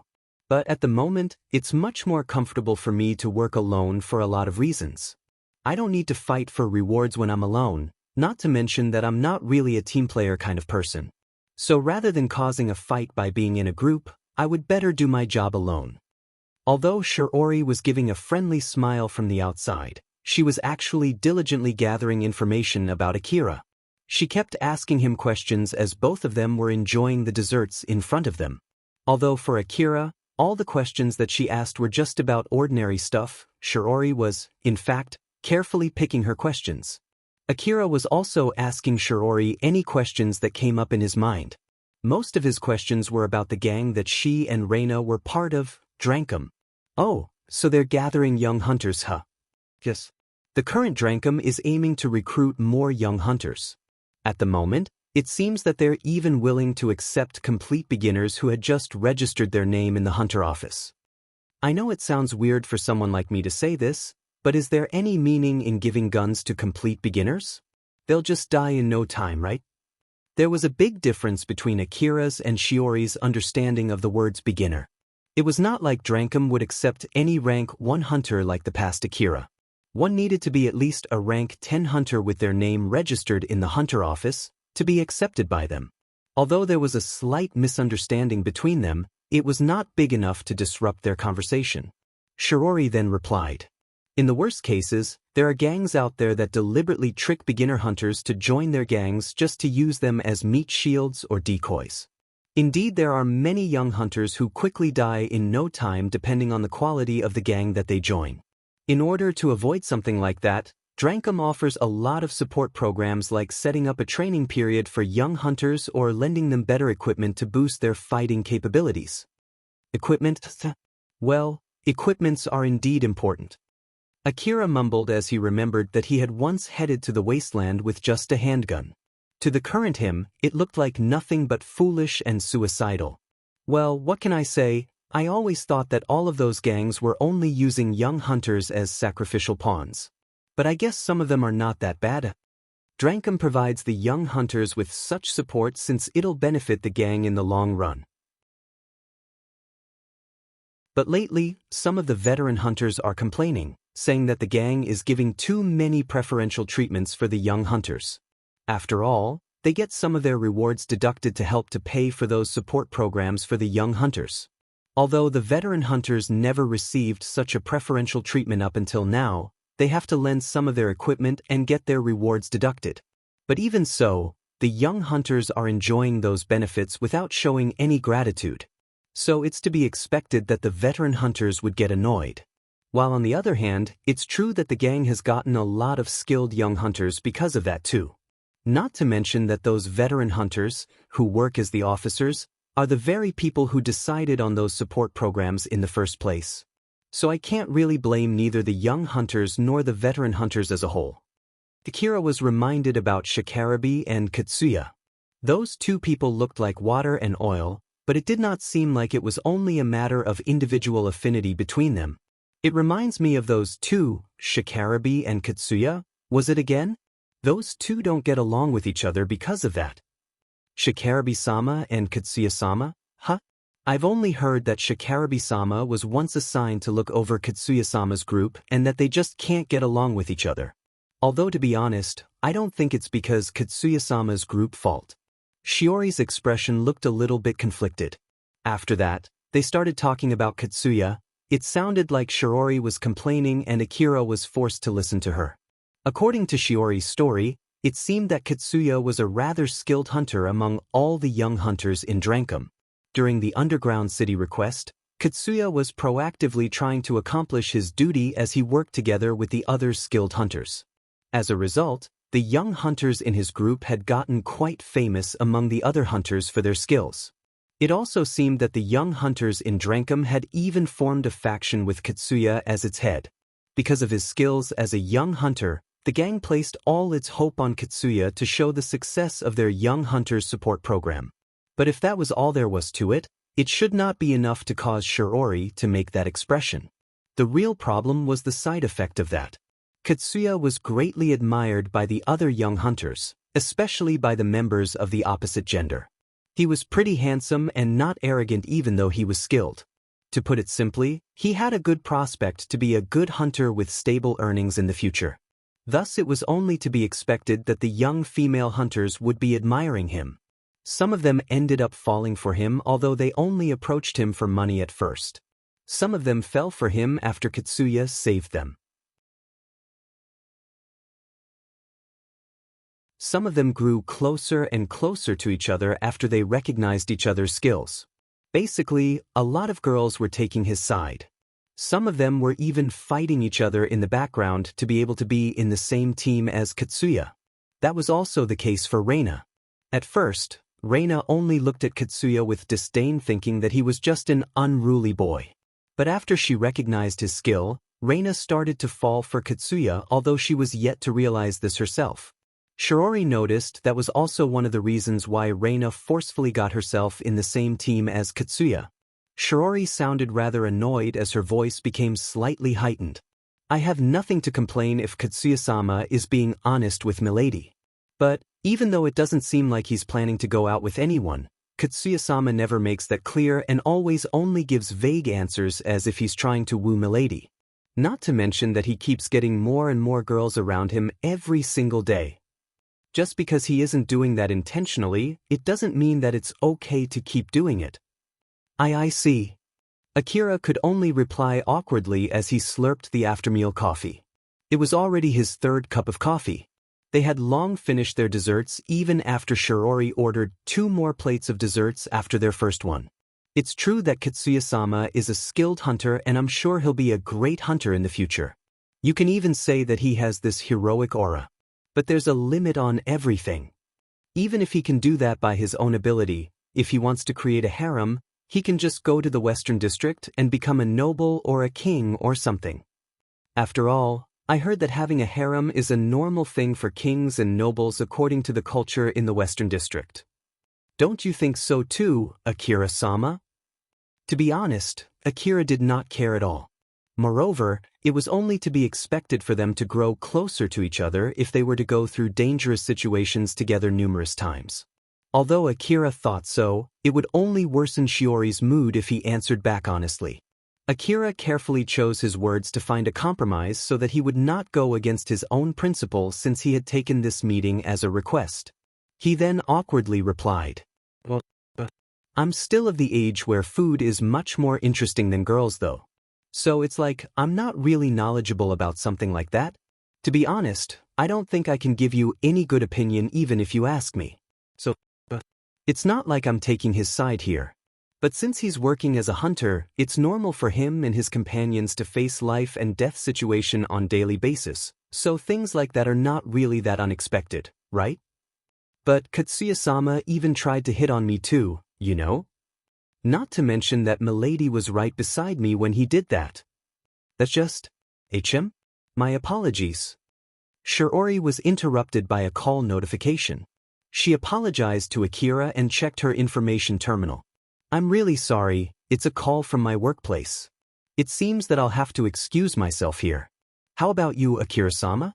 If you want to order more meals, this will be your last chance." "No thanks, I'm pretty much full right now, so I'll leave too. Thank you very much for treating me with such delicious meals." Akira had eaten quite a lot of dishes, and the final empty space in his stomach was already filled with coffee and desserts. Since he did not want to turn the entrance of the meals into the exit, Akira reluctantly decided to stop there. As Shiori was making the payment, Akira received his guns back. When he heard the total bill for the meals they had, he decided to just forget it by convincing himself that he must have misheard it. With his current earning ability, it was very unlikely that he would ever come to this restaurant ever again for the time being. After they left the restaurant, Akira said his thanks to Shiori one more time before going back home. After Akira left, Shiori picked her information terminal and called her colleague. "It's me, please tell Milady that I'm on my way back now." "Alright. So, are you okay? He didn't rip your limbs, right? Milady is really worried, you know." The person, who Shiori was talking to, said something so awful like it was none of her business. Shiori then replied back with a serious expression. I'm alright. Kane, you didn't say anything unnecessary to Milady, did you? We just had some small talks about the current situation. To be more precise, what were you girls talking about? A lot of things, like Milady's work as a hunter or any interesting hunters that Milady knows. Then we talked about the underground city too. Milady also told me the story where you almost got killed too, you know? You went to meet that hunter today, right? Shiori sounded annoyed as she sternly said to Kane. That didn't I tell you to avoid talking about the underground city when you talk with Milady? We somehow ended up talking about that due to the flow of the conversation, you see. And unlike you, I'm basically a soldier, so I'm not good with that kind of stuff. If you have anything to complain about, then you should return back here as soon as possible. I'm already on my way. Shiori then ended the call after she said that. Inside a mansion in the middle district behind the city wall, a young girl wearing a maid uniform lightly smiled while looking at her information terminal as her call ended just a moment ago. It was Shiori's colleague, Ke. Though she looked like a young girl, her age was unknown. However, there was a shred of innocence in that smile of hers. Yet from the outside, it looked like nothing but a mischievous smile. Kane imagined the kind of face Shiori would be making as she mumbled. She sounded pretty annoyed.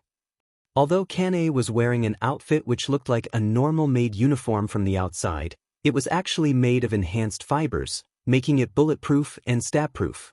It was more or less as strong as the armor that hunters commonly used. Kane was wearing such an armor since she would need to take blows in order to protect Reina in case of an emergency. The black tights that extended from under her skirt was a part of her augmented suit that she was wearing under the maid uniform. Kane was there as Reina's bodyguard. Although her job as a bodyguard was more or less the same as Shiori, unlike Shiori, her duty didn't extend to taking care of Reina. Kane was actually a soldier who had no maid skill, so she would never get assigned to such a job normally. The maid outfit was only to disguise herself so that she would not cause a ruckus in the middle district, as well as simply out of her employer's preference. After she closed her information terminal, she returned back to Reina's room. Since Shiori was sent to the hospital after her fight against Akira, Reina was told to take a break from her hunter job until Shiori recovered. Reina was studying inside her room when Kane spoke to her. Milady, Ain-san is already on her way back. Ain-san? Sure. Is she alright? It seems that she's not injured at all. She also said that she'll return here as soon as possible, so I'm sure she's alright. Thank goodness. It's all your fault for saying all of those worrying things to me, you know? Don't scare me like that again. Reina looked relieved, but her expression turned stern as she scolded Kane. Kane swiftly replied back. People die when they die. And it's doubly true for people who do a dangerous job like the hunters. You need quite a determination when you step out of the city wall on your own volition, you know?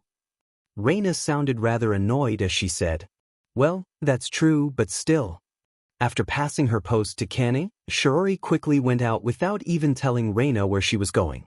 It was also Reina who told Kane to check on Shiori's safety. All this while, Kane was whispering worrying things to Reina like Shiori might not be able to come back alive. Only after confirming Shiori's safety did Reina realize that everything Kane said was nothing but jokes. If not, just her honest opinion. In truth, before she even went to meet Akira, Shiori had finished leaving her will and instructions to tie up any leftover business in case she died. Kane was somehow able to read what was in Shiori's mind when she saw her off. She then thought while carefully making sure that it would not show on her face. Ain-san told me to assume that she's dead and act accordingly if I can't contact her for 24 hours. She even arranged for soldiers to be dispatched if she was killed. Although our current situation is dangerous enough that Ain-san might get killed, Milady's sense of danger is still too naive. Kane realized just how naive Reina was, but she did not find that unpleasant at all. It could be said that it was because Reina was living a comfortable life since Shiori was always there to support her. And if she made another blunder, the situation might roll to the direction that Kane preferred. Kane was a battle maniac, She herself understood that very well. Thus she had no complaints about her employer as long as she got enough reward and was able to experience good fights.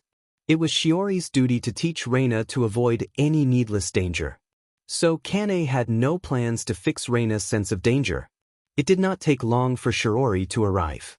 After she changed to her maid uniform, she then went to explain the reason why she went out to Reina.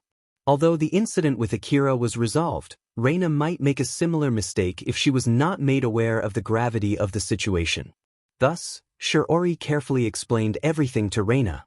After she finished listening to Shiori's explanation, Reina then asked Shiori, "That's so, basically, Akira is not angry or anything, right? Since nothing happened, then there's nothing to be angry about. At least that's Akira-sama's current stance. Thus, just to be safe, I want to tell Milady that Milady should not try thanking him or apologizing to him because of that incident since nothing had happened between us. Not only doing such a thing might bring the whole problem back to square one, but it might also be taken as a form of harassment since Akira-sama has signed a confidentiality contract with the city management. So, please be extra careful about this subject." For Reina, it was a big disappointment since not only could she not say sorry after she caused so much trouble because of her blunder, she also could not convey her thanks after she got herself and Shiori saved by Akira. But if it would cause Akira more problems, then it was a whole different story. Reina sounded apologetic as she said, "That I see, I understand now." Shiori somehow understood what went through Reina's mind. She then smiled and said, "I've conveyed our thanks and apology to Akira-sama. It seemed that he also really enjoyed the meal. So I believe it's all right for Milady to stop worrying about that."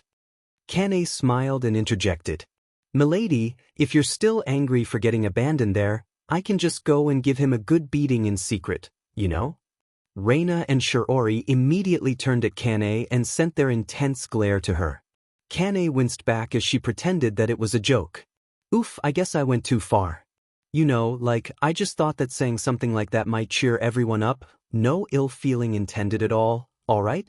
It's not like Milady is a saint either, so I just thought that there's no way Milady is not at all angry about that part, okay? I'm sorry if I'm mistaken here."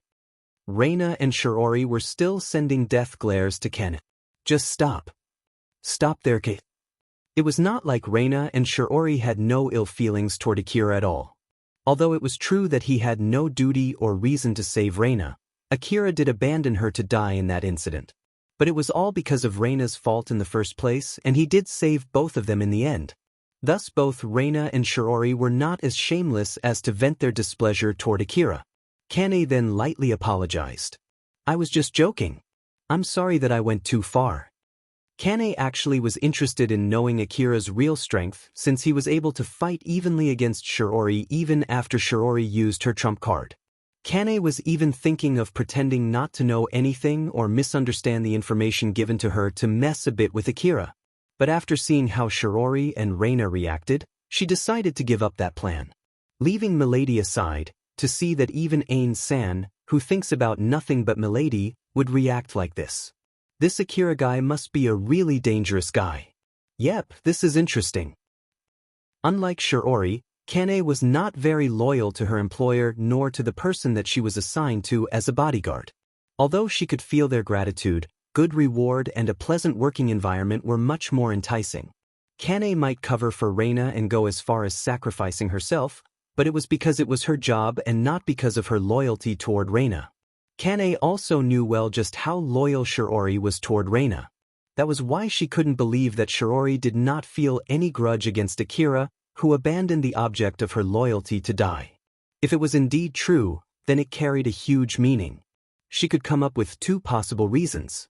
One, because Shiori's gratitude toward Akira, who ended up saving Reina, outweighed her grudge.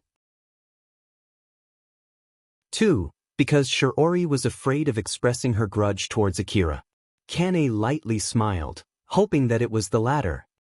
Akira was enjoying the bath inside his house while reminiscing the taste of the meals that he ate in the restaurant that day. He looked like he was in a good mood. And just like always, Alpha was also together with him in that bath. Although there was a goddess-level beautiful naked girl beside him, For the young Akira, who was of the age where delicious food was more interesting than a girl, his mind was filled with the memory of those delicious foods, so much that he ignored Alpha even more than usual. That was really amazing. I want to go there again. I guess I have one more reason to earn more money now.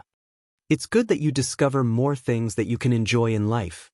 But you can't go there with your current earning, you know. That you're right. Now that I think about it, I didn't really consider the price back then. I can't really go to that restaurant again until I can at least pay those meals like it was nothing. Being a hunter was an expensive job. There were equipment expenses, ammo cost, and treatment cost when injured. For the current Akira, it would be very difficult to eat in that restaurant using his own money. It was not like he could not afford to pay the bill, but that would mean that he would have to cut other expenses which would increase his chances of getting killed. At least, until the day when he earned a stable income to pay for his own expense, he would have to stay with frozen food. Now that I remember it, there were many cyborgs inside that restaurant. I wonder if they ate their meals in the end? And if they did, what would happen to the food that they ate?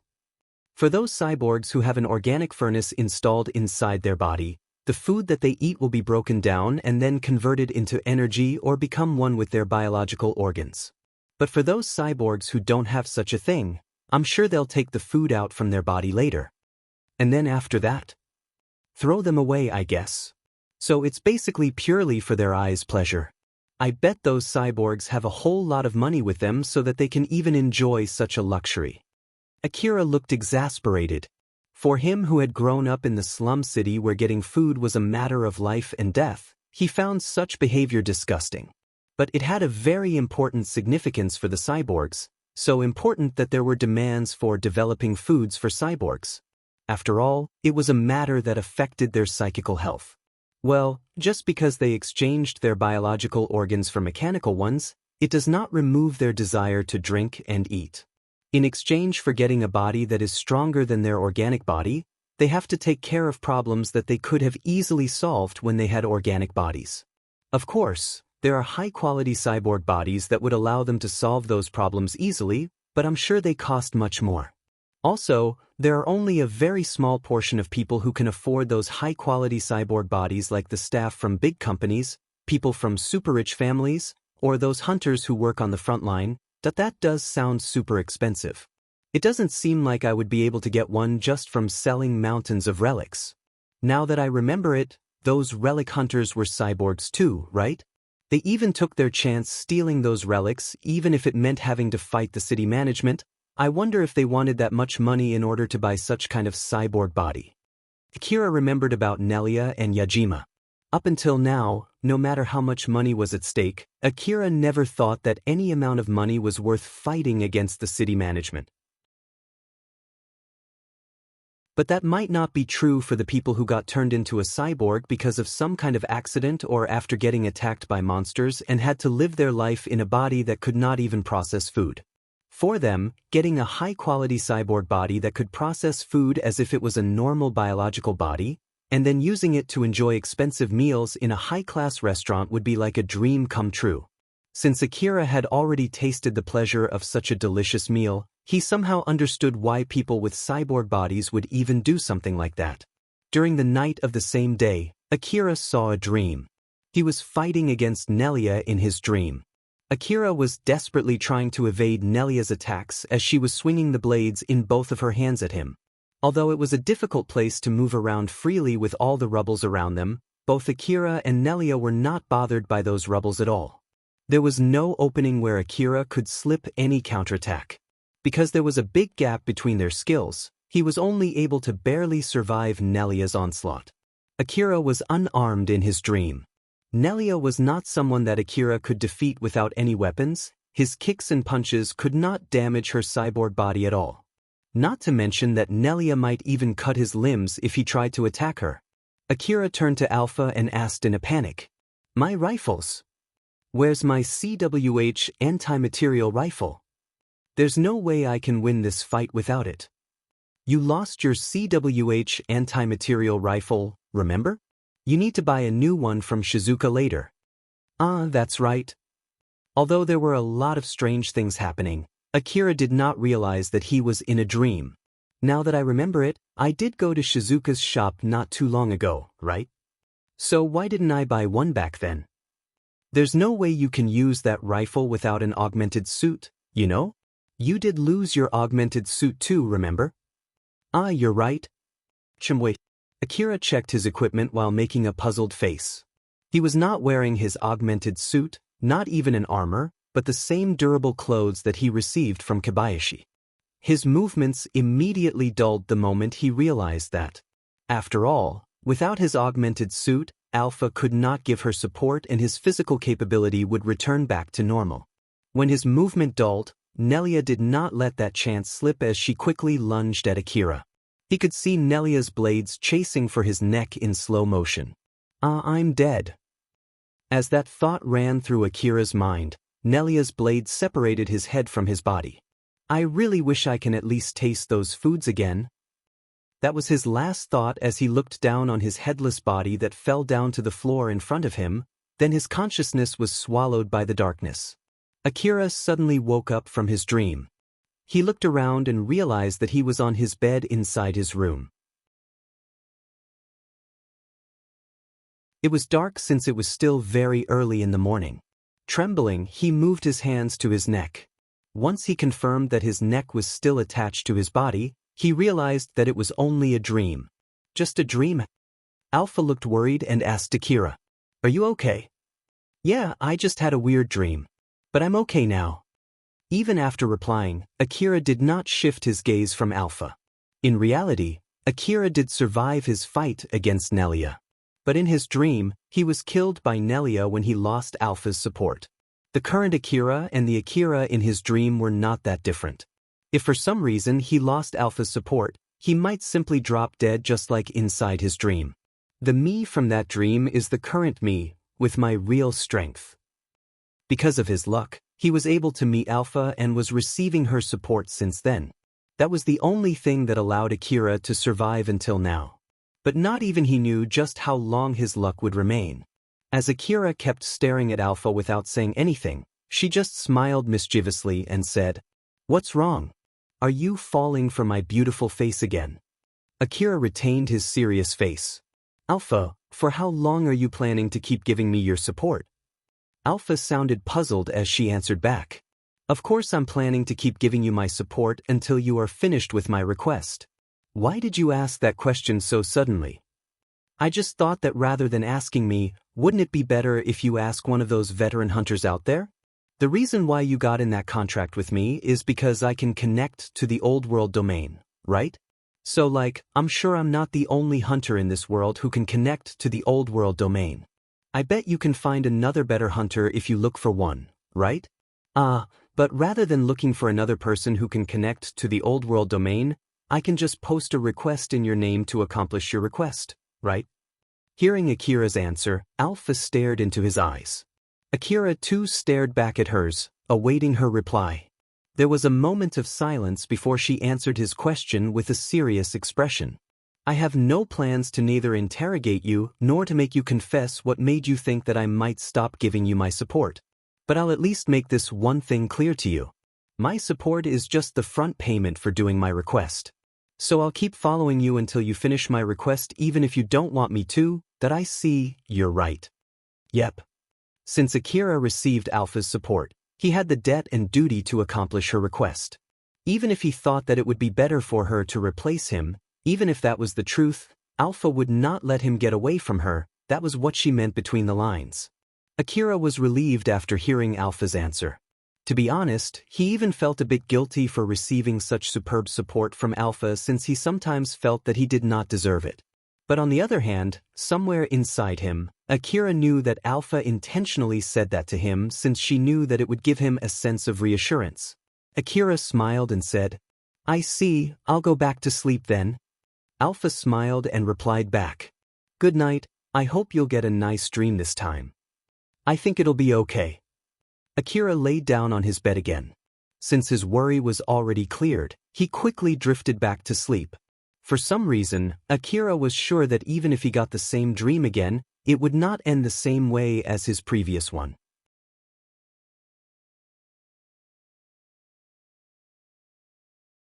Chapter 69, An Unlucky Girl.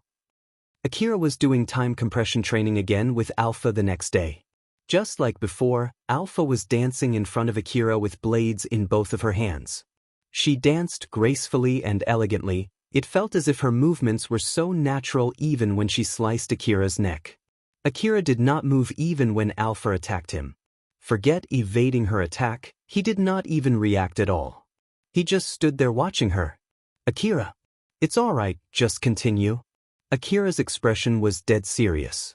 It was enough to make Alpha understand that he was not fooling around.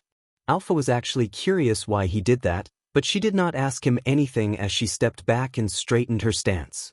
A piece of her dress detached itself and vanished before she started dancing again. Even after that, Akira did not react at all. He just stood there watching Alpha with a dead serious expression as she kept slicing at him. Every time one of her blades went through Akira's body, a piece of her dress would fall off and vanish.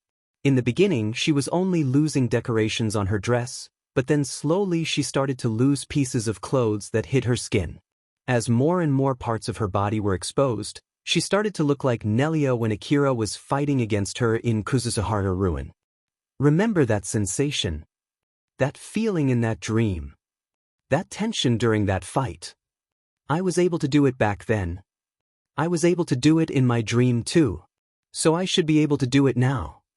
Alpha also did say that I should be able to do it.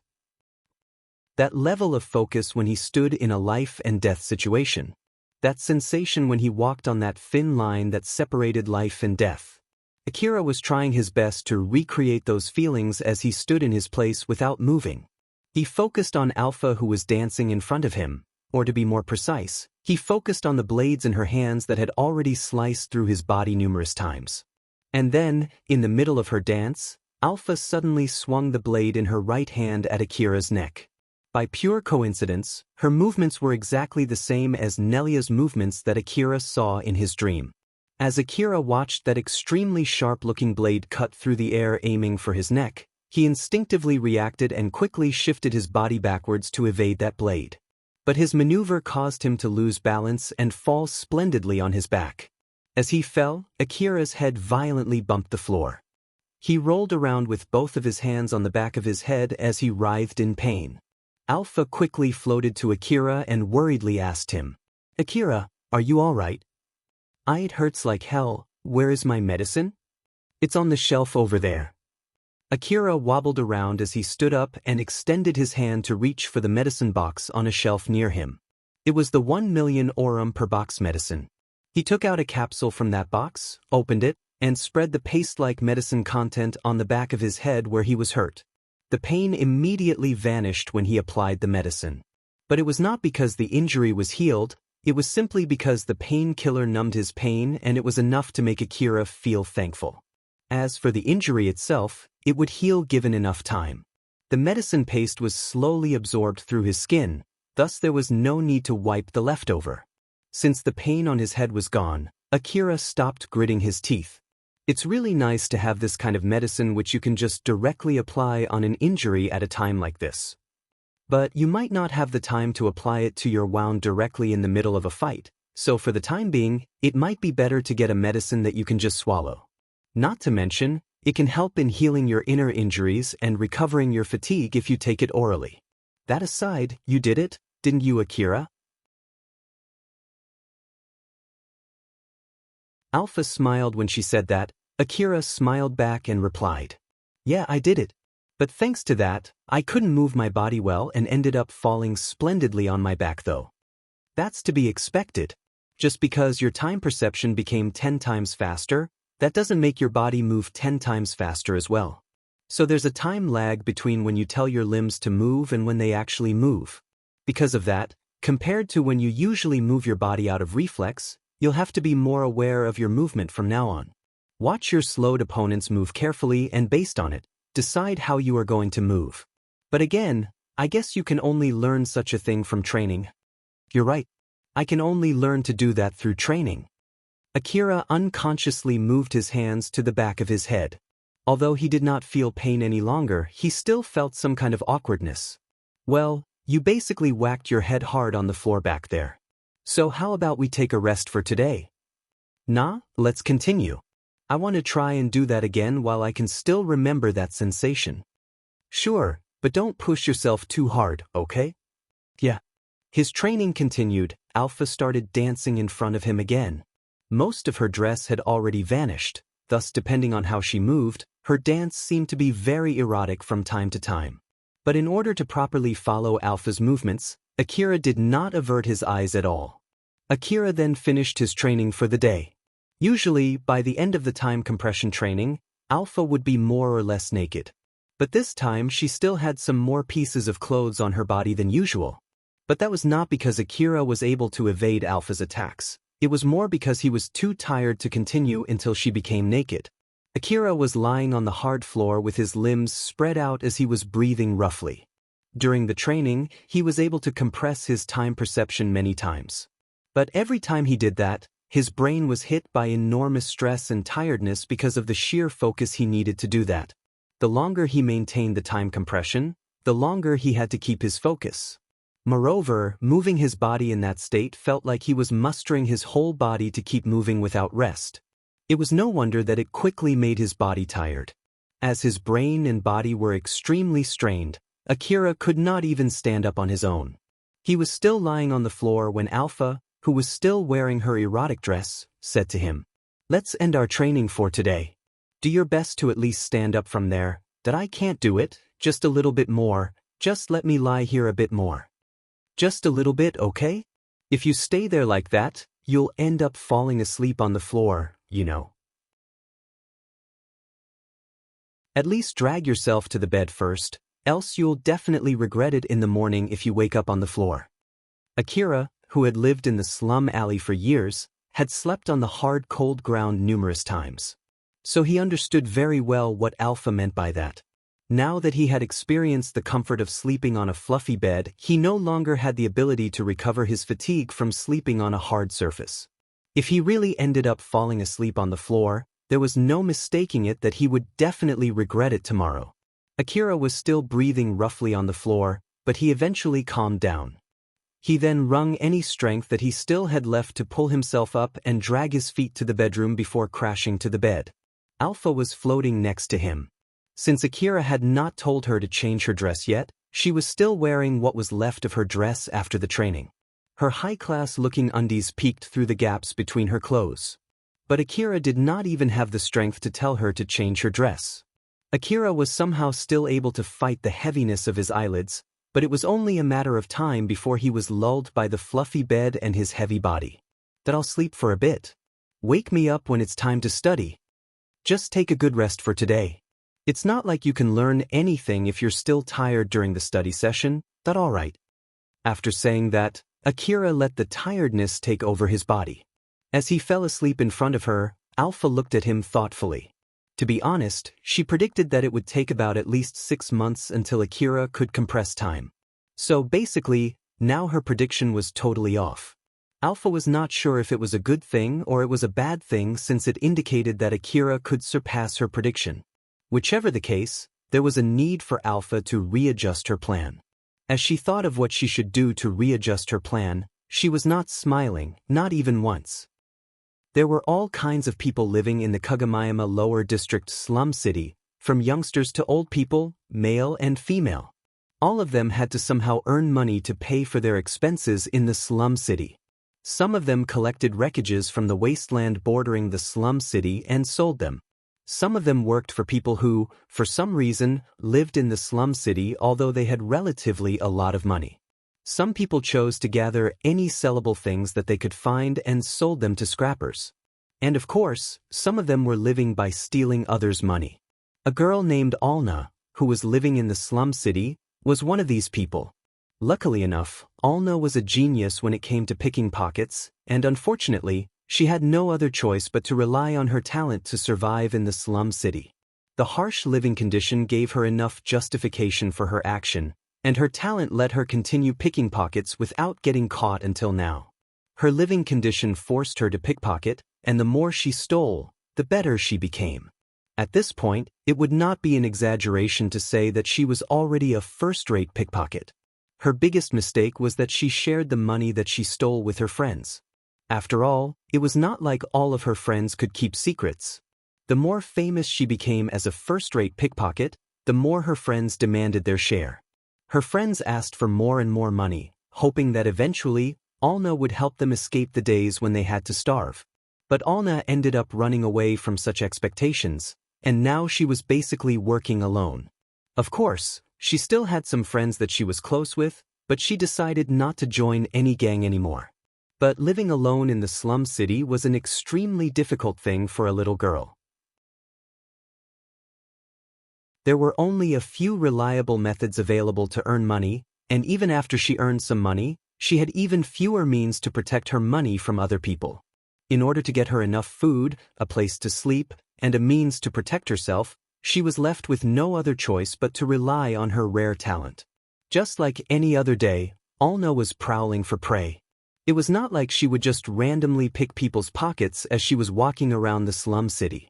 Instead, she intentionally aimed for people who seemed to be carrying a lot of money and were an easy target.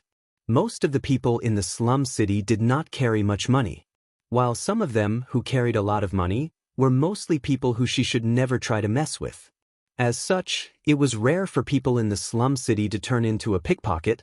That was also the reason why people of the slum city were not that cautious against pickpockets. As such, pickpockets in the slum city tended to aim for people who came from outside the slum city.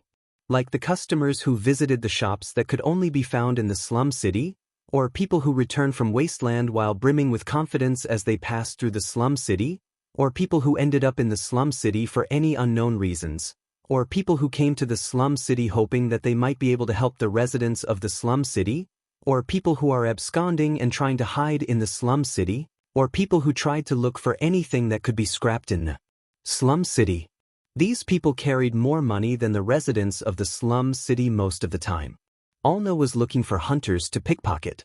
But even so, there were many types of hunters. Some of them were veteran hunters who she should never mess with, while on the other hand, there were also those hunters who spent most of their money in taverns rather than renewing their bad-looking equipment. Whichever it was, these hunters frequently visited the wasteland. Unlike pickpockets, thugs rarely robbed hunters. Of course, these thugs could get some money from selling the equipment that they robbed, but the danger of getting killed was too high. In contrast to that, pickpockets often aimed for hunters. If they tried to aim for the equipment, of course, these hunters could easily detect them. After all, equipment was the hunter's lifeline. Without their equipment, those hunters would not be able to fight monsters.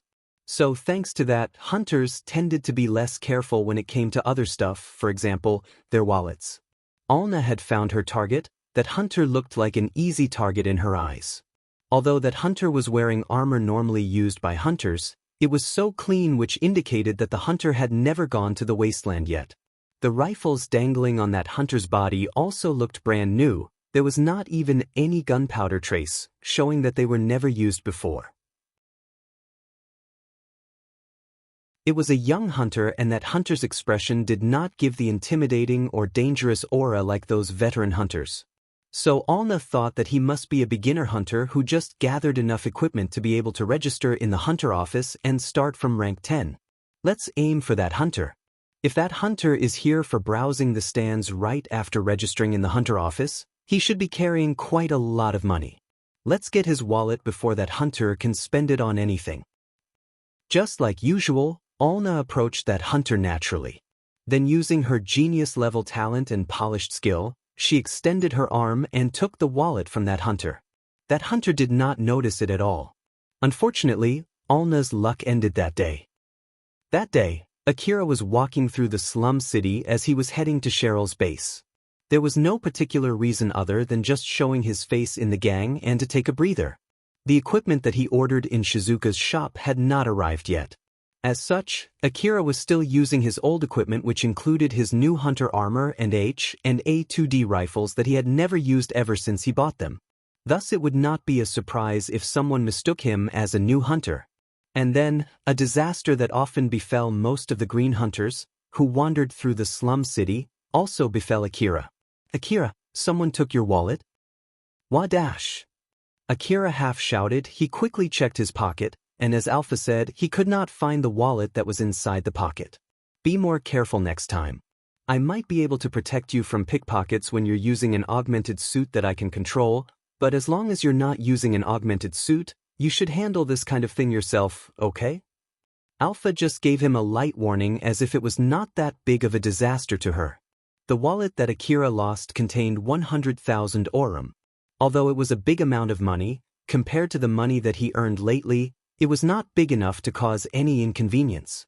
So Alpha just brushed it off as the fee for a small lesson for teaching Akira to be more careful. But there was a big difference between Akira and Alpha as to how they took this incident. Akira took a few seconds to register, process, and understand what had just happened. After a few seconds of silence where Akira did not move from where he was standing, he finished assessing his situation and immediately said, "Who took my wallet?" In his calm, emotionless voice, there was a fit of dark, foreboding anger seething under it. Behind his calm expression, Akira was leaking out an aura showing the sharpness and readiness to fight. "Alpha, do you know who took my wallet?" In order to not cause any suspicions, Akira asked that through telepathy. It showed that he had regained his calm and composure, enough for him to remember to talk with Alpha through telepathy. Alpha was surprised by how angry Akira was. At the same time, she took this chance to gather more information about him and readjusted her image of Akira inside her mind. With this, she was able to understand his character at an even deeper level. Alpha quickly answered back, "It's that girl." At the same time as Alpha pointed her finger, Akira's vision enhanced, allowing him to see through obstacles. His attention quickly zeroed onto a young girl who was already in the back alley. He immediately started running the moment he found his target.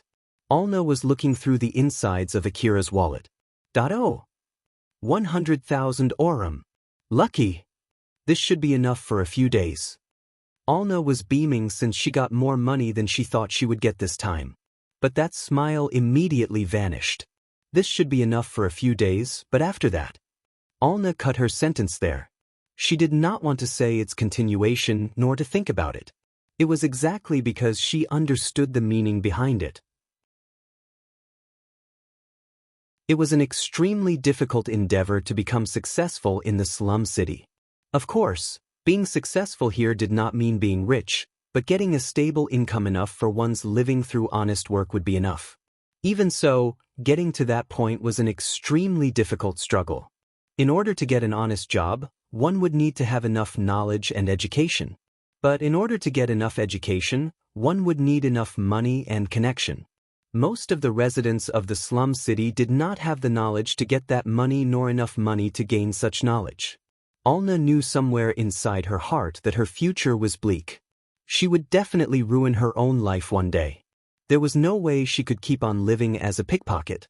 After all, if she kept doing that, she would be found one day, captured, and made to pay the price for everything that she had done. She had no idea what kind of price she would have to pay. It might be just getting beaten up and then dumped in the back alley, or she might get raped and then left battered on the roadside, or maybe she would be simply killed.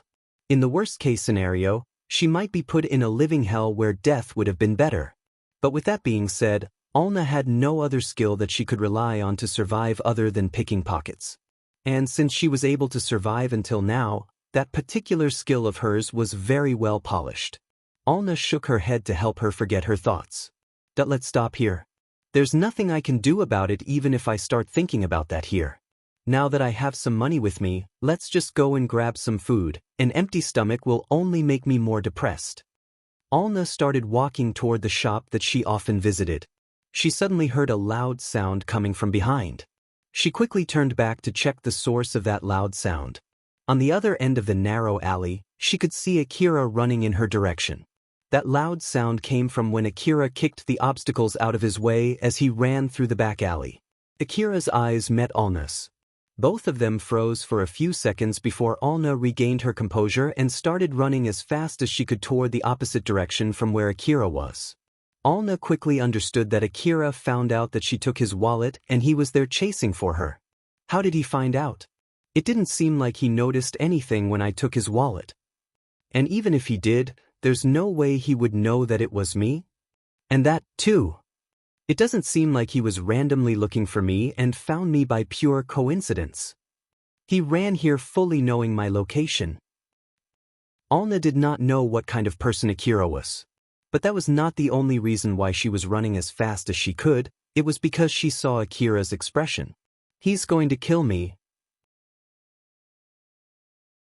He's definitely going to kill me if I get caught. Alna, who could feel the intense killing intent from Akira, ran as fast as she could for her life.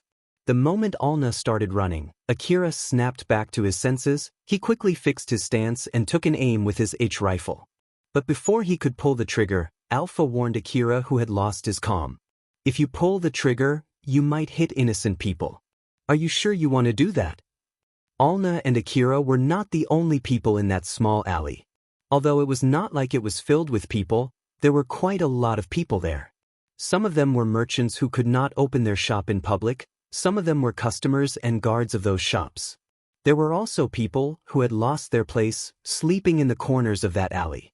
Although Akira's shooting skill was way better than before, at the moment, he had no augmented suit that would allow Alpha to assist his aim, and he was using a brand new gun that had never been used before. Thus he had no confidence that he could shoot accurately. When he was hesitating, the people around him noticed that Akira had his rifle out and ready to shoot. They started to panic as they moved away from Akira. But at the same time, they also blocked his line of sight at his target. Akira himself had no wish to get other innocent people involved. So he decided to pull back his rifle and started chasing Alna again. The distance between Akira and Alna was not getting closer. It was mainly because Alna could use her smaller stature to easily pass through the narrow alley. On the other hand, Alna could not completely break away from Akira's chase since Alpha was always informing Akira of her exact location. Even after taking so many forked turns hoping that Akira would lose her, he was still able to precisely know which way she went. Thus Alna started to panic. How? How does he know exactly where I am? Don't tell me dash. Alna thought that Akira's wallet might be equipped with a tracker. If that was the case, it was no wonder why he could accurately pinpoint her location. So she threw Akira's wallet toward his direction. When he saw his wallet fly above his head, Akira stopped, turned, and picked up his wallet. Akira more or less regained his calm after he got his wallet back. The expression on his face also loosened.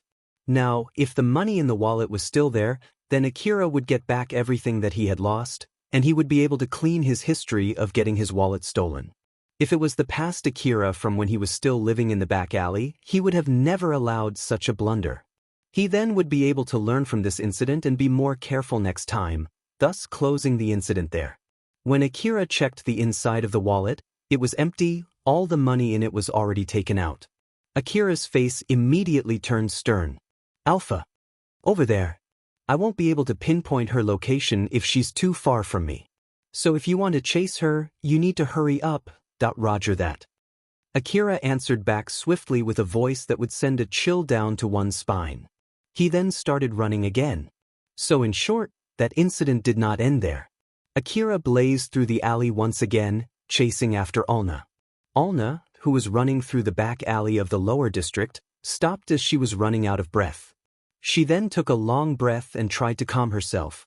Her gaze was fixed at the alley that she just ran through, but she did not see Akira there. Even after she somehow calmed herself and adjusted her breathing, she still did not see Akira. Did I lose him? So that wallet was really equipped with a tracker? Well, I guess it doesn't matter now. Alna felt relieved and smiled. But that smile immediately vanished. It was because she saw Akira running towards her through the alley. You gotta be kidding me? Alna was so surprised that she reacted late. When she started running again, the distance between her and Akira was already not that far. Alna was focused on running. Her face was distorted due to fear, she was even half crying. As she desperately ran away, she did not confirm what was in front of her before jumping out from the alley to the big road in the middle of the lower district. Because of that, she crashed right onto someone who was just passing through that road. Whoa! Careful there. Alna looked terrified as she turned toward the person that she just crashed onto. It was a young hunter. Looking at his equipment, he seemed to be a pretty skilled hunter. His expression was showing that he was angry, but the moment he saw Alna's frightened expression, his rage vanished. He then worriedly asked Alna, "Are you all right?" He smiled as if to calm Alna, who seemed horrified. The moment Alna saw his handsome smiling face, she forgot her situation and was captivated by his smile. Fear disappeared from her expression, her cheeks turned red as she let out a small gasp. But the moment Alna could feel Akira's presence coming from behind the alley, she quickly snapped back to her senses. Her eyes shifted back and forth between the terror coming from deep beyond the alley and the dazzling smile that gave her hope. Alna decided to take the bet as she hugged that boy and screamed, "Please help me. I'm being chased."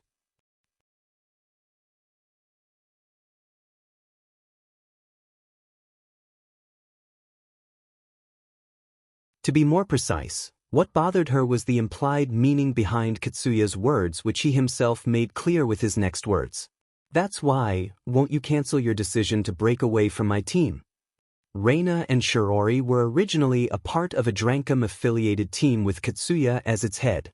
Around the time when Reina had not recognized Katsuya's strength, she somehow forced her way into his team.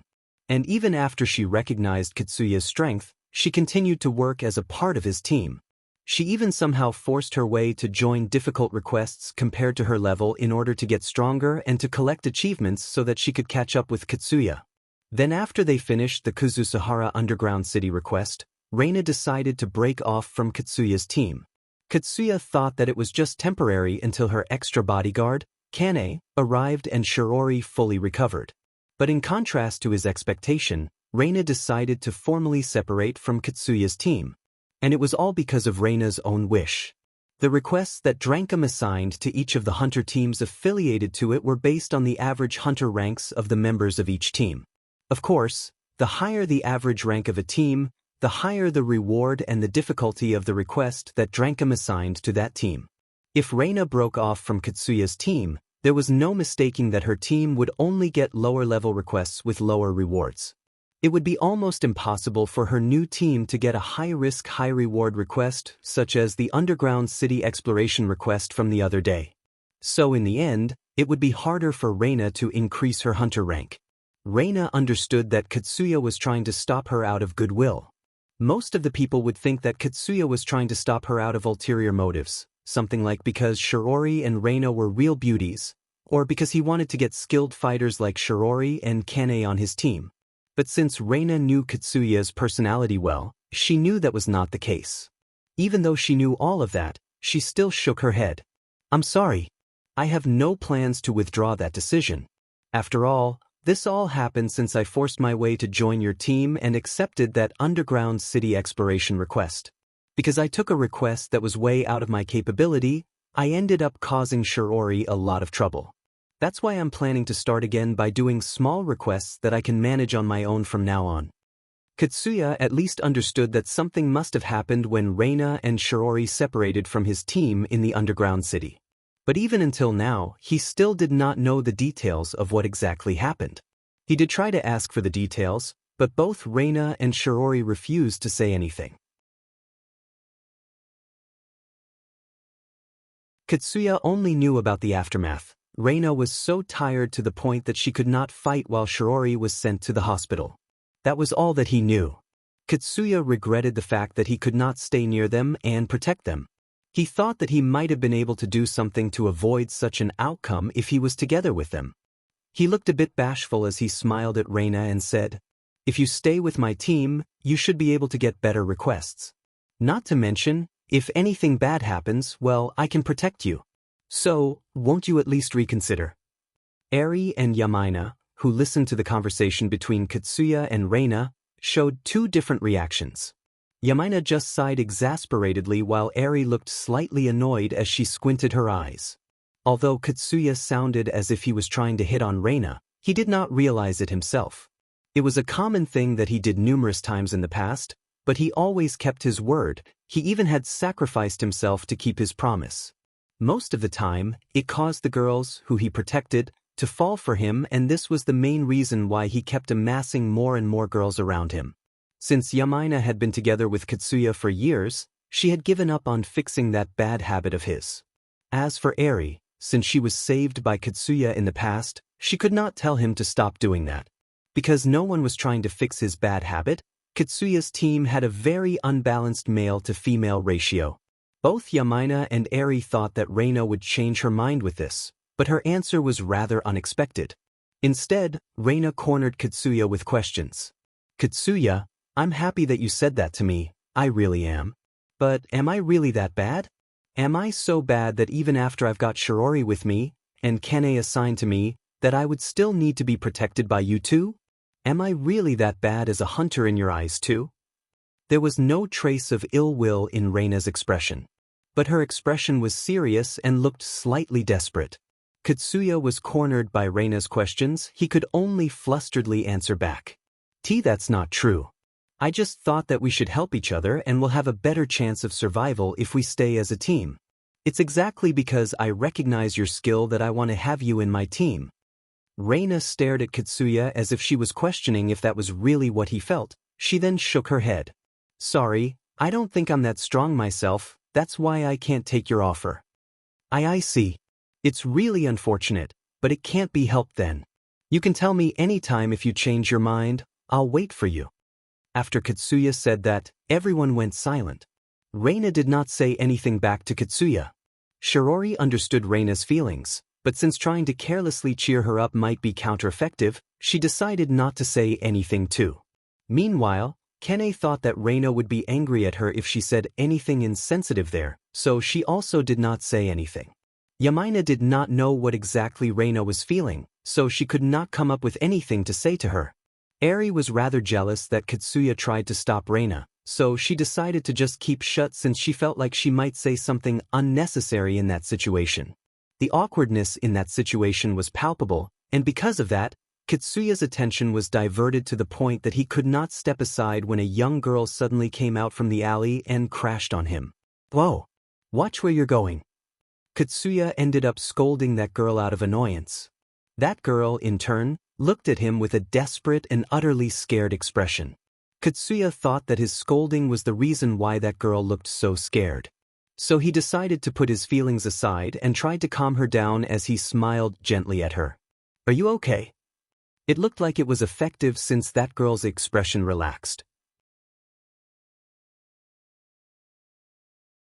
With that one sentence, Yamaina looked exasperated while Eri's face turned stern.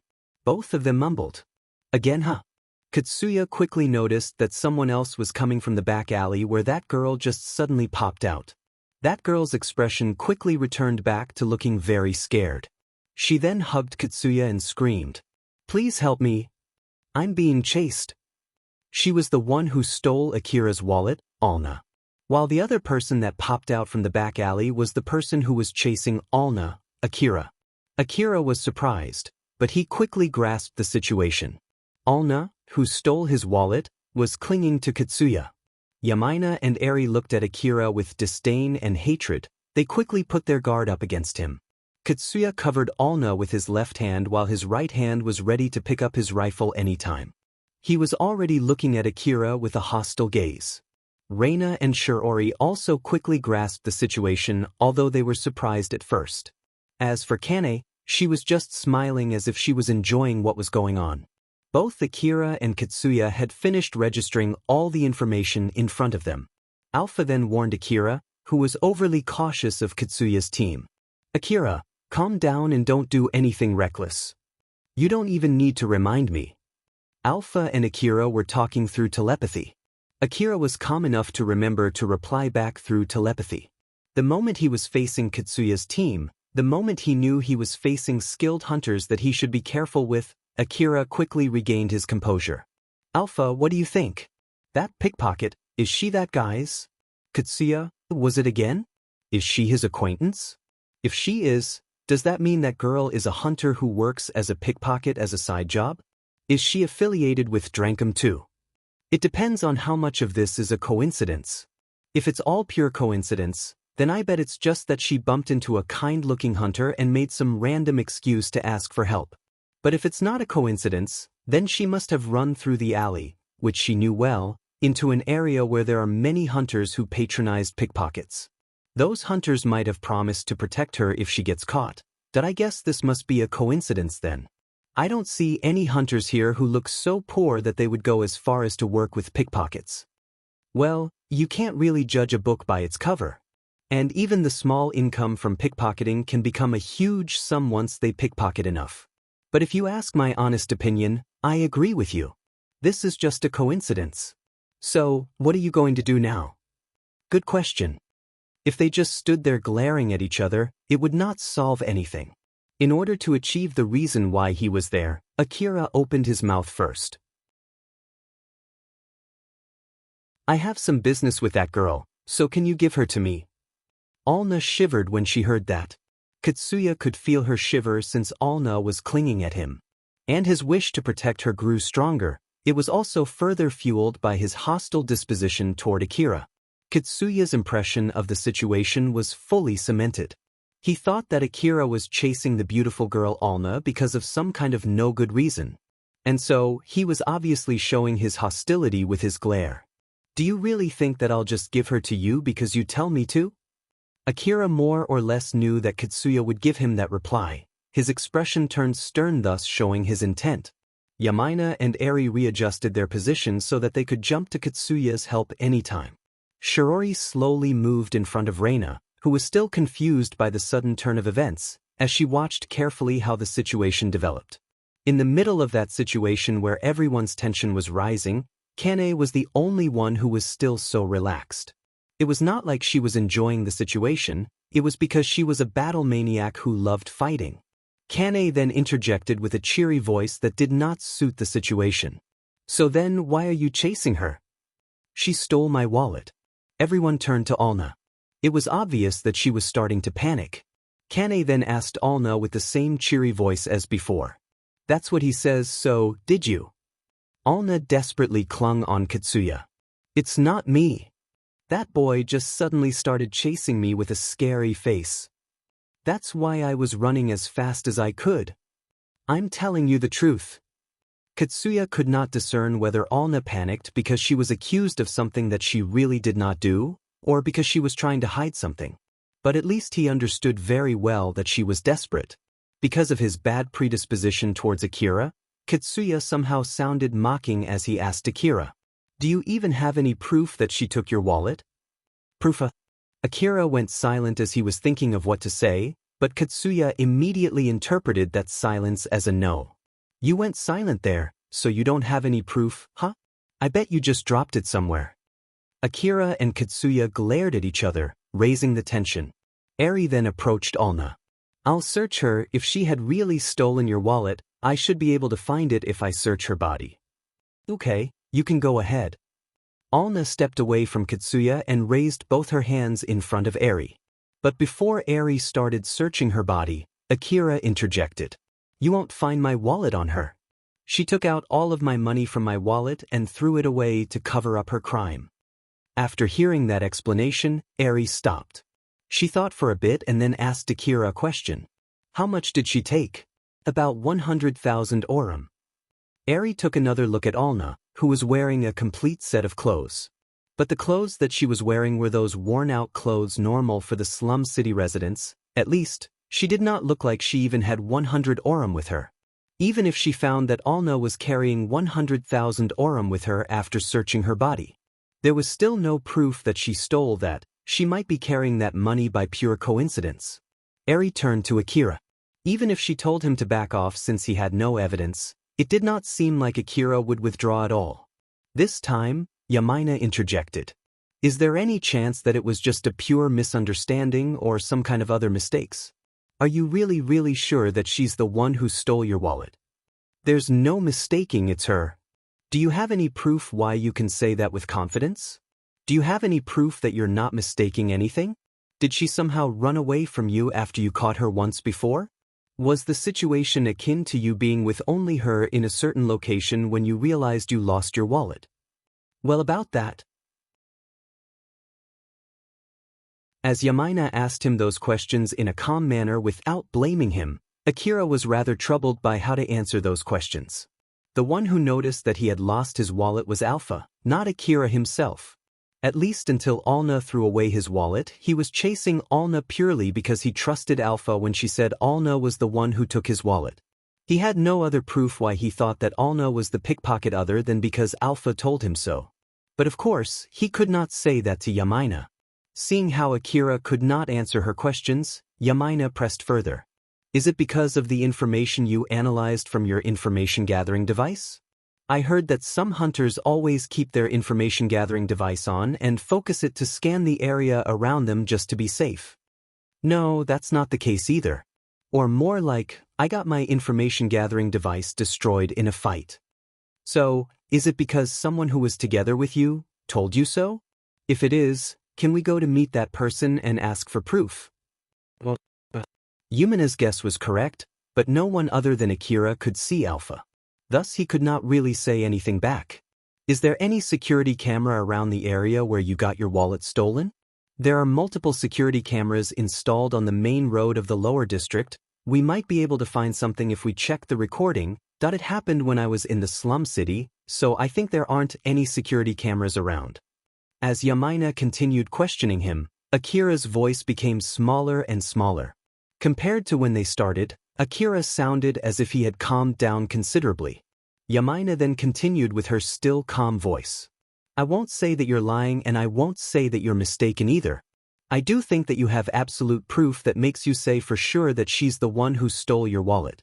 But it seems that you have your reason as to why you can't tell us the details about that. But again, as long as you won't tell us anything or give us any proof, we can't just trust your words and give this girl to you. You at least understand my point, right? Yamaina stated that she understood what Akira was trying to say as well as asking him to understand her point. Akira also understood well why Yamaina was taking that stance. So basically, she was not saying that he was mistaken or anything, while on the other hand, she asked him to not fully blame her either. Because of that, Akira was considerably calmed down, and the aura that was leaking out from him had also vanished. After talking with Yamaina, Akira had more or less regained his calm. It was not like Akira himself wanted to rope someone unrelated to his problem too. The tension in the air had already lessened. It felt like at this rate, that incident would be solved without any fighting. Seeing how the situation had developed, Kane looked slightly displeased. Akira, let's withdraw here. It's true that we can't expect them to trust us without telling them anything. Alpha also encouraged Akira to pull back. He also agreed with Alpha's opinion. There were many criteria that could be used to decide the winner and the loser, and they were often used to make a clear distinction between the loser and the winner in every case. Akira, who had gotten his wallet stolen and his money taken by Alna, might be the loser here if he withdrew from this place without getting his money back. Then at the same time, it might mean that it was Alna's victory for getting protected by Katsuya, although she did steal Akira's wallet, as well as it was Katsuya's victory for being able to successfully protect Alna, who came asking for his protection. But again, it was nothing more but a biased evaluation. Katsuya looked confident since he thought that he had won there. Akira, who was leaking out intense pressure, had calmed down after Yamaina talked to him. Basically, he had more or less successfully protected Alna from Akira, who was chasing her.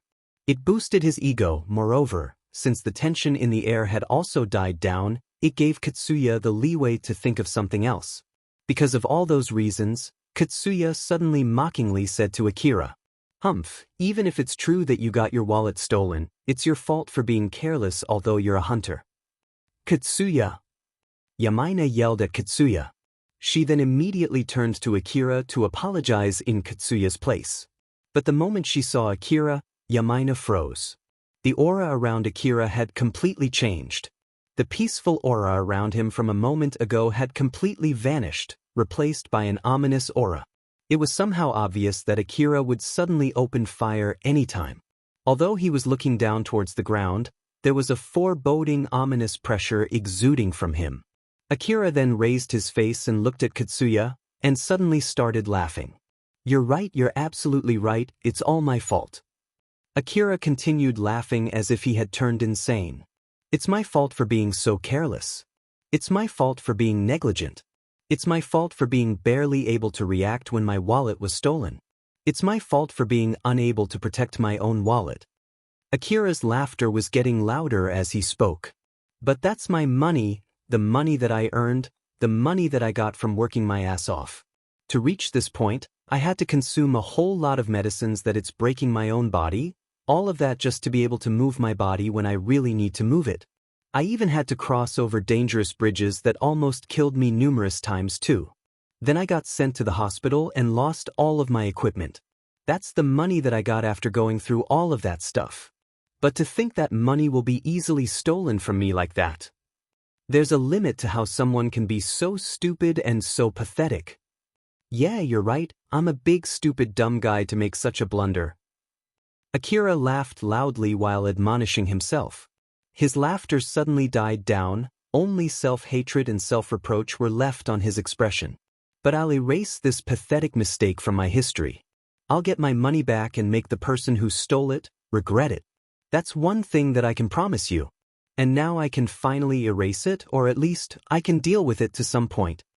The Akira in the past could not earn that sum of money, and even if he did, he could not get it back if someone robbed his money from him, since he simply had no right to carry any money.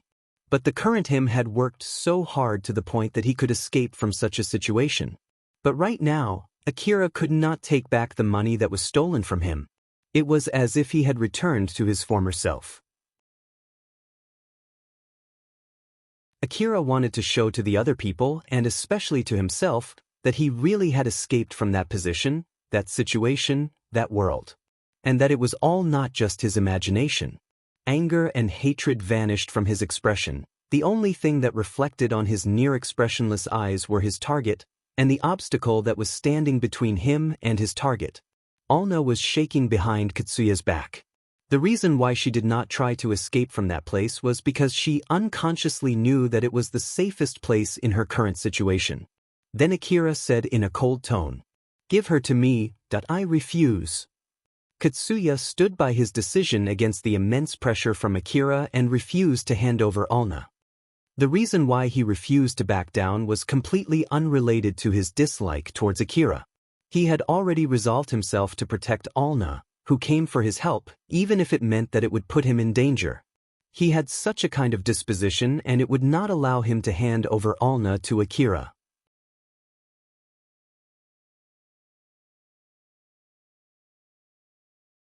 Chapter 71, Adding Salt to Injury.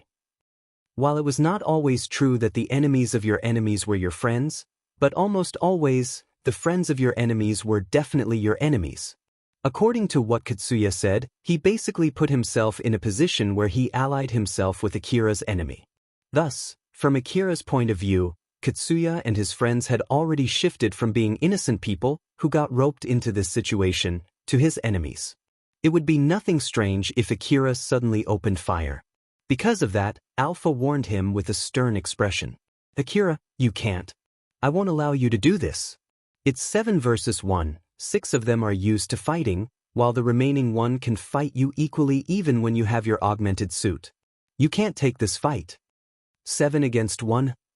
Those words were mumbled more to himself than to Alpha. Since he always communicated through telepathy with her, he thought that Katsuya and the others will not be able to hear what he said.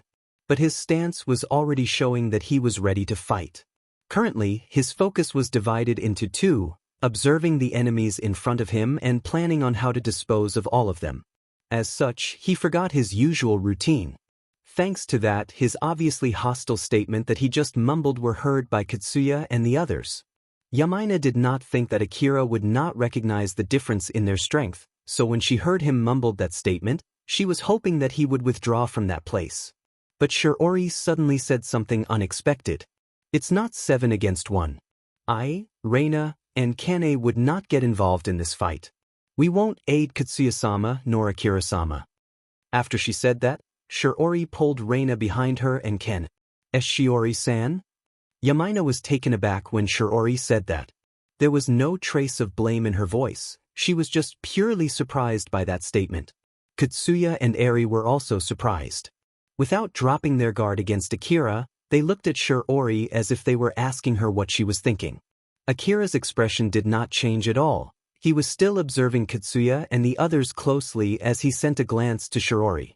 He tried to guess what Shiori's group was going to do next since they made an unexpected but suspicious decision. As Akira and Katsuya's group focused their attention on Shiori, she showed a willful expression and said to both of them, "Katsuya-sama, if you are going to risk a fight in order to protect someone who you just met for the first time, I do think it's a commendable act and I can respect that. But it is a completely different thing if it gets Milady involved too. So please handle this situation without involving us." Shiori said that with a serious face while exuding an intimidating aura. "Akira-sama, as long as you do not pose any danger to Milady, including misfire, I can promise you that we won't attack you. So please make the right decision to avoid any needless battle." Shiori basically said that her group would not help either side if they decide to fight it out. While at the same time, she was also questioning Katsuya's decision to risk his and his friend's life for Alna's sake. She was also telling Akira to rethink whether this fight was really that important or not. Both Akira and Katsuya could make a decision to not fight there. But if none of them backs off, then anything that would happen after that was their responsibility. Shiori then pushed Reina, who still could not recover from the confusion, backward as if she was urging her to move. They were slowly distancing themselves from Katsuya and Akira. "Milady, let's go." But Reina tried to resist a bit as Shiori pulled her away from that place, but she did not try to seriously break off from Shiori to fight beside Katsuya against Akira. To be more precise, she did not even want to be chosen as the third-party observer there. Shiori frowned as she said to Reina, "My apologies. Milady, I'll have to pull you away even if it's against your will. Or is that you're planning to repeat the same mistake again?" Shiori did not clearly state what kind of mistake she was talking about. It was so that Reina would figure it out by herself about the worst mistake that she made in the past. Reina immediately remembered everything that Shiori might be referring to. That time when Yajima and Akira were arguing in the underground city, both of them were making statements without any proof or evidence. So there was no telling which one was lying and which one was not, but actually Akira was telling the truth at that time. But again, there was no guarantee that it was also the case this time. She also remembered that she was taken hostage when she carelessly approached Yajima. So, she feared that the same thing would happen again if she tried to approach Akira to calm him down or if she tried to approach Alna to protect her. After all, if Alna took her hostage, Shiori might be forced to fight Akira again. And if Akira took her hostage, then Shiori might be forced to fight Katsuya. She would just end up as a deadweight again and be forced to watch people killing one another in front of her eyes. The regret that she was holding inside her heart since that day pushed her to make her decision. "Katsuya, I'm sorry. I can't help you this time. I don't think it's wise to risk my life for protecting that girl." It was a tough decision for Reina, but her love for Katsuya was not big enough for her to rope Shiori into that problem for his selfless action. Yamaina became saddened as she looked at Reina, while on the other hand, Eri's gaze was saying that she was condemning Reina's decision. It seemed that both of them loved Katsuya so much that they would be happy to sacrifice their lives for him. Enough that they would choose to fight Akira rather than pulling Alna off from Katsuya and handing her over to Akira, an act which would make Katsuya hate them. Kane suddenly said something with a cheerful voice as if she could not read the mood at all. I don't mind taking Katsuya's side though." Shiori immediately directed a silent but immense pressure toward Kane, making her retract her words. I'm sorry. I take that back. This is also my job as a bodyguard. So I can't do that. Well then we'll excuse ourselves here. Milady, let's go back home." Kane placed both of her hands on Reina's shoulder and started pushing her away to the point that they were jogging. Shiori lightly bowed and followed Kane and Reina. After Reina, Shiori, and Kane put enough distance from where Akira was, he mumbled, "Now it's 4-on-1. Katsuya and his friends were staring at Shiori, who left that place, forgetting about Akira. But the moment Akira mumbled those words, their attention returned back to him, their stances indicating that they were ready to fight anytime. Although they had not pointed their guns at Akira, Their hands were already extended to right beside their own respective rifles. The moment one of them touched their rifles, Akira might quickly react by grabbing his own rifle and start shooting. That was why Kitsuya, Eri, and Yamaina did not dare to make any sudden or suspicious moves. Akira's words reconfirmed their current situation. It was not 3 against 1, but 4 against 1. So in short, Akira included Alna as his target to kill, so Kitsuya would have to fight Akira while protecting Alna, which would put him at a disadvantage. Kitsuya's expression turned stern. Since the tension between them was extremely high, it shaved their spirits the longer they stood there staring at each other. And that unbearable tension was tempting Kitsuya and his friends to make the first move before Akira. Akira's expression did not change as he glared at Kitsuya. His eyes were saying that he had no wish to lessen his hostility towards them. He simply had no wish to back off in such a situation. The only reason why he did not make any move was simply because of the difference between their fighting power. Akira himself had no plans to go as far as to sacrifice his own life just to kill Alna. After all, if that was not the case, he would have made his move when Kitsuya and his friends took their eyes off from him. After losing Shiori, Reina, and Kane, the gap between their fighting power greatly reduced. But it still did not change the fact that Akira only had a slim chance of winning, even if he were to put down his life. Akira's sense of reason stopped him from pushing forward, but his hatred and anger prevented him from backing off. Because of that, he could not make any moves. The trigger that changed the situation was Alpha. She scolded Akira with a stern expression. "Akira, step back. If you just wait for a bit longer, you'll get better equipment. There's no reason for you to recklessly charge into a disadvantageous fight, without even waiting for your new equipment, just to kill that girl. From my point of view, what you are going to do now is just adding more salt to your injury. If you fight now, there's no mistaking that you'll die. Akira, are you going to disobey me now? Do you not trust me now?" Even after hearing Alpha's words, Akira's expression showed no change. The hostility that he directed to Kitsuya did not reduce at all as he was still glaring at them. But then Akira, who did not lower his guard and was keeping his eyes fixed on Kitsuya and his friends, took a step back without turning around. He then slowly stepped back to the alley where he came from. Akira's expression did not change and he still glared at Kitsuya and his friends until he finally vanished deep into the alley. Even after Akira's figure disappeared into the alley and his presence completely vanished, it took a few minutes before Kitsuya, Eri, and Yamaina lowered their guards. All of them let out a big sigh as they were liberated from the high tension which accumulated during that confrontation. Even though they did not fight at all, they felt exhausted. That confrontation was psychically more taxing than a fierce battle. It might be because they had no experience fighting against another person. Since they were lucky to be proper hunters and with a big gang like Drankum behind them, Kitsuya rarely had any occasion where he had to fight other hunters. Although they had gone through a lot of fights during their job as hunters, this was the first time someone bore such a level of killing intent and hostility at them. Yamaina strongly scolded Kitsuya, which was very rare considering her nature. "Kitsuya, don't expect me to help you if something like that happens again, okay?" Kitsuya did not think it through as he reflexively replied back.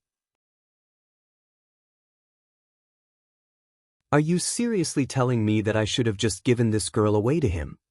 That's not it." Kitsuya's reply caused Yamaina to raise her voice and shut him up. Her fiery reply caused Kitsuya to wince back. "If you hadn't said what you said back then, we could have resolved this peacefully." "So why in the world did you say that?" I didn't think that he would get enraged, you see. What I'm asking you is the reason why you said that. Did you really think that he would just laugh it off and forget about it when you say such things?" "I just slipped off from my mouth. I'm sorry." Kitsuya sounded like his apology was sincere. It seemed that he at least knew it was his mistake. After letting out her pent-up emotion, Yamaina finally calmed down. Her intense glare had returned back to normal. After she took another long breath, she then scolded Kitsuya again. "The next time you do anything like this, I'll replace that mouth of yours with a cyborg part and I'll set it so that you can't say anything without my permission, okay? Do you get that?" "Okay." After hearing his answer, Yamina finally let go of her rage. Now that she had regained enough composure to think about Alna, she approached Alna, who was still dumbfounded by what had happened, and said to her, "I'm sorry, it seems that things always get complicated because of Katsuya." Then Alna flusteredly thanked Katsuya and his friends. Please don't be. It's me who should be apologizing for roping everyone into my problem.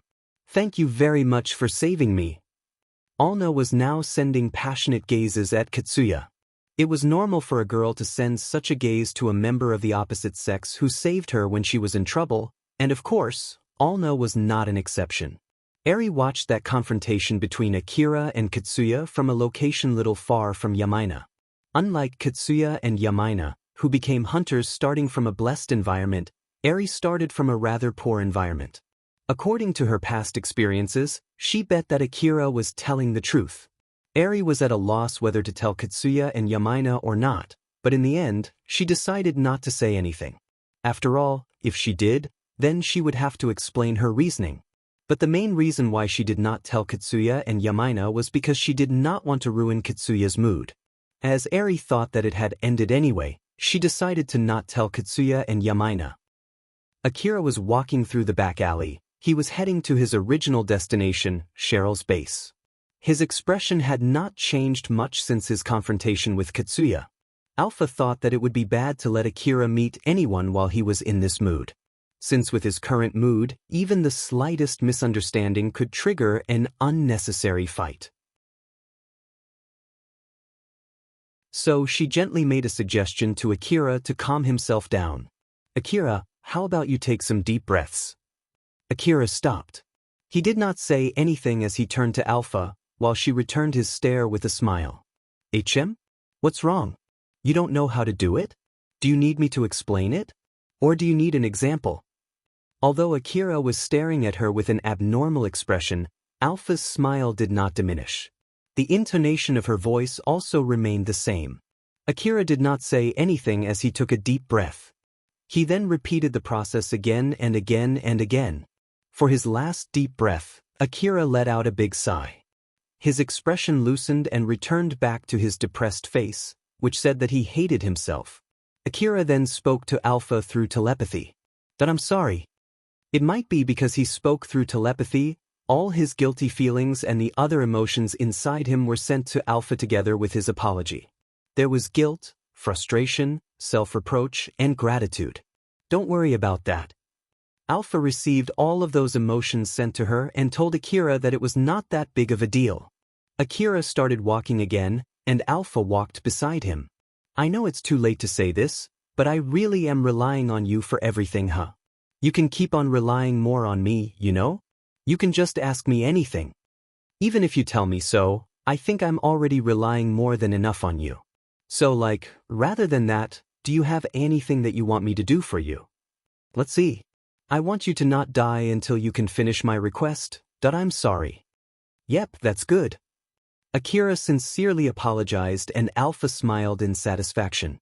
Akira arrived in front of Cheryl's base, but he decided to head back home without entering the base. Although he had regained his calm, his mood was not fully recovered to his usual self yet. He might inadvertently vent his emotion on Cheryl, thus he thought that it would be better for him to visit the base another day. Akira retraced his footsteps back to his house. After Akira left, two girls arrived near Cheryl's base. One of them was a girl by the name of Nasha. She looked just like a normal girl commonly found in the slum city. While the other girl was Alna. Alna worriedly asked Nasha, "Are you sure that it'll be fine?" "Don't worry, I carefully picked this gang after gathering all the information that I could get. Even if we get rejected from this gang, they won't kill us or take all of our possessions. Maybe." Both Alna and Nasha were hoping to join Cheryl's gang. Although Cheryl's gang was a relatively small gang, it gathered a lot of attention from the young boys and girls in the slum city. Starting from its boss, Cheryl, all the members of the gang were young boys and girls, and there were even small children too. But even so, the gang was properly managed like a real organization, and it had enough influence to provide some level of protection to its members. Moreover, news had spread through the slum city that Cheryl's gang had successfully secured food and guns too. Thus, the reputation of the gang started to spread. People who heard about Cheryl's gang normally had good impressions of it. So, many of them wished to join Cheryl's gang in order to gain benefits. Nasha smiled to clear up Alna's worries. You were the one who kept rushing it in the first place, remember? So why are you hesitating now? That's true, but still. I don't know the real reason why, but it seems that the boss of this gang prohibits all of its members from thieving or murdering other people. That's why I'm sure they won't tell you to pickpocket even after you get accepted. I'll join first to see if that's true or not, and then you can join in later after I confirm it. That's our plan, remember.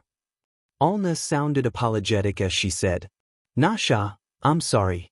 It feels like I'm making you go alone to check the gang just for my sake. Please be careful. It's fine. I've always been thinking of joining this gang anyway, so this is a good chance to do that. Nasha then extended her right hand to Alna and opened her palm. Alna took out a few pieces of papers from her chest and handed it over to Nasha while making her grip on it. Both Nasha and Alna did not think that they would be able to join Cheryl's gang without any connection or money. And at the same time, they thought that they would have a better chance to get accepted if they had some souvenirs that they could give to the boss of the gang or the people working under her. So their plan was to use their hard-earned money to get a better chance. As Nasha counted the bills that she received from Alna, she frowned and her face turned stern. 90,000 orum? Alna, you really overdid it this time.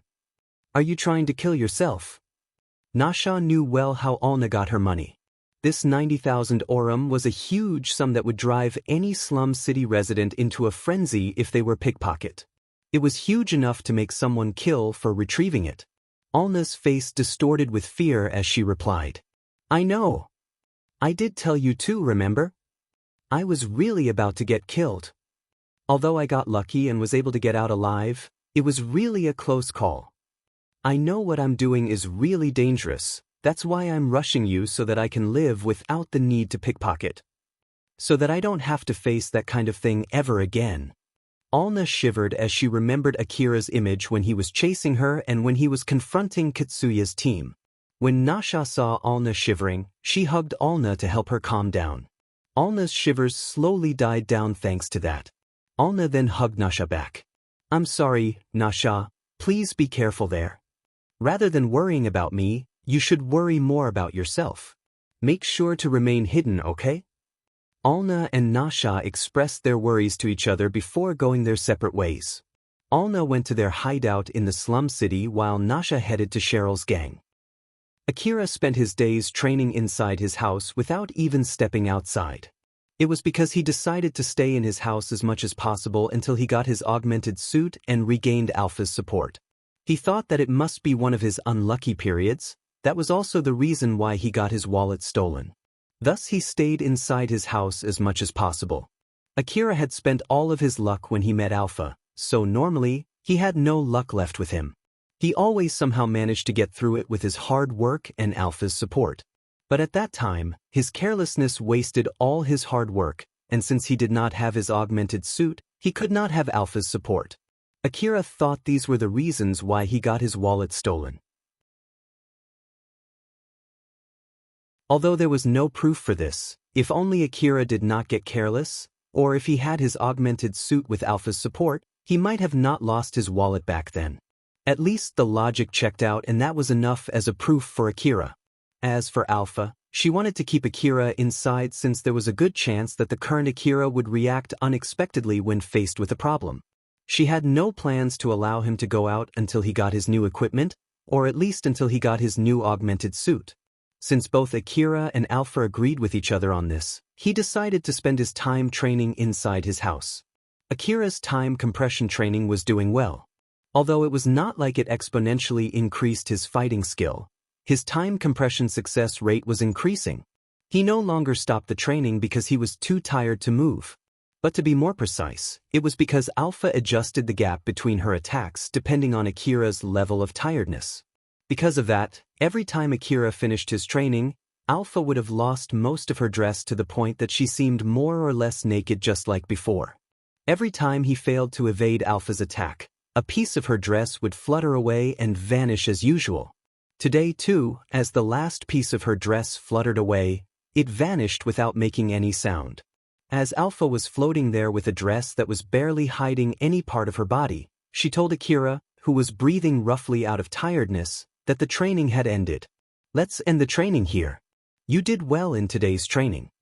Akira glanced at Alpha while trying to regulate his breathing. "What's wrong, Akira?" "Well, about that dress. Since it seems that you like erotic clothes, doesn't this interest you?" Akira sounded a bit annoyed as he said, "That's not it. I'm just thinking that although I'm starting to get a grasp on this time compression thingy, your dress has not changed much compared to the first time we started this training. So in short, I still can't evade your attacks, and that really bothers me." Akira was displeased by the result of his training since he felt that he was not getting better at all. Alpha smiled to reassure him. "That's normal. Even if you can slow down your time perception to 10 times, it's not like your physical ability increases 10 times. It's not easy to get yourself used to the lag that arises when you try to move your limbs and when they actually move. Moreover, you'll have to get yourself to the point where you can move your body freely in that state. So there's no way you can do it right off the bat. Don't worry, you're slowly getting there, I can guarantee that. Is that so? I don't feel it though. But if you say so, then I guess that's true. Yep. So don't worry. Okay." Akira picked himself up and started to walk to his room for taking a rest.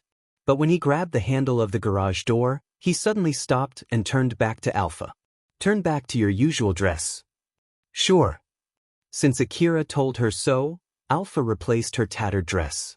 Akira was not bothered by her dress during the training since he placed his focus on dodging her attacks, or at least, he tried to do so. So when he returned back to his usual psychical state as he was about to exit the garage, that was no longer the case. Just like usual, after his training, Akira took rest in his room while eating his meal. It was his usual heated frozen meal. There was a separate kitchen in his house and it contained a stove for cooking. It was among the leftover stuff from the previous resident. But of course, it was currently not used for cooking anything. Akira had no idea how to cook, and it was not like the previous resident also left behind his cooking skill there. Not to mention, the frozen food was not that bad either, so he had no plans to learn cooking anytime soon. So, for now, it was just used to heat the frozen meal. Akira's living standard had definitely risen. But at least until he found pleasure in cooking, it was highly unlikely that he would ever use those cooking utensils. As Akira was enjoying his meal during the short break before his study, he asked Alpha, "What am I going to study today? Are we going to continue our talk about the corporations from yesterday? What was it again? Resource trading and distribution among the cities under the Eastern corporate government." When someone said Eastern City, Akira did not know that there were cities other than Kagomayama City until now. But thanks to Alpha's education, he started to gather common knowledge and increased his intelligence. Although he was more knowledgeable than before, his knowledge was still considered as minuscule compared to the people living within the inner wall. The reason why Alpha taught all of those things to him was more for her own sake rather than for Akira's sake. Alpha was actually probing Akira as she was teaching him. In order to complete her request, she needed him to be more knowledgeable so that he could easily resist any type of beliefs that might become an obstacle in completing her request. So, studying was important to both Akira and Alpha. Although their original plan was to study that day, Alpha decided to cancel it. "We won't be studying today. After all, it seems that a message just arrived from Shizuka saying that your new equipment has arrived. So let's go get them." "Oh, I can finally start my hunter work again. Let's go." In order for Akira to complete Alpha's request, she needed him to be stronger. So, she prioritized getting better equipment over his study. Alpha smiled at Akira, who looked elated. "They are tuning in to the Passion Pages YouTube channel. We're so grateful for your support, and don't forget to subscribe to join us on this incredible journey through captivating stories. Your generosity through donations truly makes a world of difference, as it's the primary source of revenue that allows me to expand and enhance this channel for you. Thank you from the bottom of my heart for being a part of this adventure."